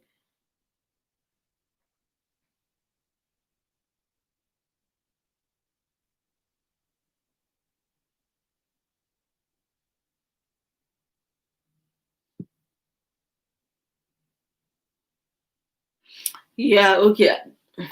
This is this. I think this is the one I saw that I was like, no. If only I had £1,000, she inherited 250. Like, Honestly, the money this thing was not just my thing. I was like, mm-mm.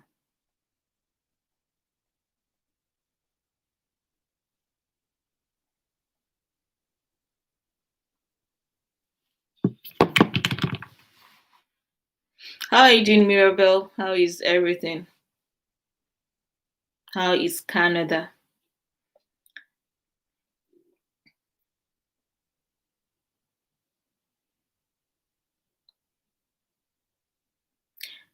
AdSense is beans compared to the money they make from links.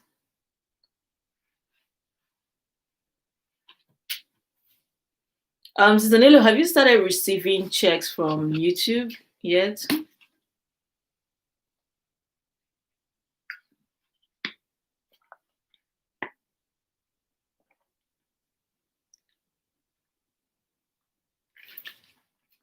I think that is it. Like I just did not, because like I said, the first video I watched of her was, and this was like some months ago, not as if maybe long time ago, was when she posted something about how she became a billionaire or millionaire.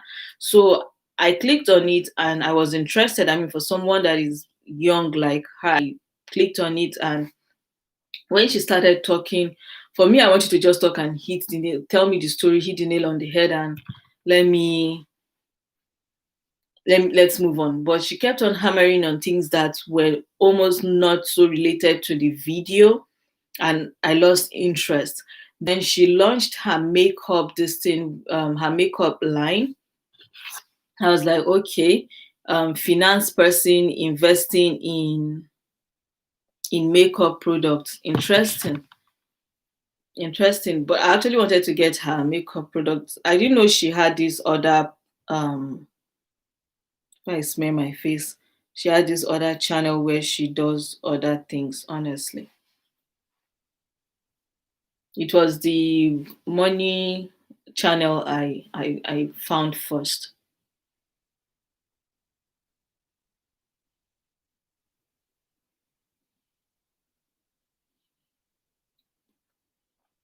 People are really cashing out, Sha. People are cashing out. And imagine the kind of content that they create that was sponsored.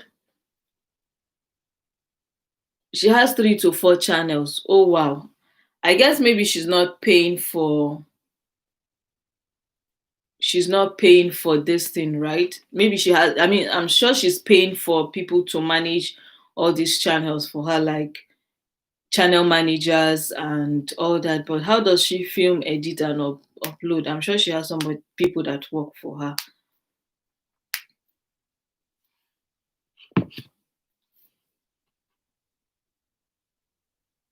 I was saying something. Yeah, so I was saying that imagine her being what is it called? Excuse me, her video being sponsored. Let's say H&M reaches out to her, we are going to pay you for a video where these clothes are already going to be your own, and there's still another separate cash they get from, and link to individual items. That is money from 3D already. Then talk about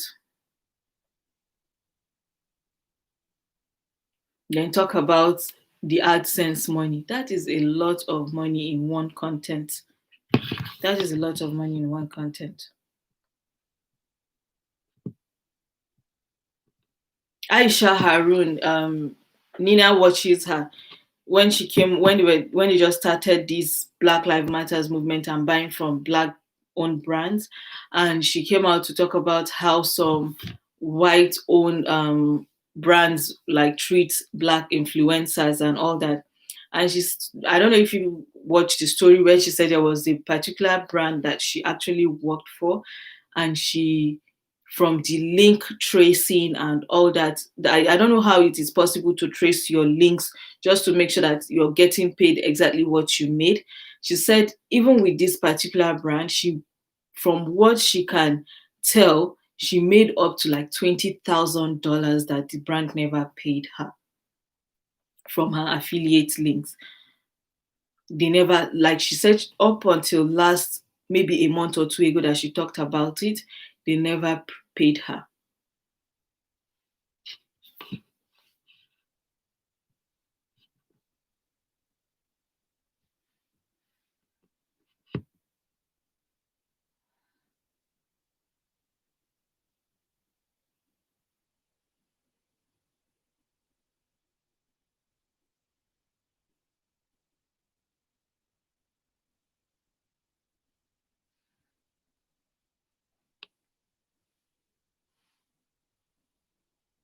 Aisha Harun. Her name is Aisha Harun. She's a Muslim um, Canadian this thing, but she's based in the US now.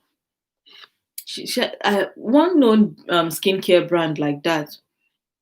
People, when they give you affiliate link, they also give you a place where you can trace your number of clicks, how much you're generating from it, and all that. So she said for the months or years that she had contract with them, even when she pushes out their product without them requesting for it, because once a brand signs you on as their influencer or as a face of their this thing, you get notified when they want you to create a content surrounding their this thing, surrounding their product. So they pay you for creating that content, or and they also give you more products and all that. But you also have your affiliate link, and that affiliate link, there's supposed to be a portal where you check everything. She said her portal is right there. She sent them letters, she sent them things. $20,000 in this thing, more than that, and up to today they never remitted anything to her. Nilo says, I'm curious about how you can trace your link to know how much you are making, because I am even thinking that I should make more than I look at you. You're already thinking that you're being shortchanged, but it is very possible that you get shortchanged. It is very possible. After I heard her story, I knew that, okay, like look at Amazon now. I'm actually having issues with Amazon. People have been linking, clicking my links and buying things, but Amazon is not showing any kind of activity. Most especially with my filming gears and all that. I see that people go on Amazon and go on my filming gears and they click on it, but Amazon does not like put up, tell me that okay, someone have bought something. No.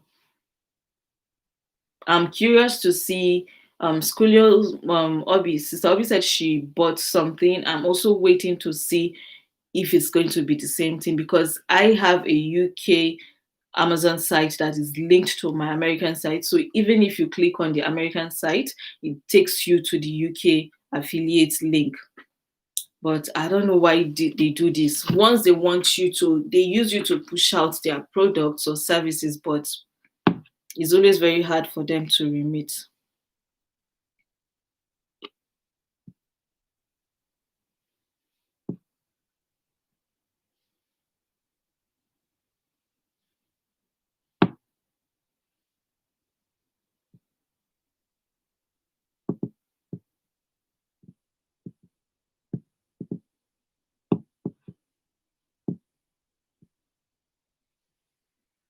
With third party apps, you can trace your links, but directly with the brand, you can't trace it.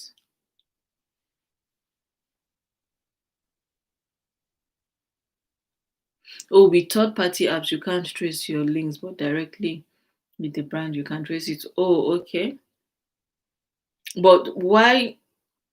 Oh, but Amazon, I should also be able to trace my own with Amazon, but I can't. I see it. I see the activity. I see the visits. I see the clicks. I see the purchases, but no money.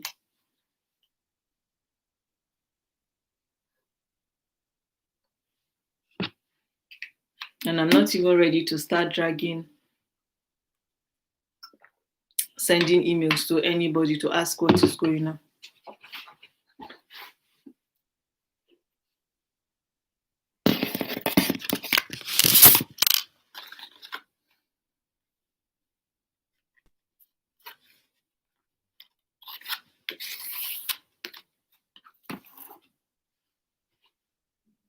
Yes, Claudia. Yes, Claudia Lee. Yeah, and it's a very very big brand. I'm so disappointed. It's a very very big brand that I don't know why they Caudalie, not yeah Caudalie. Yeah, I don't know why they did that.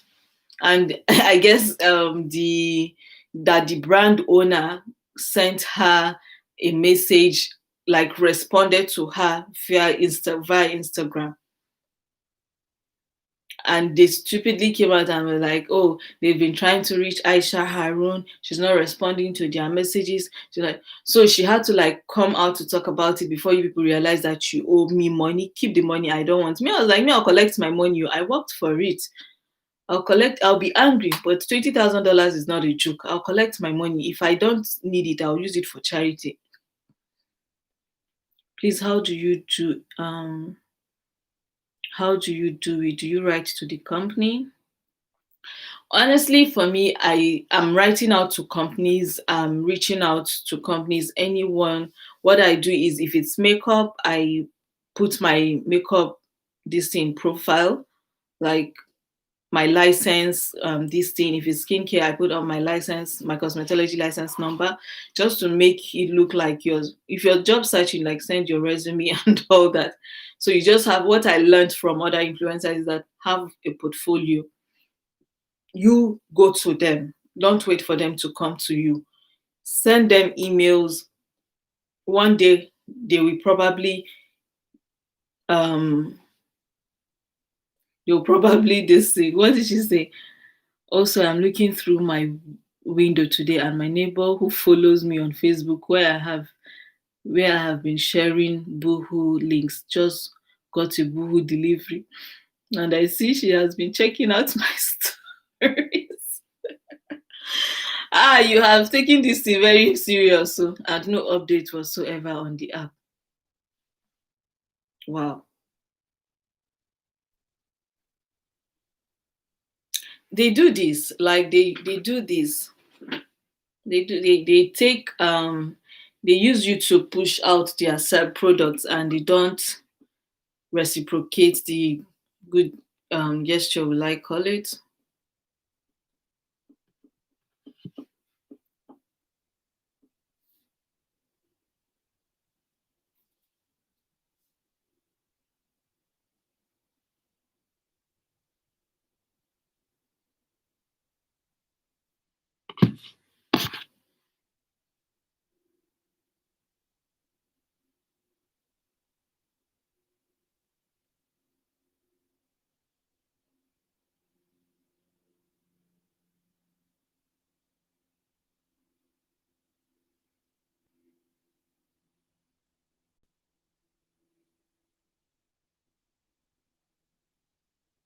Since when you see potentials to make money now. Nina says third party affiliate links take part of your money. My Shein links have sold a total of 3,000 plus dollars. I have made less than 10%. Did I read that right?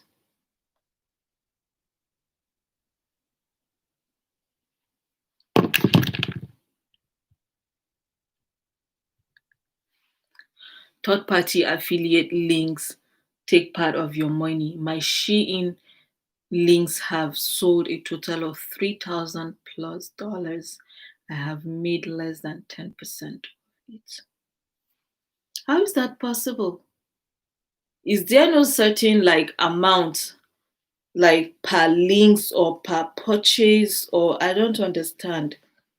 Is there's supposed to be a cap, not a cap to how much you make, but or I mean how much you can make, but there should be like a standard of how much you make on this thing. Please, please, you people should show me the way. I bought seasoning. I want to link the Nigerian company. How do I go about it? Which seasoning is it? Is it Maggi Star or this thing? What you do is that send them Instagram. If they are very active on Instagram, send them Instagram page. Sorry, Instagram message.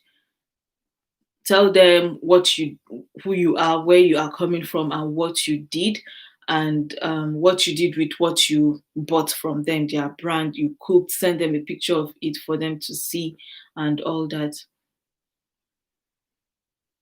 You have to, and they always have.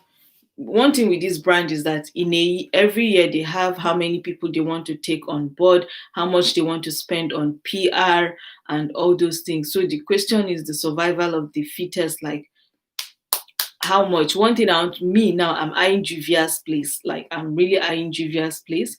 So I just started using their products.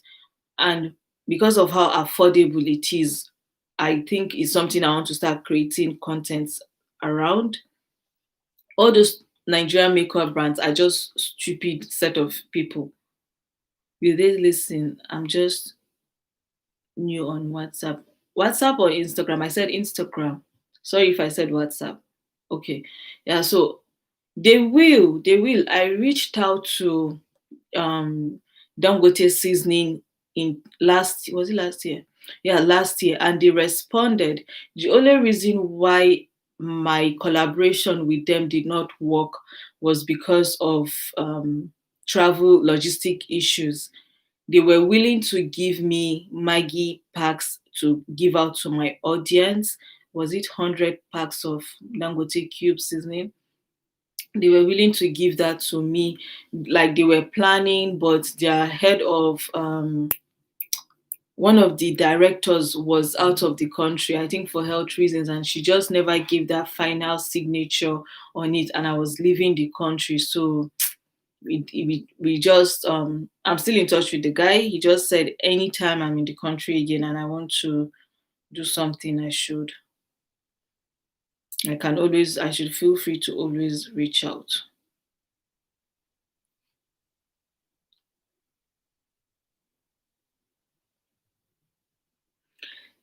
Since Anina, I've been talking about this magic link. Why don't they want to approve my application? Please help me.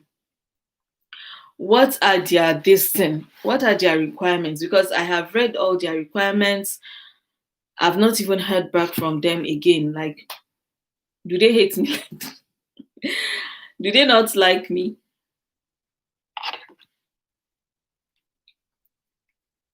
I don't know why my lips is getting so dry.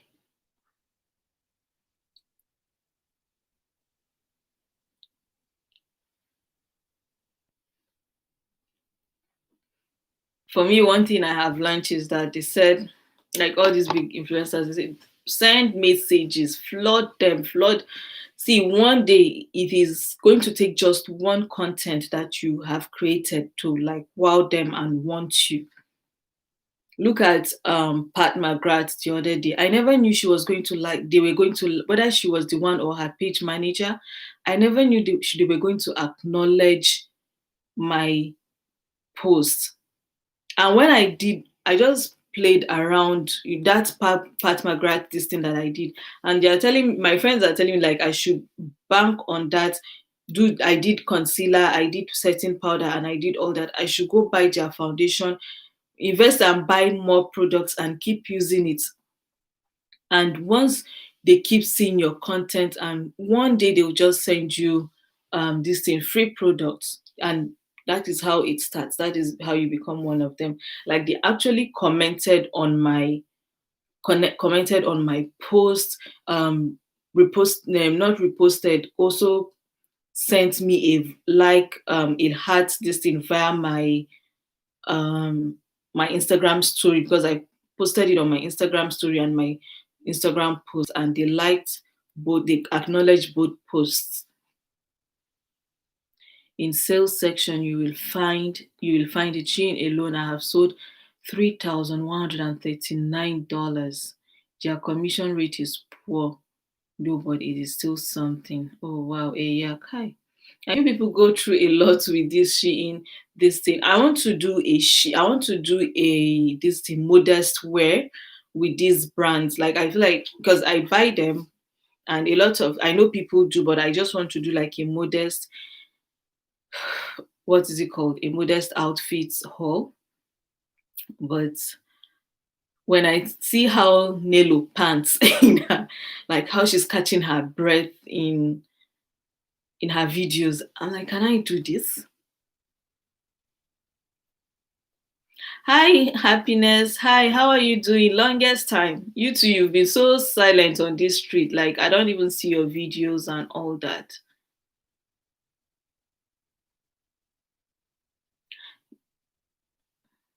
That's, yeah, Sister Rachel, that is a lot of sales for her to not get up to like, for her to make less than 10%. Well, what? It's bad. Oh, you were away. Yeah, how is school though? How is school?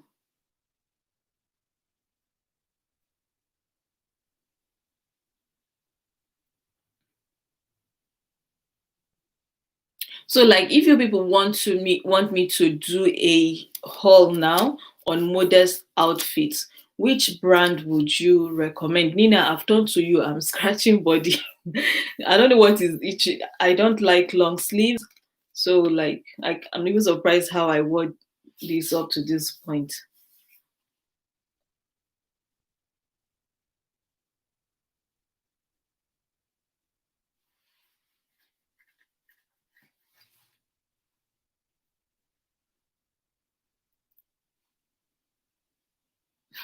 Sister Rachel said she's going to drop cooking. I'm surprised that you and Sister Chi have not actually created contents about like storage, this thing, ideas. You should not just focus on kitchen, like storage ideas, dishes, all those things, how to find dining, how to set up a date, like budget friendly dates at home, the kind of food menus and all these ideas. Like, I'm surprised that none of you have actually put a twist to your cooking channel like that.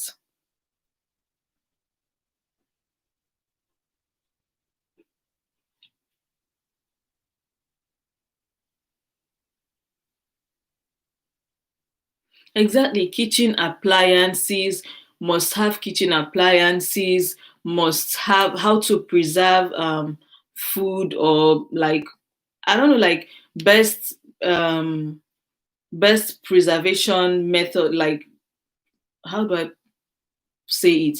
Like, say for instance, I make egusi soup with the red oil.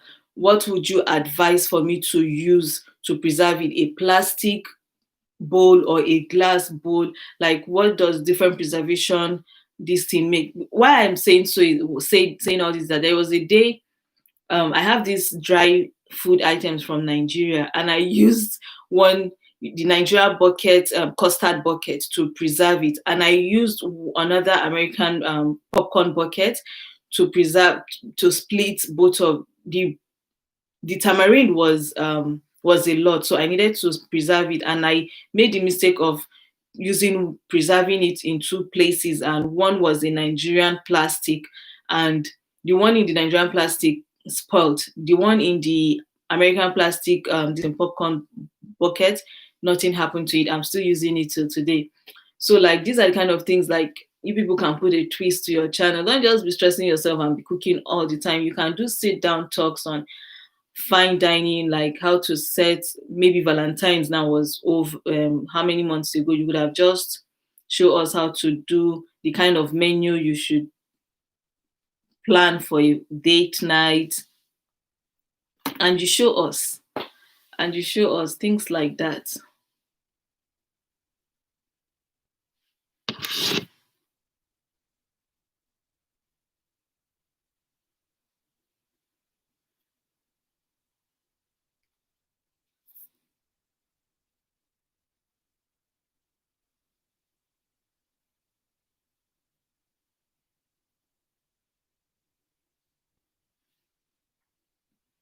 I'm tired of cooking and editing.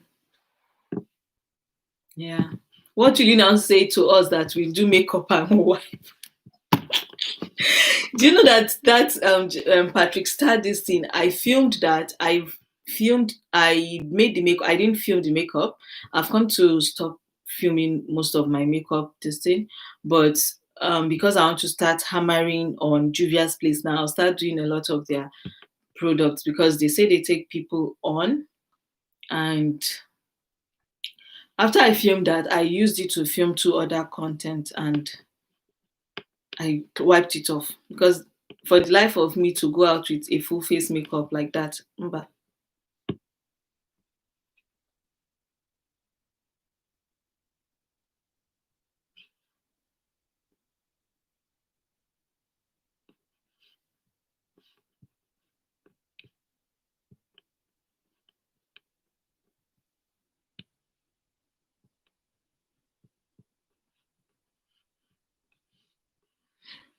You better face your kitchen and be giving us stress. But she can still face kitchen, but do it with a twist. Like both of them, like can she and she now they can like collaborate and just put a twist to it. Let it not just be cook plantain, show it up, cook ever, put it up, and all those things. You can always redefine that. Try making food from another culture and another country. Like look for menus online from other cultures, other countries that that people can easily search for, like Indian, not Indian foods, but maybe Chinese, many things, and just put a twist to your own this thing.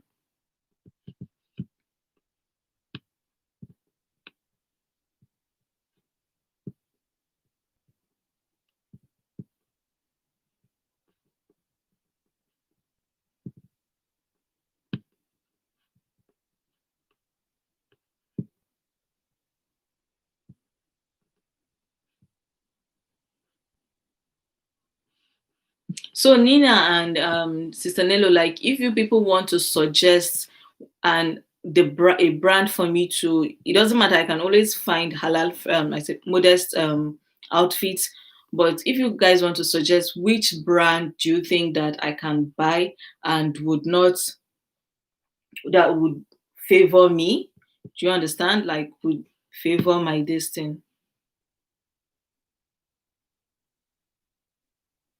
And you see, and your Chinese fried rice, because people are still searching for. Many people don't know how to cook. Many people hate cooking. So you can do something like that,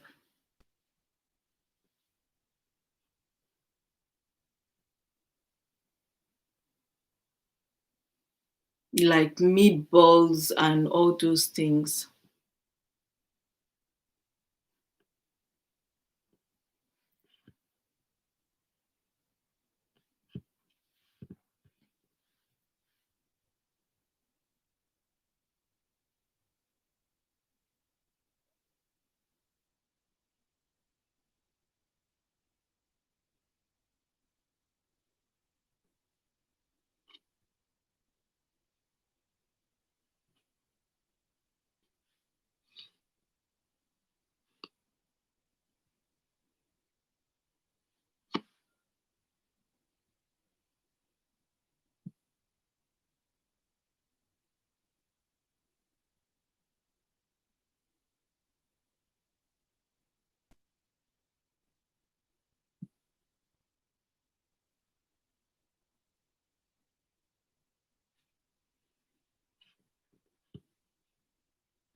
Me is your kitchen I want. Please just let's exchange kitchen. Me, I want your black and white kitchen. Nina, oh, if you have not answered my question, you don't want me to do all abi.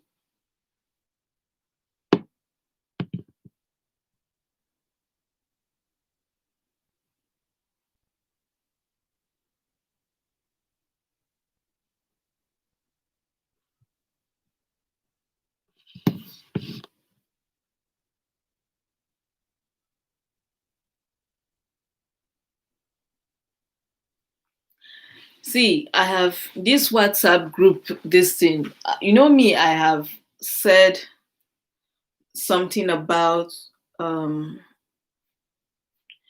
when you upload a video. I'm not YouTube expert, but I shared my this thing with who did I with Sister Barbie earlier, with Barbie earlier, and I showed her my analytics on how this thing, all those WhatsApp watch this thing, they just damage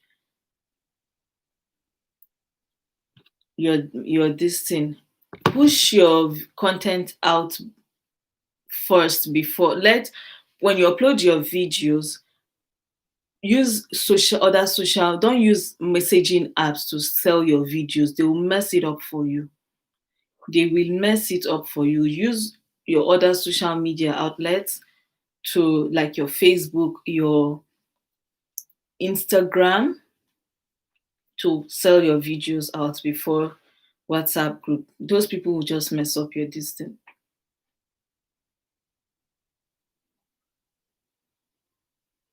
Yeah, like just they'll click in and click out. Click in and click out. Or you can, instead of sending it to a group, put it on your status. Then put a catchy heading for them. Yeah, I know those regular WhatsApp group. I don't send my this thing through them at all. I learned the hard way.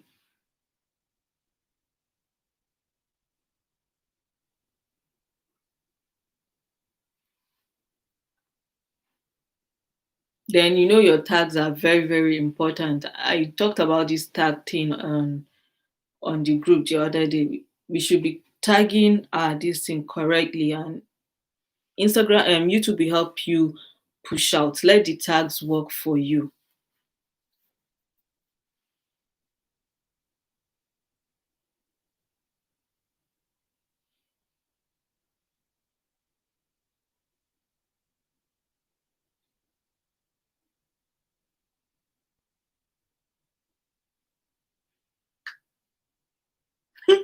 How many WhatsApp groups?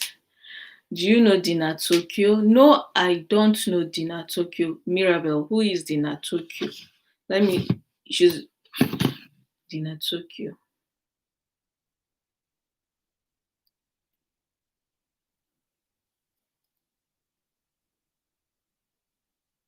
Oh yeah, Dina Tokyo, the lady that took off her, why did her name not ring a bell? Yeah, the lady that took off her hijab. Yeah, I remember her.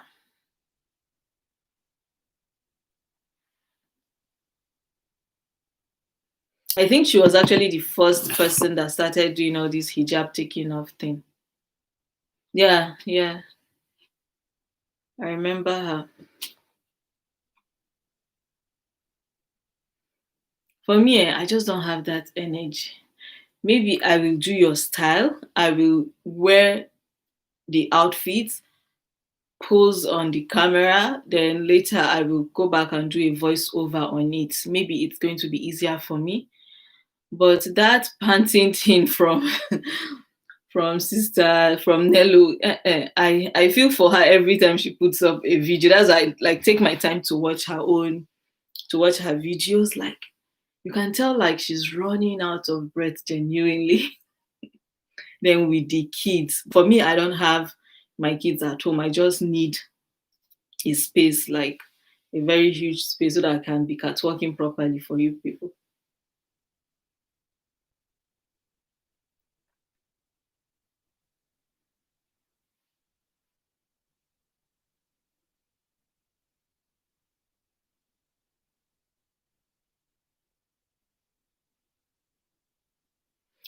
Sister Nina, you're still ignoring my message, my question. Is it beans that you're cooking that is making you forget me like this?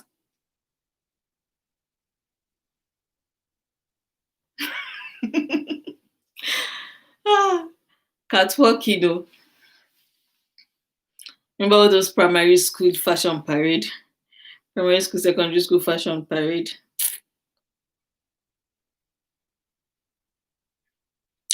I said, like, what fashion brand would you recommend if I want to like do modest fashion outfits?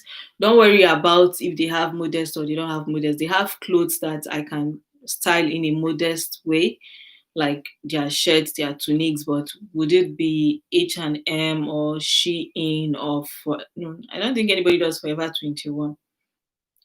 I don't think anybody does Forever 21. Ukwa. She's cooking ukwa. What is ukwa? Is it the same thing as, is it okpa?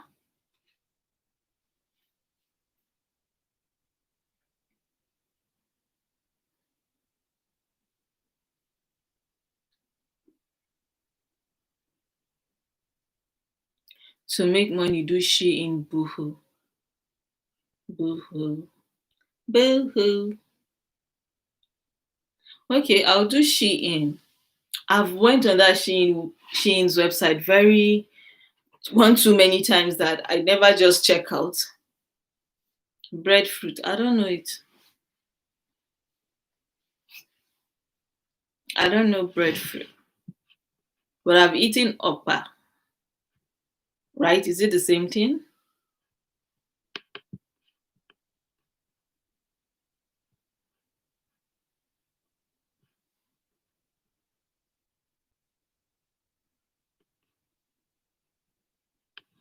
Is this breadfruit? Why don't you like it, Nina? What is wrong with it?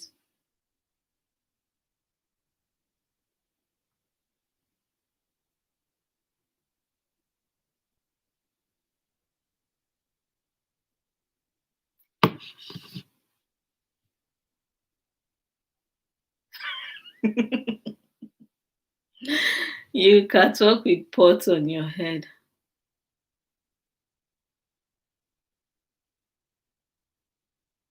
It has to be rotten to eat it. Oh wow, okay. Count Nina, count us out.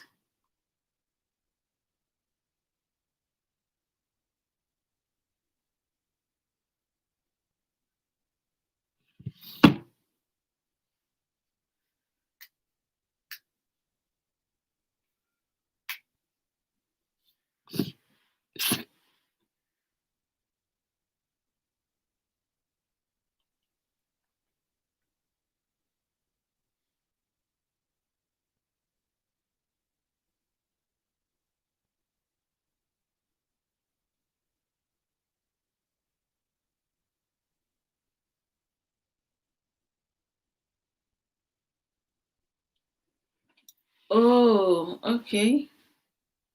I've never heard of it. I don't know what they use it for though.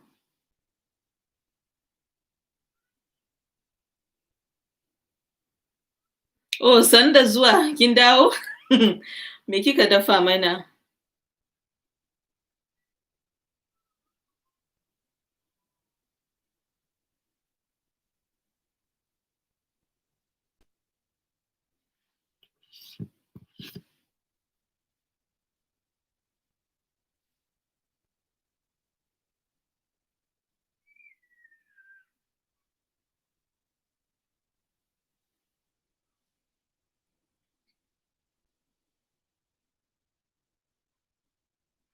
The breadfruit is cooked until cooked or fried. Oh, I've probably seen it, but not don't know how. Is it? It looks like jackfruit to me, though.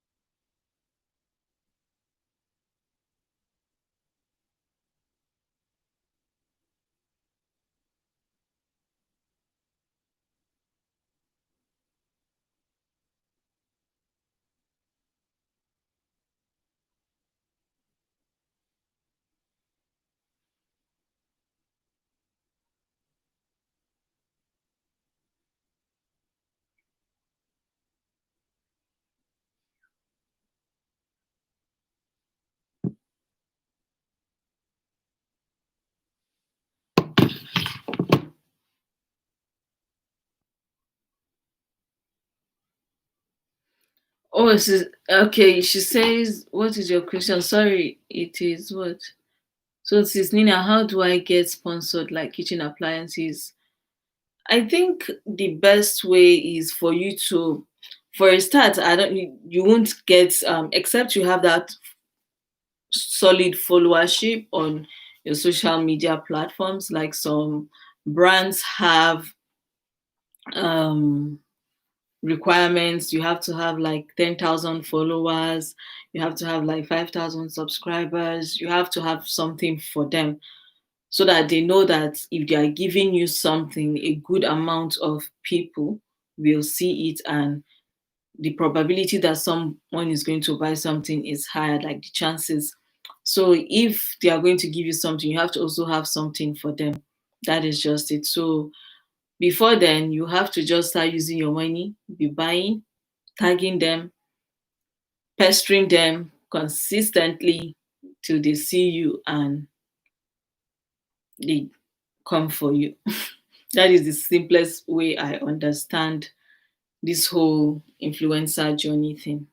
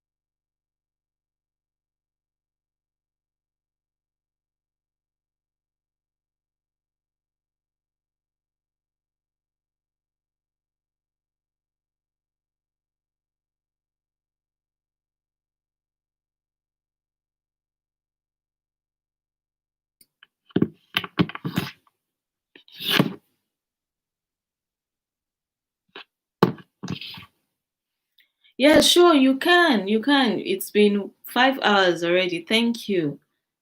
Thank you. You have to message the company. Yeah, you have to message the company, honestly. Thanks a lot. Like tag them, yeah, tag them on Instagram.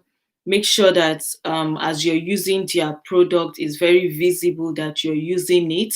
Maybe if you're cooking, you can take a very clear pictures of you adding your spice or using the tool or appliance properly, so that they see. You just have to get creative with how you present your this thing, their products to them, and doing it constantly and persistent use or tagging will keep drawing attention to you.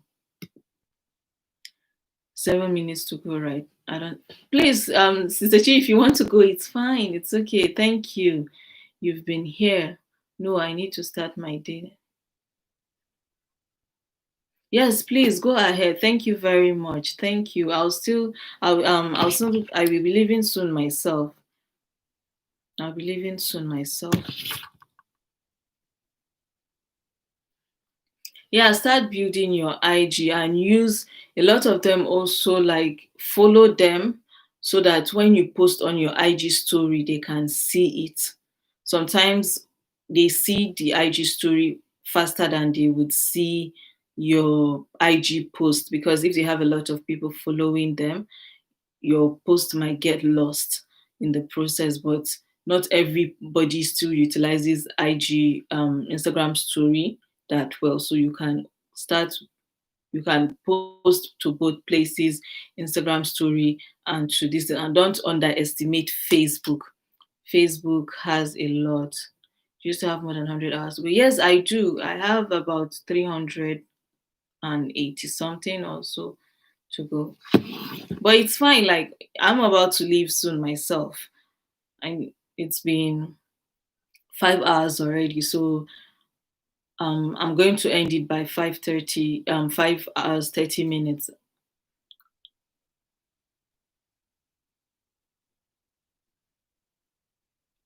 How do you build your IG self? That one is long journey. That is another long journey, but not you just have to be doing things that will get people interested in you. You just have to, yeah, like how time flies, right? 5 hours already. Once it's 5 hours 30 minutes, I'm going to end it.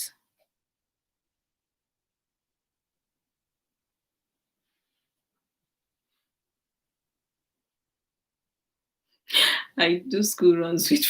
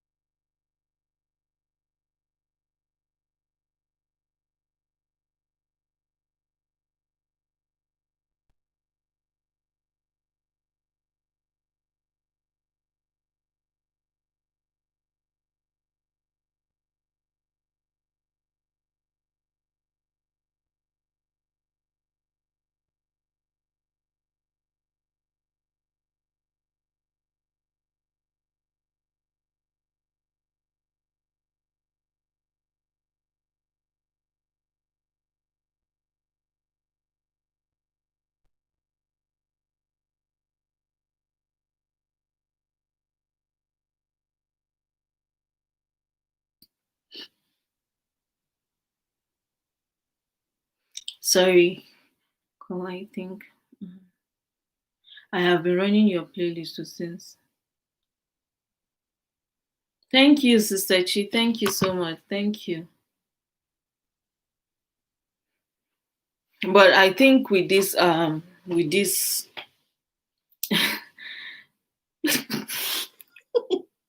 see your message, I couldn't even finish what I'm saying. But I think with this one, this will be my like last live stream because I wouldn't have time again. I'm going to push out videos. I have like two contents to send out, so I'll just let them take their sweet time. I'm tired already. Soon and very soon, so we can do suya party with big cockroach brown and onion pop. What a color! That color, it won't even look nice on me. Which one is cockroach brown? And let me even look like what cockroach brown looks like. Yes, don't mind her suya party. Cockroach brown that is like one dirty brown that will never look good on somebody.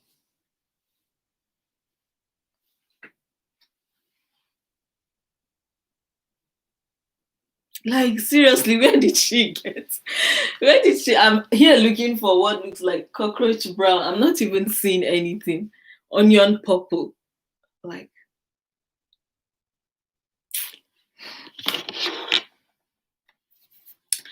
sorry, it's like I'm getting a call from my kids' school.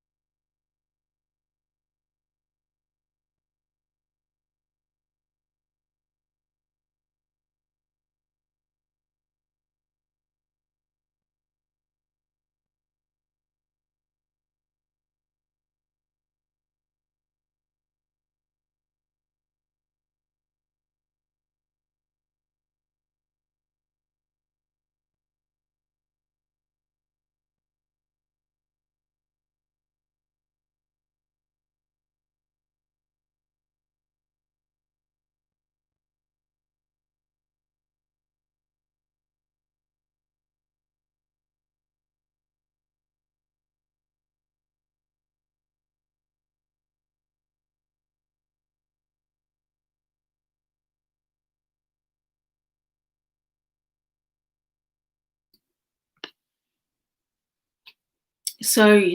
A call came from my son's school, like that somebody beat him, like a bite. Ah,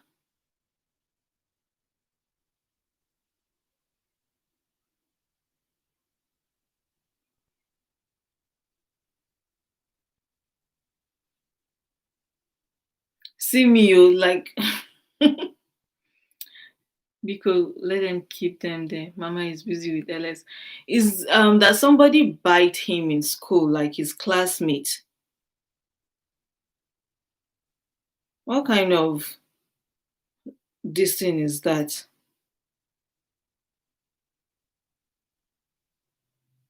Please, any medical person here, if somebody should bite someone, what should one do? Like any,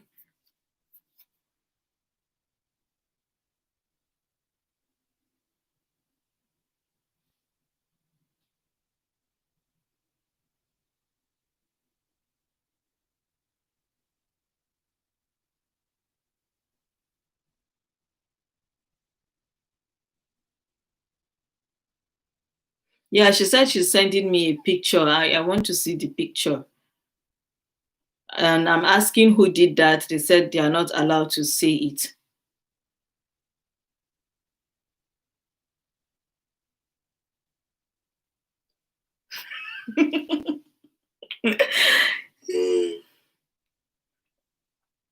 Yes, that there is a bite mark.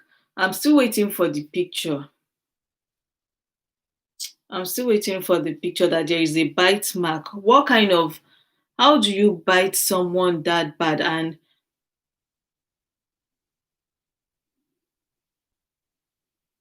don't mind her. She's a clown, I swear. She's like,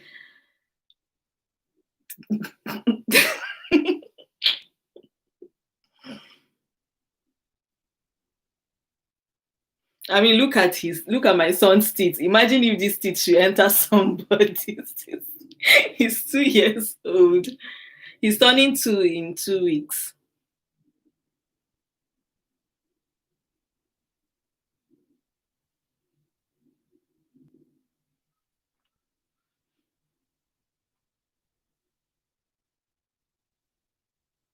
You bothered at him when he was, you know how kids when they are teething, like he, at no point did he like was he bringing out one tooth or this thing. He was bringing out sets of teeth, like three at once, four at once. He, before he was one or one, he already had a full mouth of distinct teeth.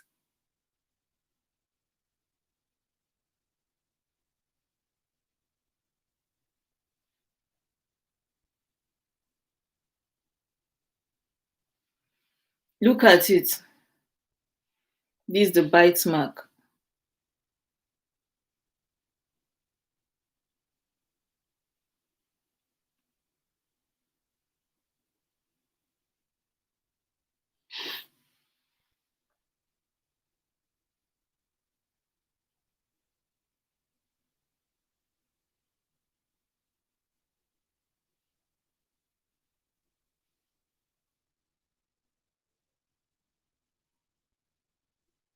No, there is no cut, there is no opening, but it's like raised. You can tell that the person's teeth mark is there. The person's teeth mark is there, so it's raised. Maybe if my son is like strong, he probably did not start crying or saying anything till it started maybe hurting him. So if he didn't have any reaction, maybe it would have been worse than this.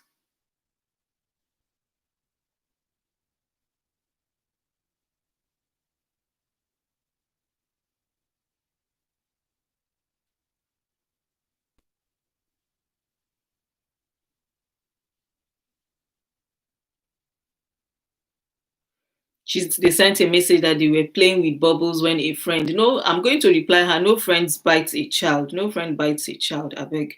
He's not his friend. What nonsense is that one? I don't even have time for that until I go to pick him up. Yes, they do that. The school nurse have taken care of if they've put antibiotics, they've rubbed antibiotics on it.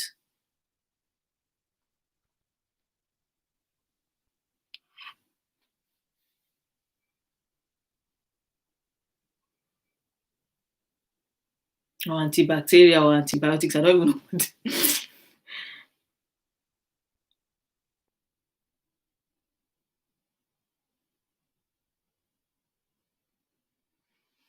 Let me not say anything, sure, but how do you begin to bite someone?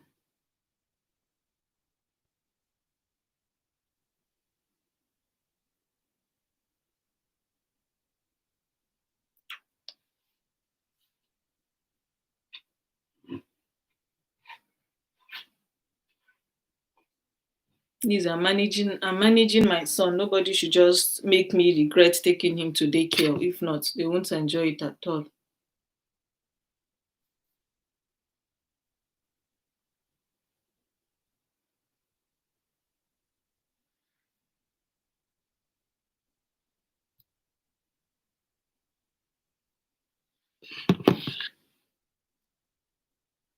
FedEx, stop lying. FedEx, you've not called. FedEx, you've not called me. FedEx, why are you lying? FedEx is supposed to deliver my Salah clothes today. FedEx said they have called me. Look at all the numbers that have called me. No FedEx number here. No FedEx number have called me today. By the special grace of God, no FedEx number have called me today.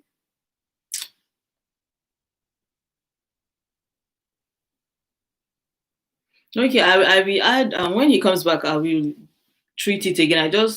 I've I've never experienced that biting situation or see a child being beaten, but I know that other children bite, like they bite each other. So I don't know. Me, I'm just managing my son, like managing him very well. Frida, imagine if they tell you, tell you, let me show this, let me show this comment. What did Frida say? What do they mean by they are not allowed to tell you who did it? In Turkey, you have to report to the parents by telling them exactly what happened before she gets to school. I'm going to demand for it. I'm going to like demand for it. The other day in my daughter's daycare, her own side, they said she actually told me who did it. This one he cannot talk. If he was like 4 years old, like his older sister, I'm sure he will know who did that, and we can ask him.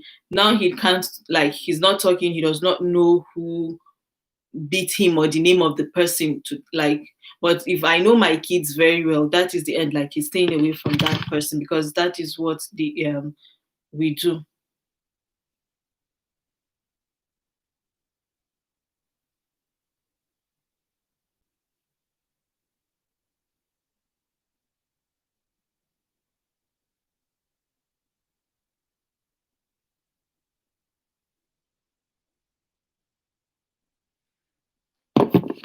Frida, imagine if they tell your parents you go. See, I can be petty like that, so I won't bite you back, I won't beat you, but the kind of look I'll give to you, even your ancestors will not, will shake wherever they are, like, mm-mm.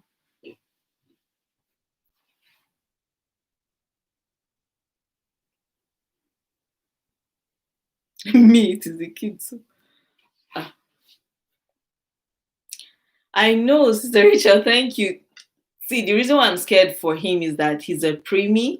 So, like, it took a lot of courage for me to send him to daycare because any small infection can take us back to the place of anything. Like, we are very scared that he's even out there. But again, he wants to go out. Anytime his sister is in daycare, he's crying. He's like so sad and all that. So that is why I'm so scared. Like, I hope this does not cause him any infection, because infection is a no-no for them, for from what the doctor told us. So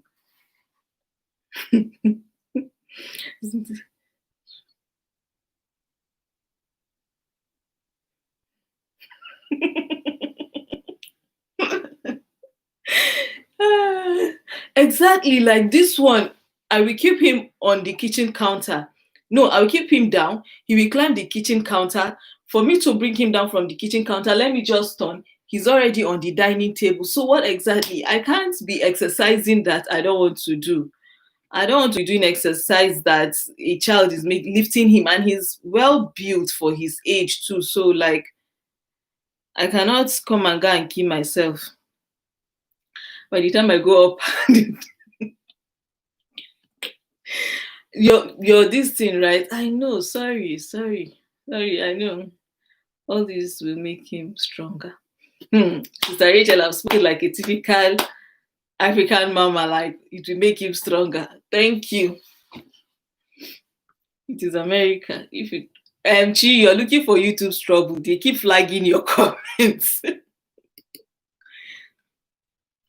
It is America. If it was Africa, I would say give tetanus, because African teeth carry.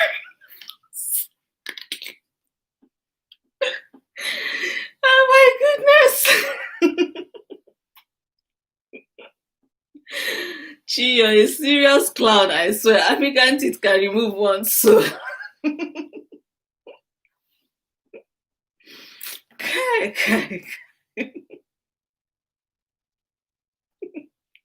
You watch too much.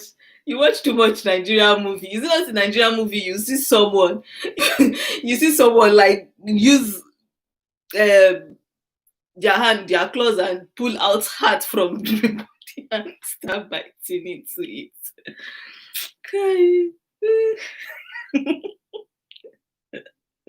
Like YouTube have flagged 3 of your comments, 3 of them.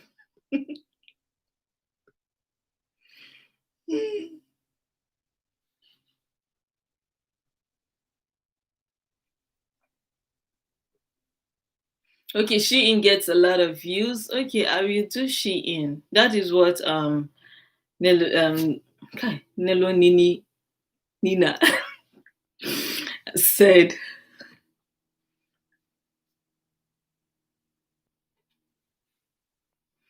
I want to be fit. Not look at what my shoulder hurts me right now because on Saturday I was changing his diaper on the chair and he stood up.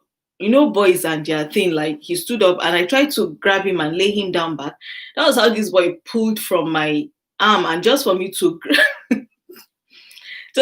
grab him, he put all his weight on my left arm, and that was how I flipped backwards, and now my shoulder is hurting like all the way to my neck. Yesterday it was so bad I couldn't even turn.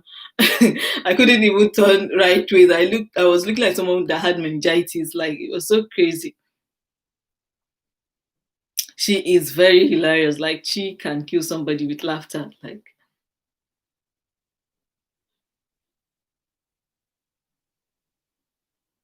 she's saying YouTube should not flag her. Give her time out. Nini. Your name is Nina. We can go add Nini. Nini, Nina, Nini, Mini, Mini, Mo. Like we can man change it like that. No, please don't type in pigeon. You want to embarrass me? Don't type in pigeon now. Don't type in pigeon. Do you want to embarrass me here? How will I read it in pigeon?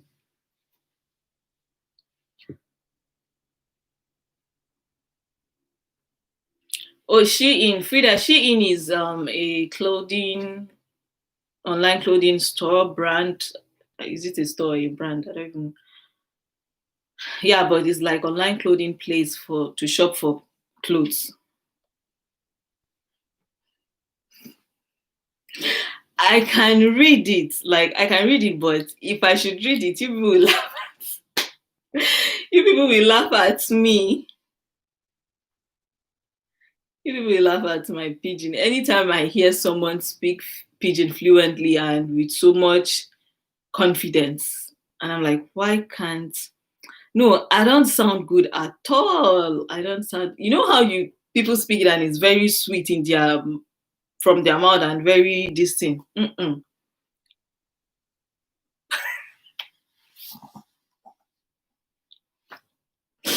She reads it like she's reading novel. Exactly. Like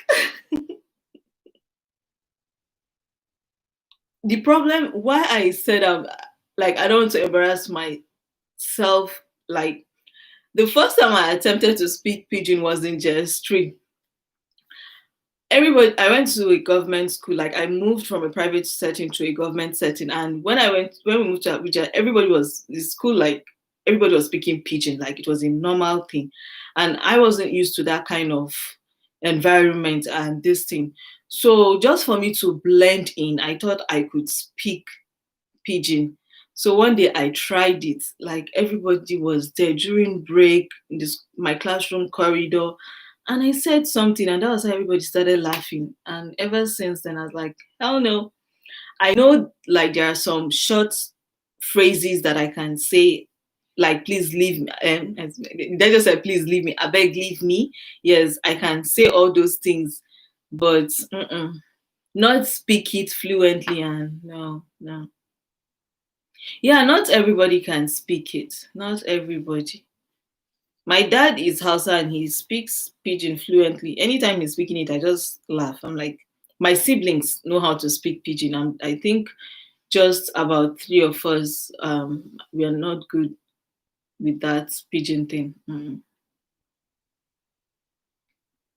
Even my mom does not. I don't think I've heard my mom speak pidgin. Even if she does, it's just going to sound as funny as mine. Rita, you don't shop online, not with all the shops I have around me. See, that Istanbul, I need to visit Istanbul again, honestly. Like, you people have amazing things there, like outfits, clothings, and all that. I've never really shopped there, but I've had someone buy me clothes from there. The only thing I've shopped from Istanbul is tea. Imagine I went to an entire country and it was tea I bought back because I love tea. Oh, you're a personal shopper? You shop for people?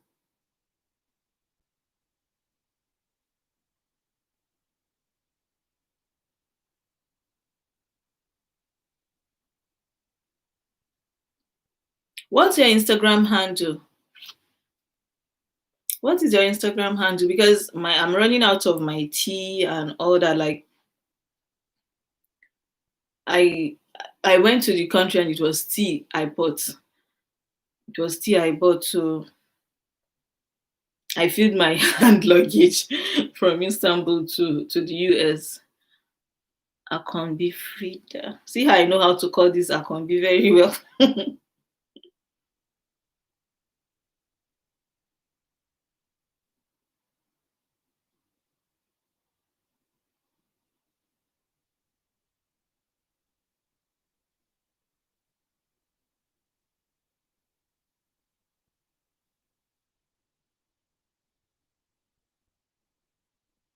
Like this is it, right? Oh, you're married to a Yoruba. I'm married to a Yoruba person as well. A Yoruba man. I say person. I'm married to a Yoruba man. And well done. You shop for people too. Well done, though.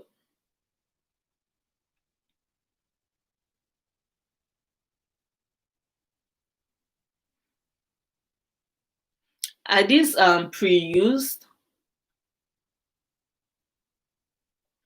Oh, you're Cameroonian and your sister Babi's sister now. Babi, if you're hearing, come and carry your sister, come and claim your sister.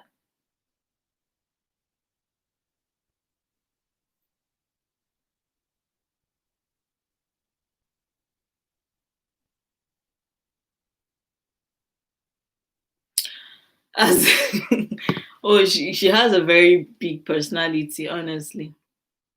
Exactly. That's what I'm saying. That Sister Babi, come and see your people. She's not going to answer us now till we end. It's true. What a coincidence. Yeah, married. Babi too is married to a Yoruba man, and I think Babi's husband is like mixed. I think he's either. Wait, to let me not say something that I'm not sure, but she did say something about him not being full Nigerian. Um,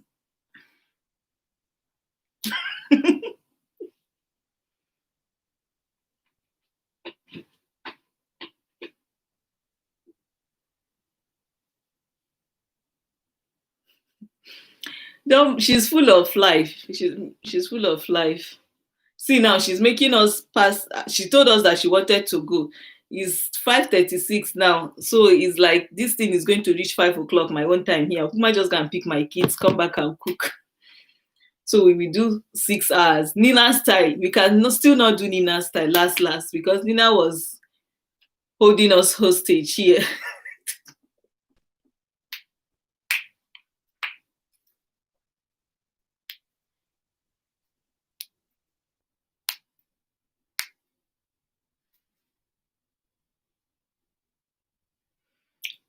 No, if I can't bring suya now to eat in new people's presence, people will like it.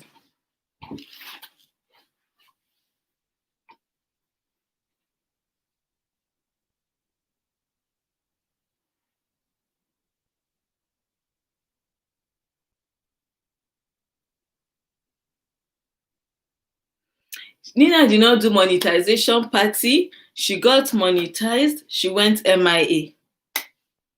She got monetized. She went MIA.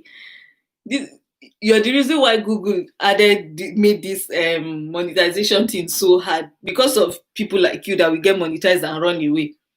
If not, how do you get monetized and you just run away? If you try it, I will report you to Amadioha. Please don't bring Amadioha here.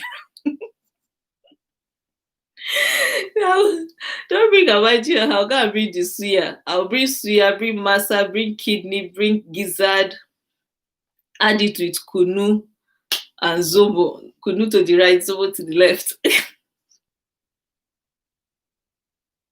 You went to rest. Well done. See us here.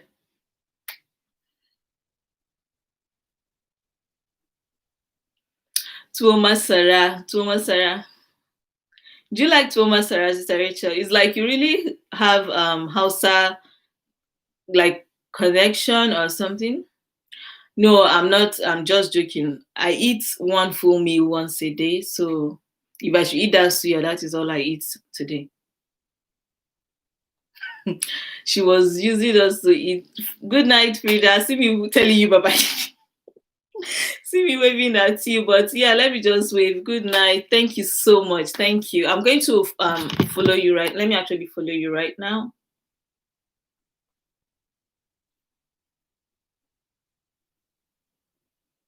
Okay, I'm actually following you already.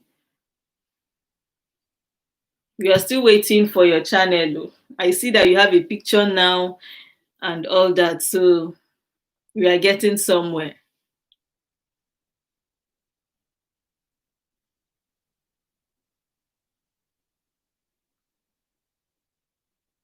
Now I know that the name EJ is very familiar. It was from Nina's live. Kai, kai, kai, kai. It was from sorry, it was from Nina's live. I remember your name. God, thank God, like it was from Nina's live that I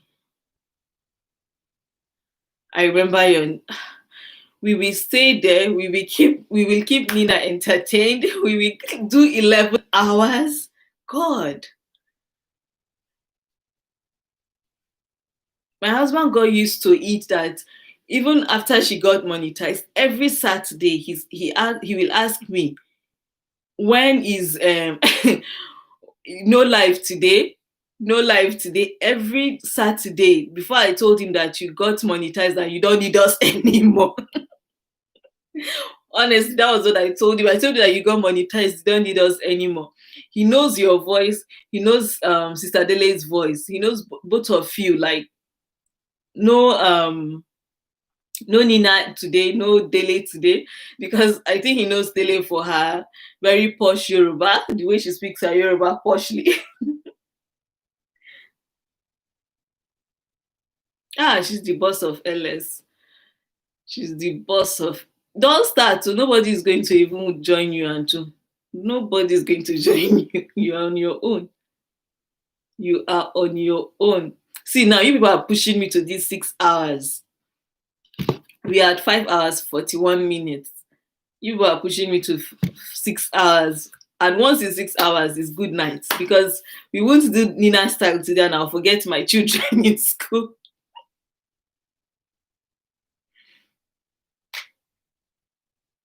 Ah, sis Nanina, you're on your own. Do it. You're on your own. Nobody's even going to like stay with you.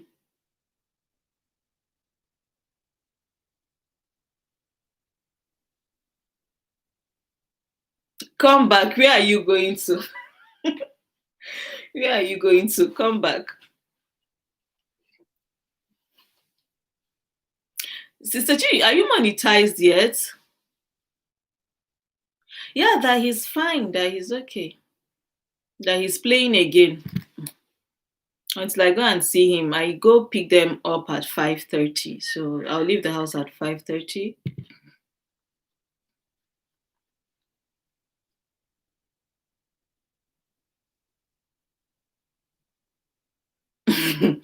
If you leave the building for Nina's LS, you will return till next tomorrow. You will come back till on Thursday or Wednesday.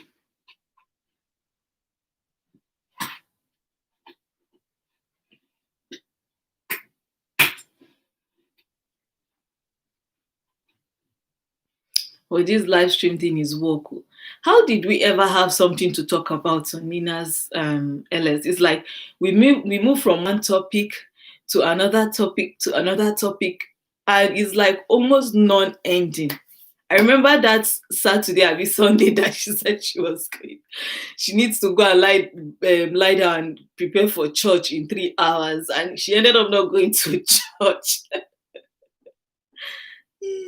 Yeah, like we always moved from one topic to another topic. There was just something to talk about all the time.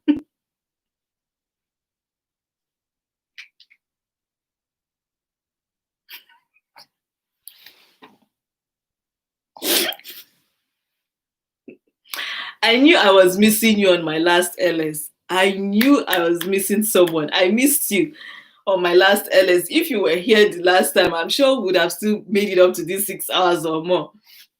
Who dash me monetization? All the streaming apps are giving me. Oh my god. Sorry. You remember that Saturday, right? She was removing lashes, using wipes, cleaning her face, that she will go now, she will shower, she will lie down, then she will wake up, start her makeup. I'm like, you just removed makeup around 5 a.m. and you want to go and shower so that you can do your church makeup. You're not you're not ready to go to that church.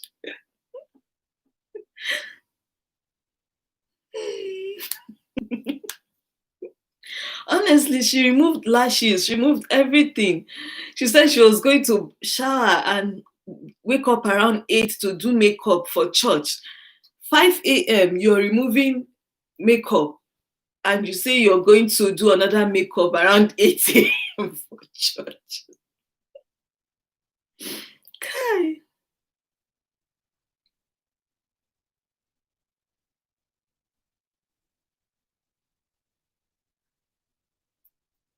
Oh, honestly, like humor is the medicine to so like if for me I've found like I think I crack very funny jokes, like very weird jokes. And for me, I make light of situations a lot. I might be serious, but when I'm in my own space, like I'm a clown on my own. Like I'm a clown on my own. Sometimes I just say something or do something, and my husband will just look at me and like, people will see you like this, and they don't know that you're this person. Like I can just make this thing. Yeah, life is too short to be. It's too serious to be too serious. Exactly. Like it's too short to even be too serious. Yeah, so I will never forget. She wore white t-shirt on that LS. It was the LS. She wore white t-shirt. Something was written on that t-shirt, and Sister Barbie commented on it. Myself, I will not forget that LS. It was very hilarious, very funny one. Yeah, mukbang.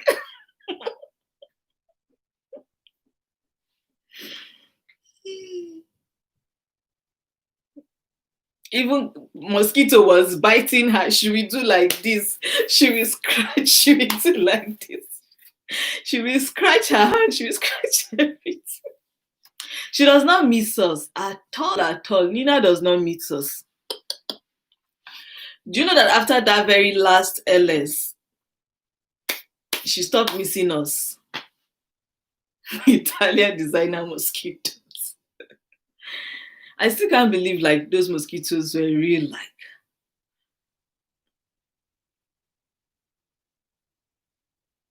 yeah, like I had fun. Oh, I had fun on your LS. I laughed. I laughed. We in by the special grace of God, we shall tell our YouTube stories. We shall tell it. See, one of these days we should just come online and have fun. Like it doesn't have to be for monetization reasons. Like let's just come online. Let's go on Sister Cheese channel one of these days and just have fun.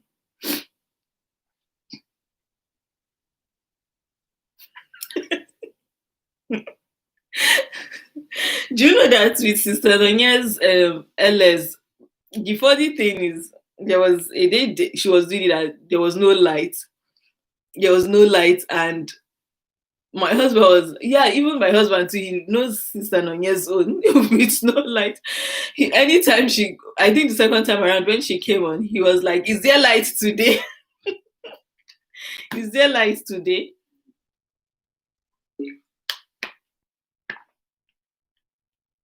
I came with my water. I was not ready to do your style. I've even gone to pee today. I'm not ready to do your style.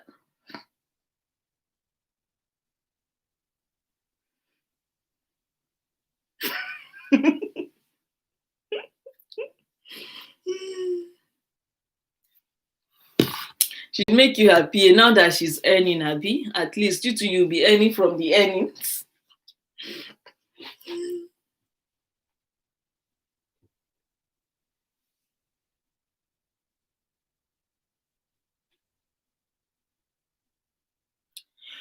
No, I think that one she paid. The first one that she did, how many hours? She did not. She did not stand up. But there was one that she did, like, she did not. I think the second time she did not stand up. But that one that she said she was removing eyelashes, that she was going to church. She finally stood up one time to pee, just one. Like, how do you sit down for 11 hours? Within that 11 hours, I'd have peed for like 3 times.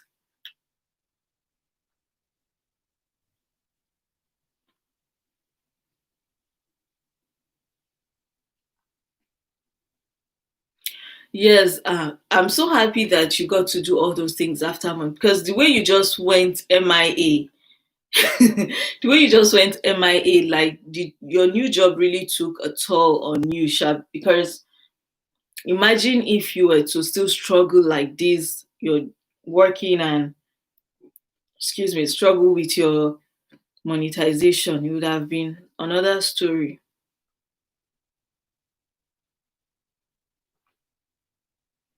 No, I will not leave you alone. I'll never forget that scenario. Never, like you never.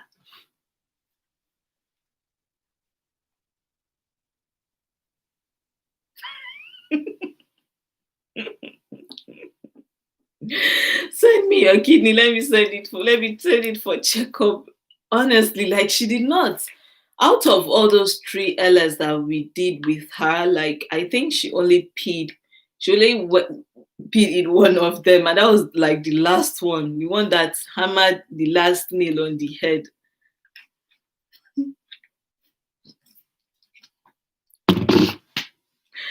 God.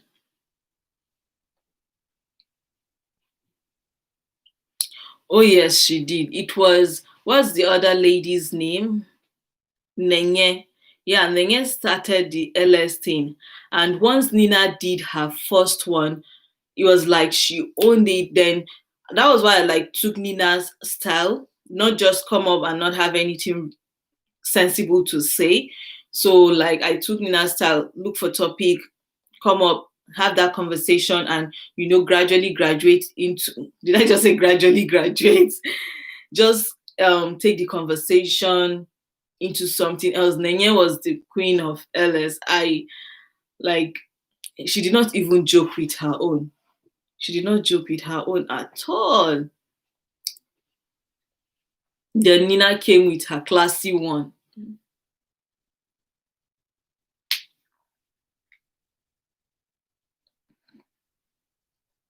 I don't know why I don't know why people I noticed that in our group that a lot of people have really our posting this thing have really dwindled, like the energy has gone down.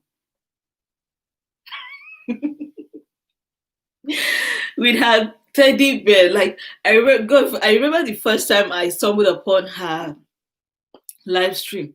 I went on, I was waiting for a face to come. I think I was the only one there. I was waiting for a face to come up. No face, nothing, nothing. That was it. I stayed there for up to 30 minutes. There was no activity.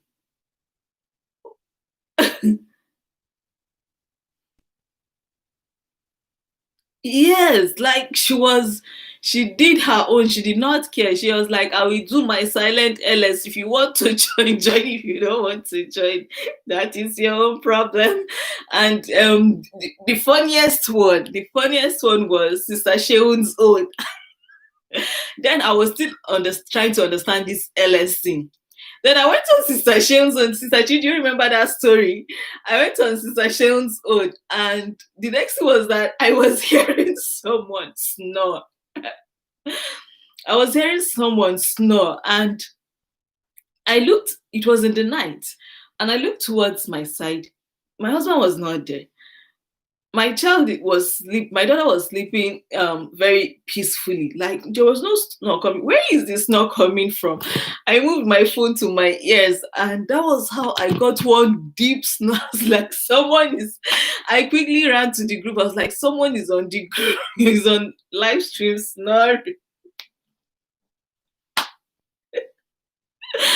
Someone is on live stream snoring. Yes, you ran to watch to check it. I was like, how?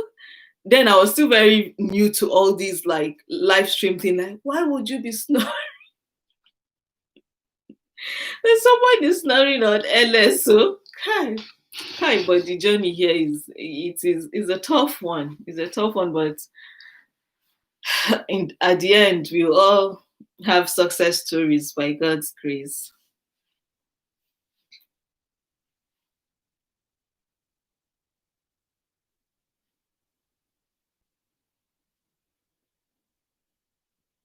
This street is hot, very, very hot.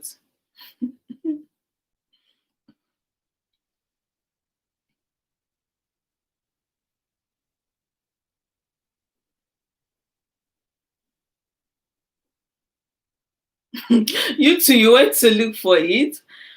I was the fact was I checked, there was nobody snoring beside me.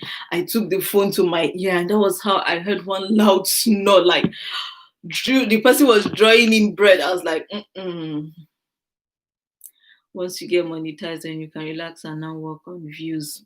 That is it. So I feel like after monetization is where the real work begins, because you want to make sure that that relevance is maintained. Like the monetization already gives you one level above this thing to remain relevant. So you have to like just work harder to maintain that relevance.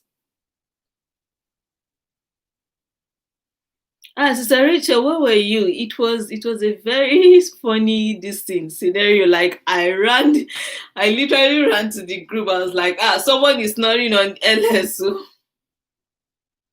yeah, there is still work ahead. Like all these investments that you've made, the things you've bought with your money, lens and lens, all these things, you need to like make your money back. Most especially if you're on it for a very long haul, like you need to make all your money back. So that is where you need to start putting in the work.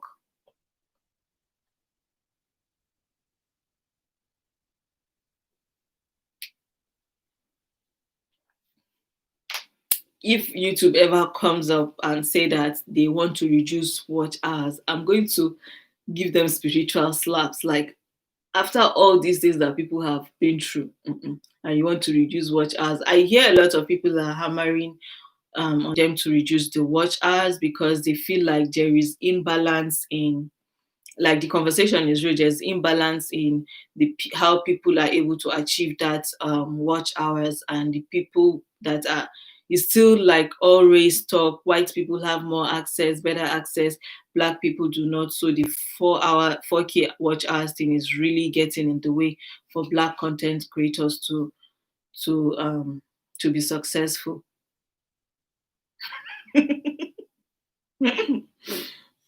When messages are too much, I'm unable to go through. Oh.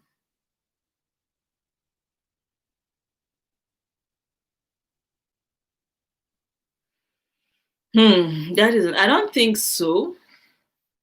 When you, but wait, after those, Sister Nelo, you've been monetized for how long now? So it says, but wait, after monetization, do you still have to have 4K watch hours? No, I don't think so.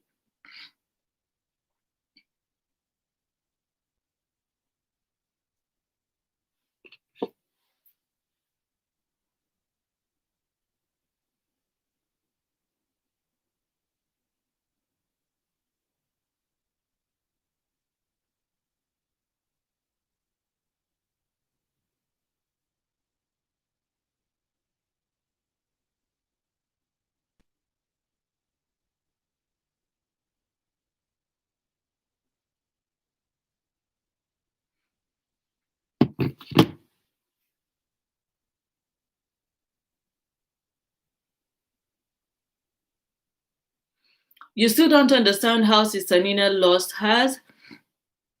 See, because there is the active, let's say the active years for you to, that you have for you to achieve that 4K hours is 312 months, 365 days.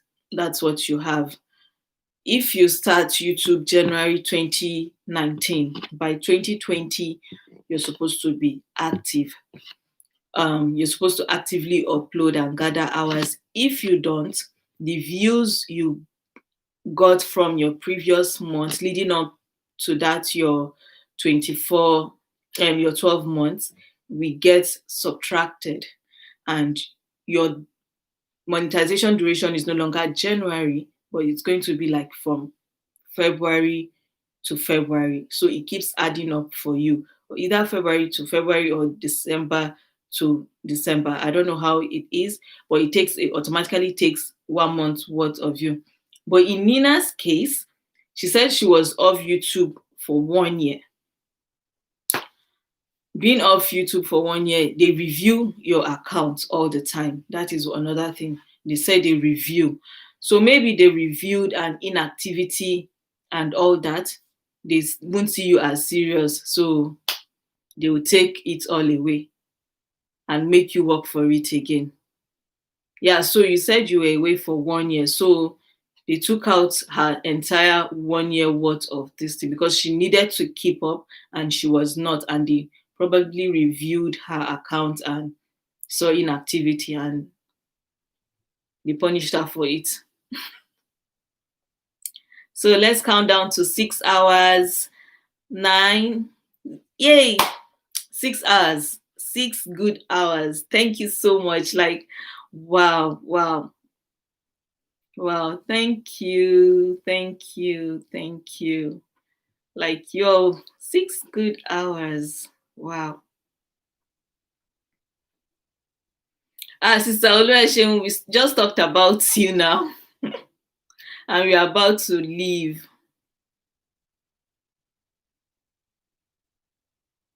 Thank you so much. Thank you, everyone. Thank you, Sister Rachel, Nina, Sister Shen for coming back. Chi, Nelos, Life, Hot Mama, the hottest mama in the house. Thank you. Yes, I have released you people. You people have paid ransom very well. Thank you. Thank you. Thank you. And I think this is going to be like my last live stream. I'll just take time off, or maybe I'll follow you people's method and do silent live stream. So thank you so much. I really appreciate each and every one of you. Thank you. For the people that are still on background and are not saying anything, thank you. Thank you, EJ. EJ, please, what is your name? Let me not just be calling you EJ, please. Thank you. What is your name? Ah, Sister Nelo is very hot, so very, very hot. Look at the picture she put up on her community today. She's the hottest mama on this street. Welcome to Silent LS.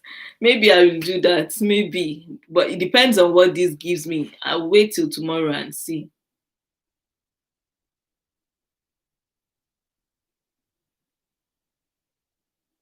Oh, you've been on LS. Oh, wow. Well done. Good night. Good night. Good night.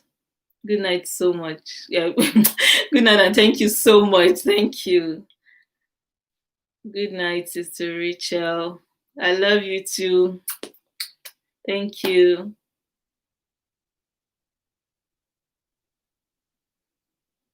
Bye, Esther. Yeah. Thank you so much. Thank you. Thank you. Thank you. Bye, Sister Chi. Bye, Esther. Bye, Sister Nina. Bye, Sister Rachel. Bye, Sister Sheung. Bye. Bye, Nello. Where are you? Hottest mama. Hey, Mama, now you're still here. Thank you. Wow, wow, wow. Thank you. Kijeki Kwanta, now goody, now goody, now goody. Au revoir.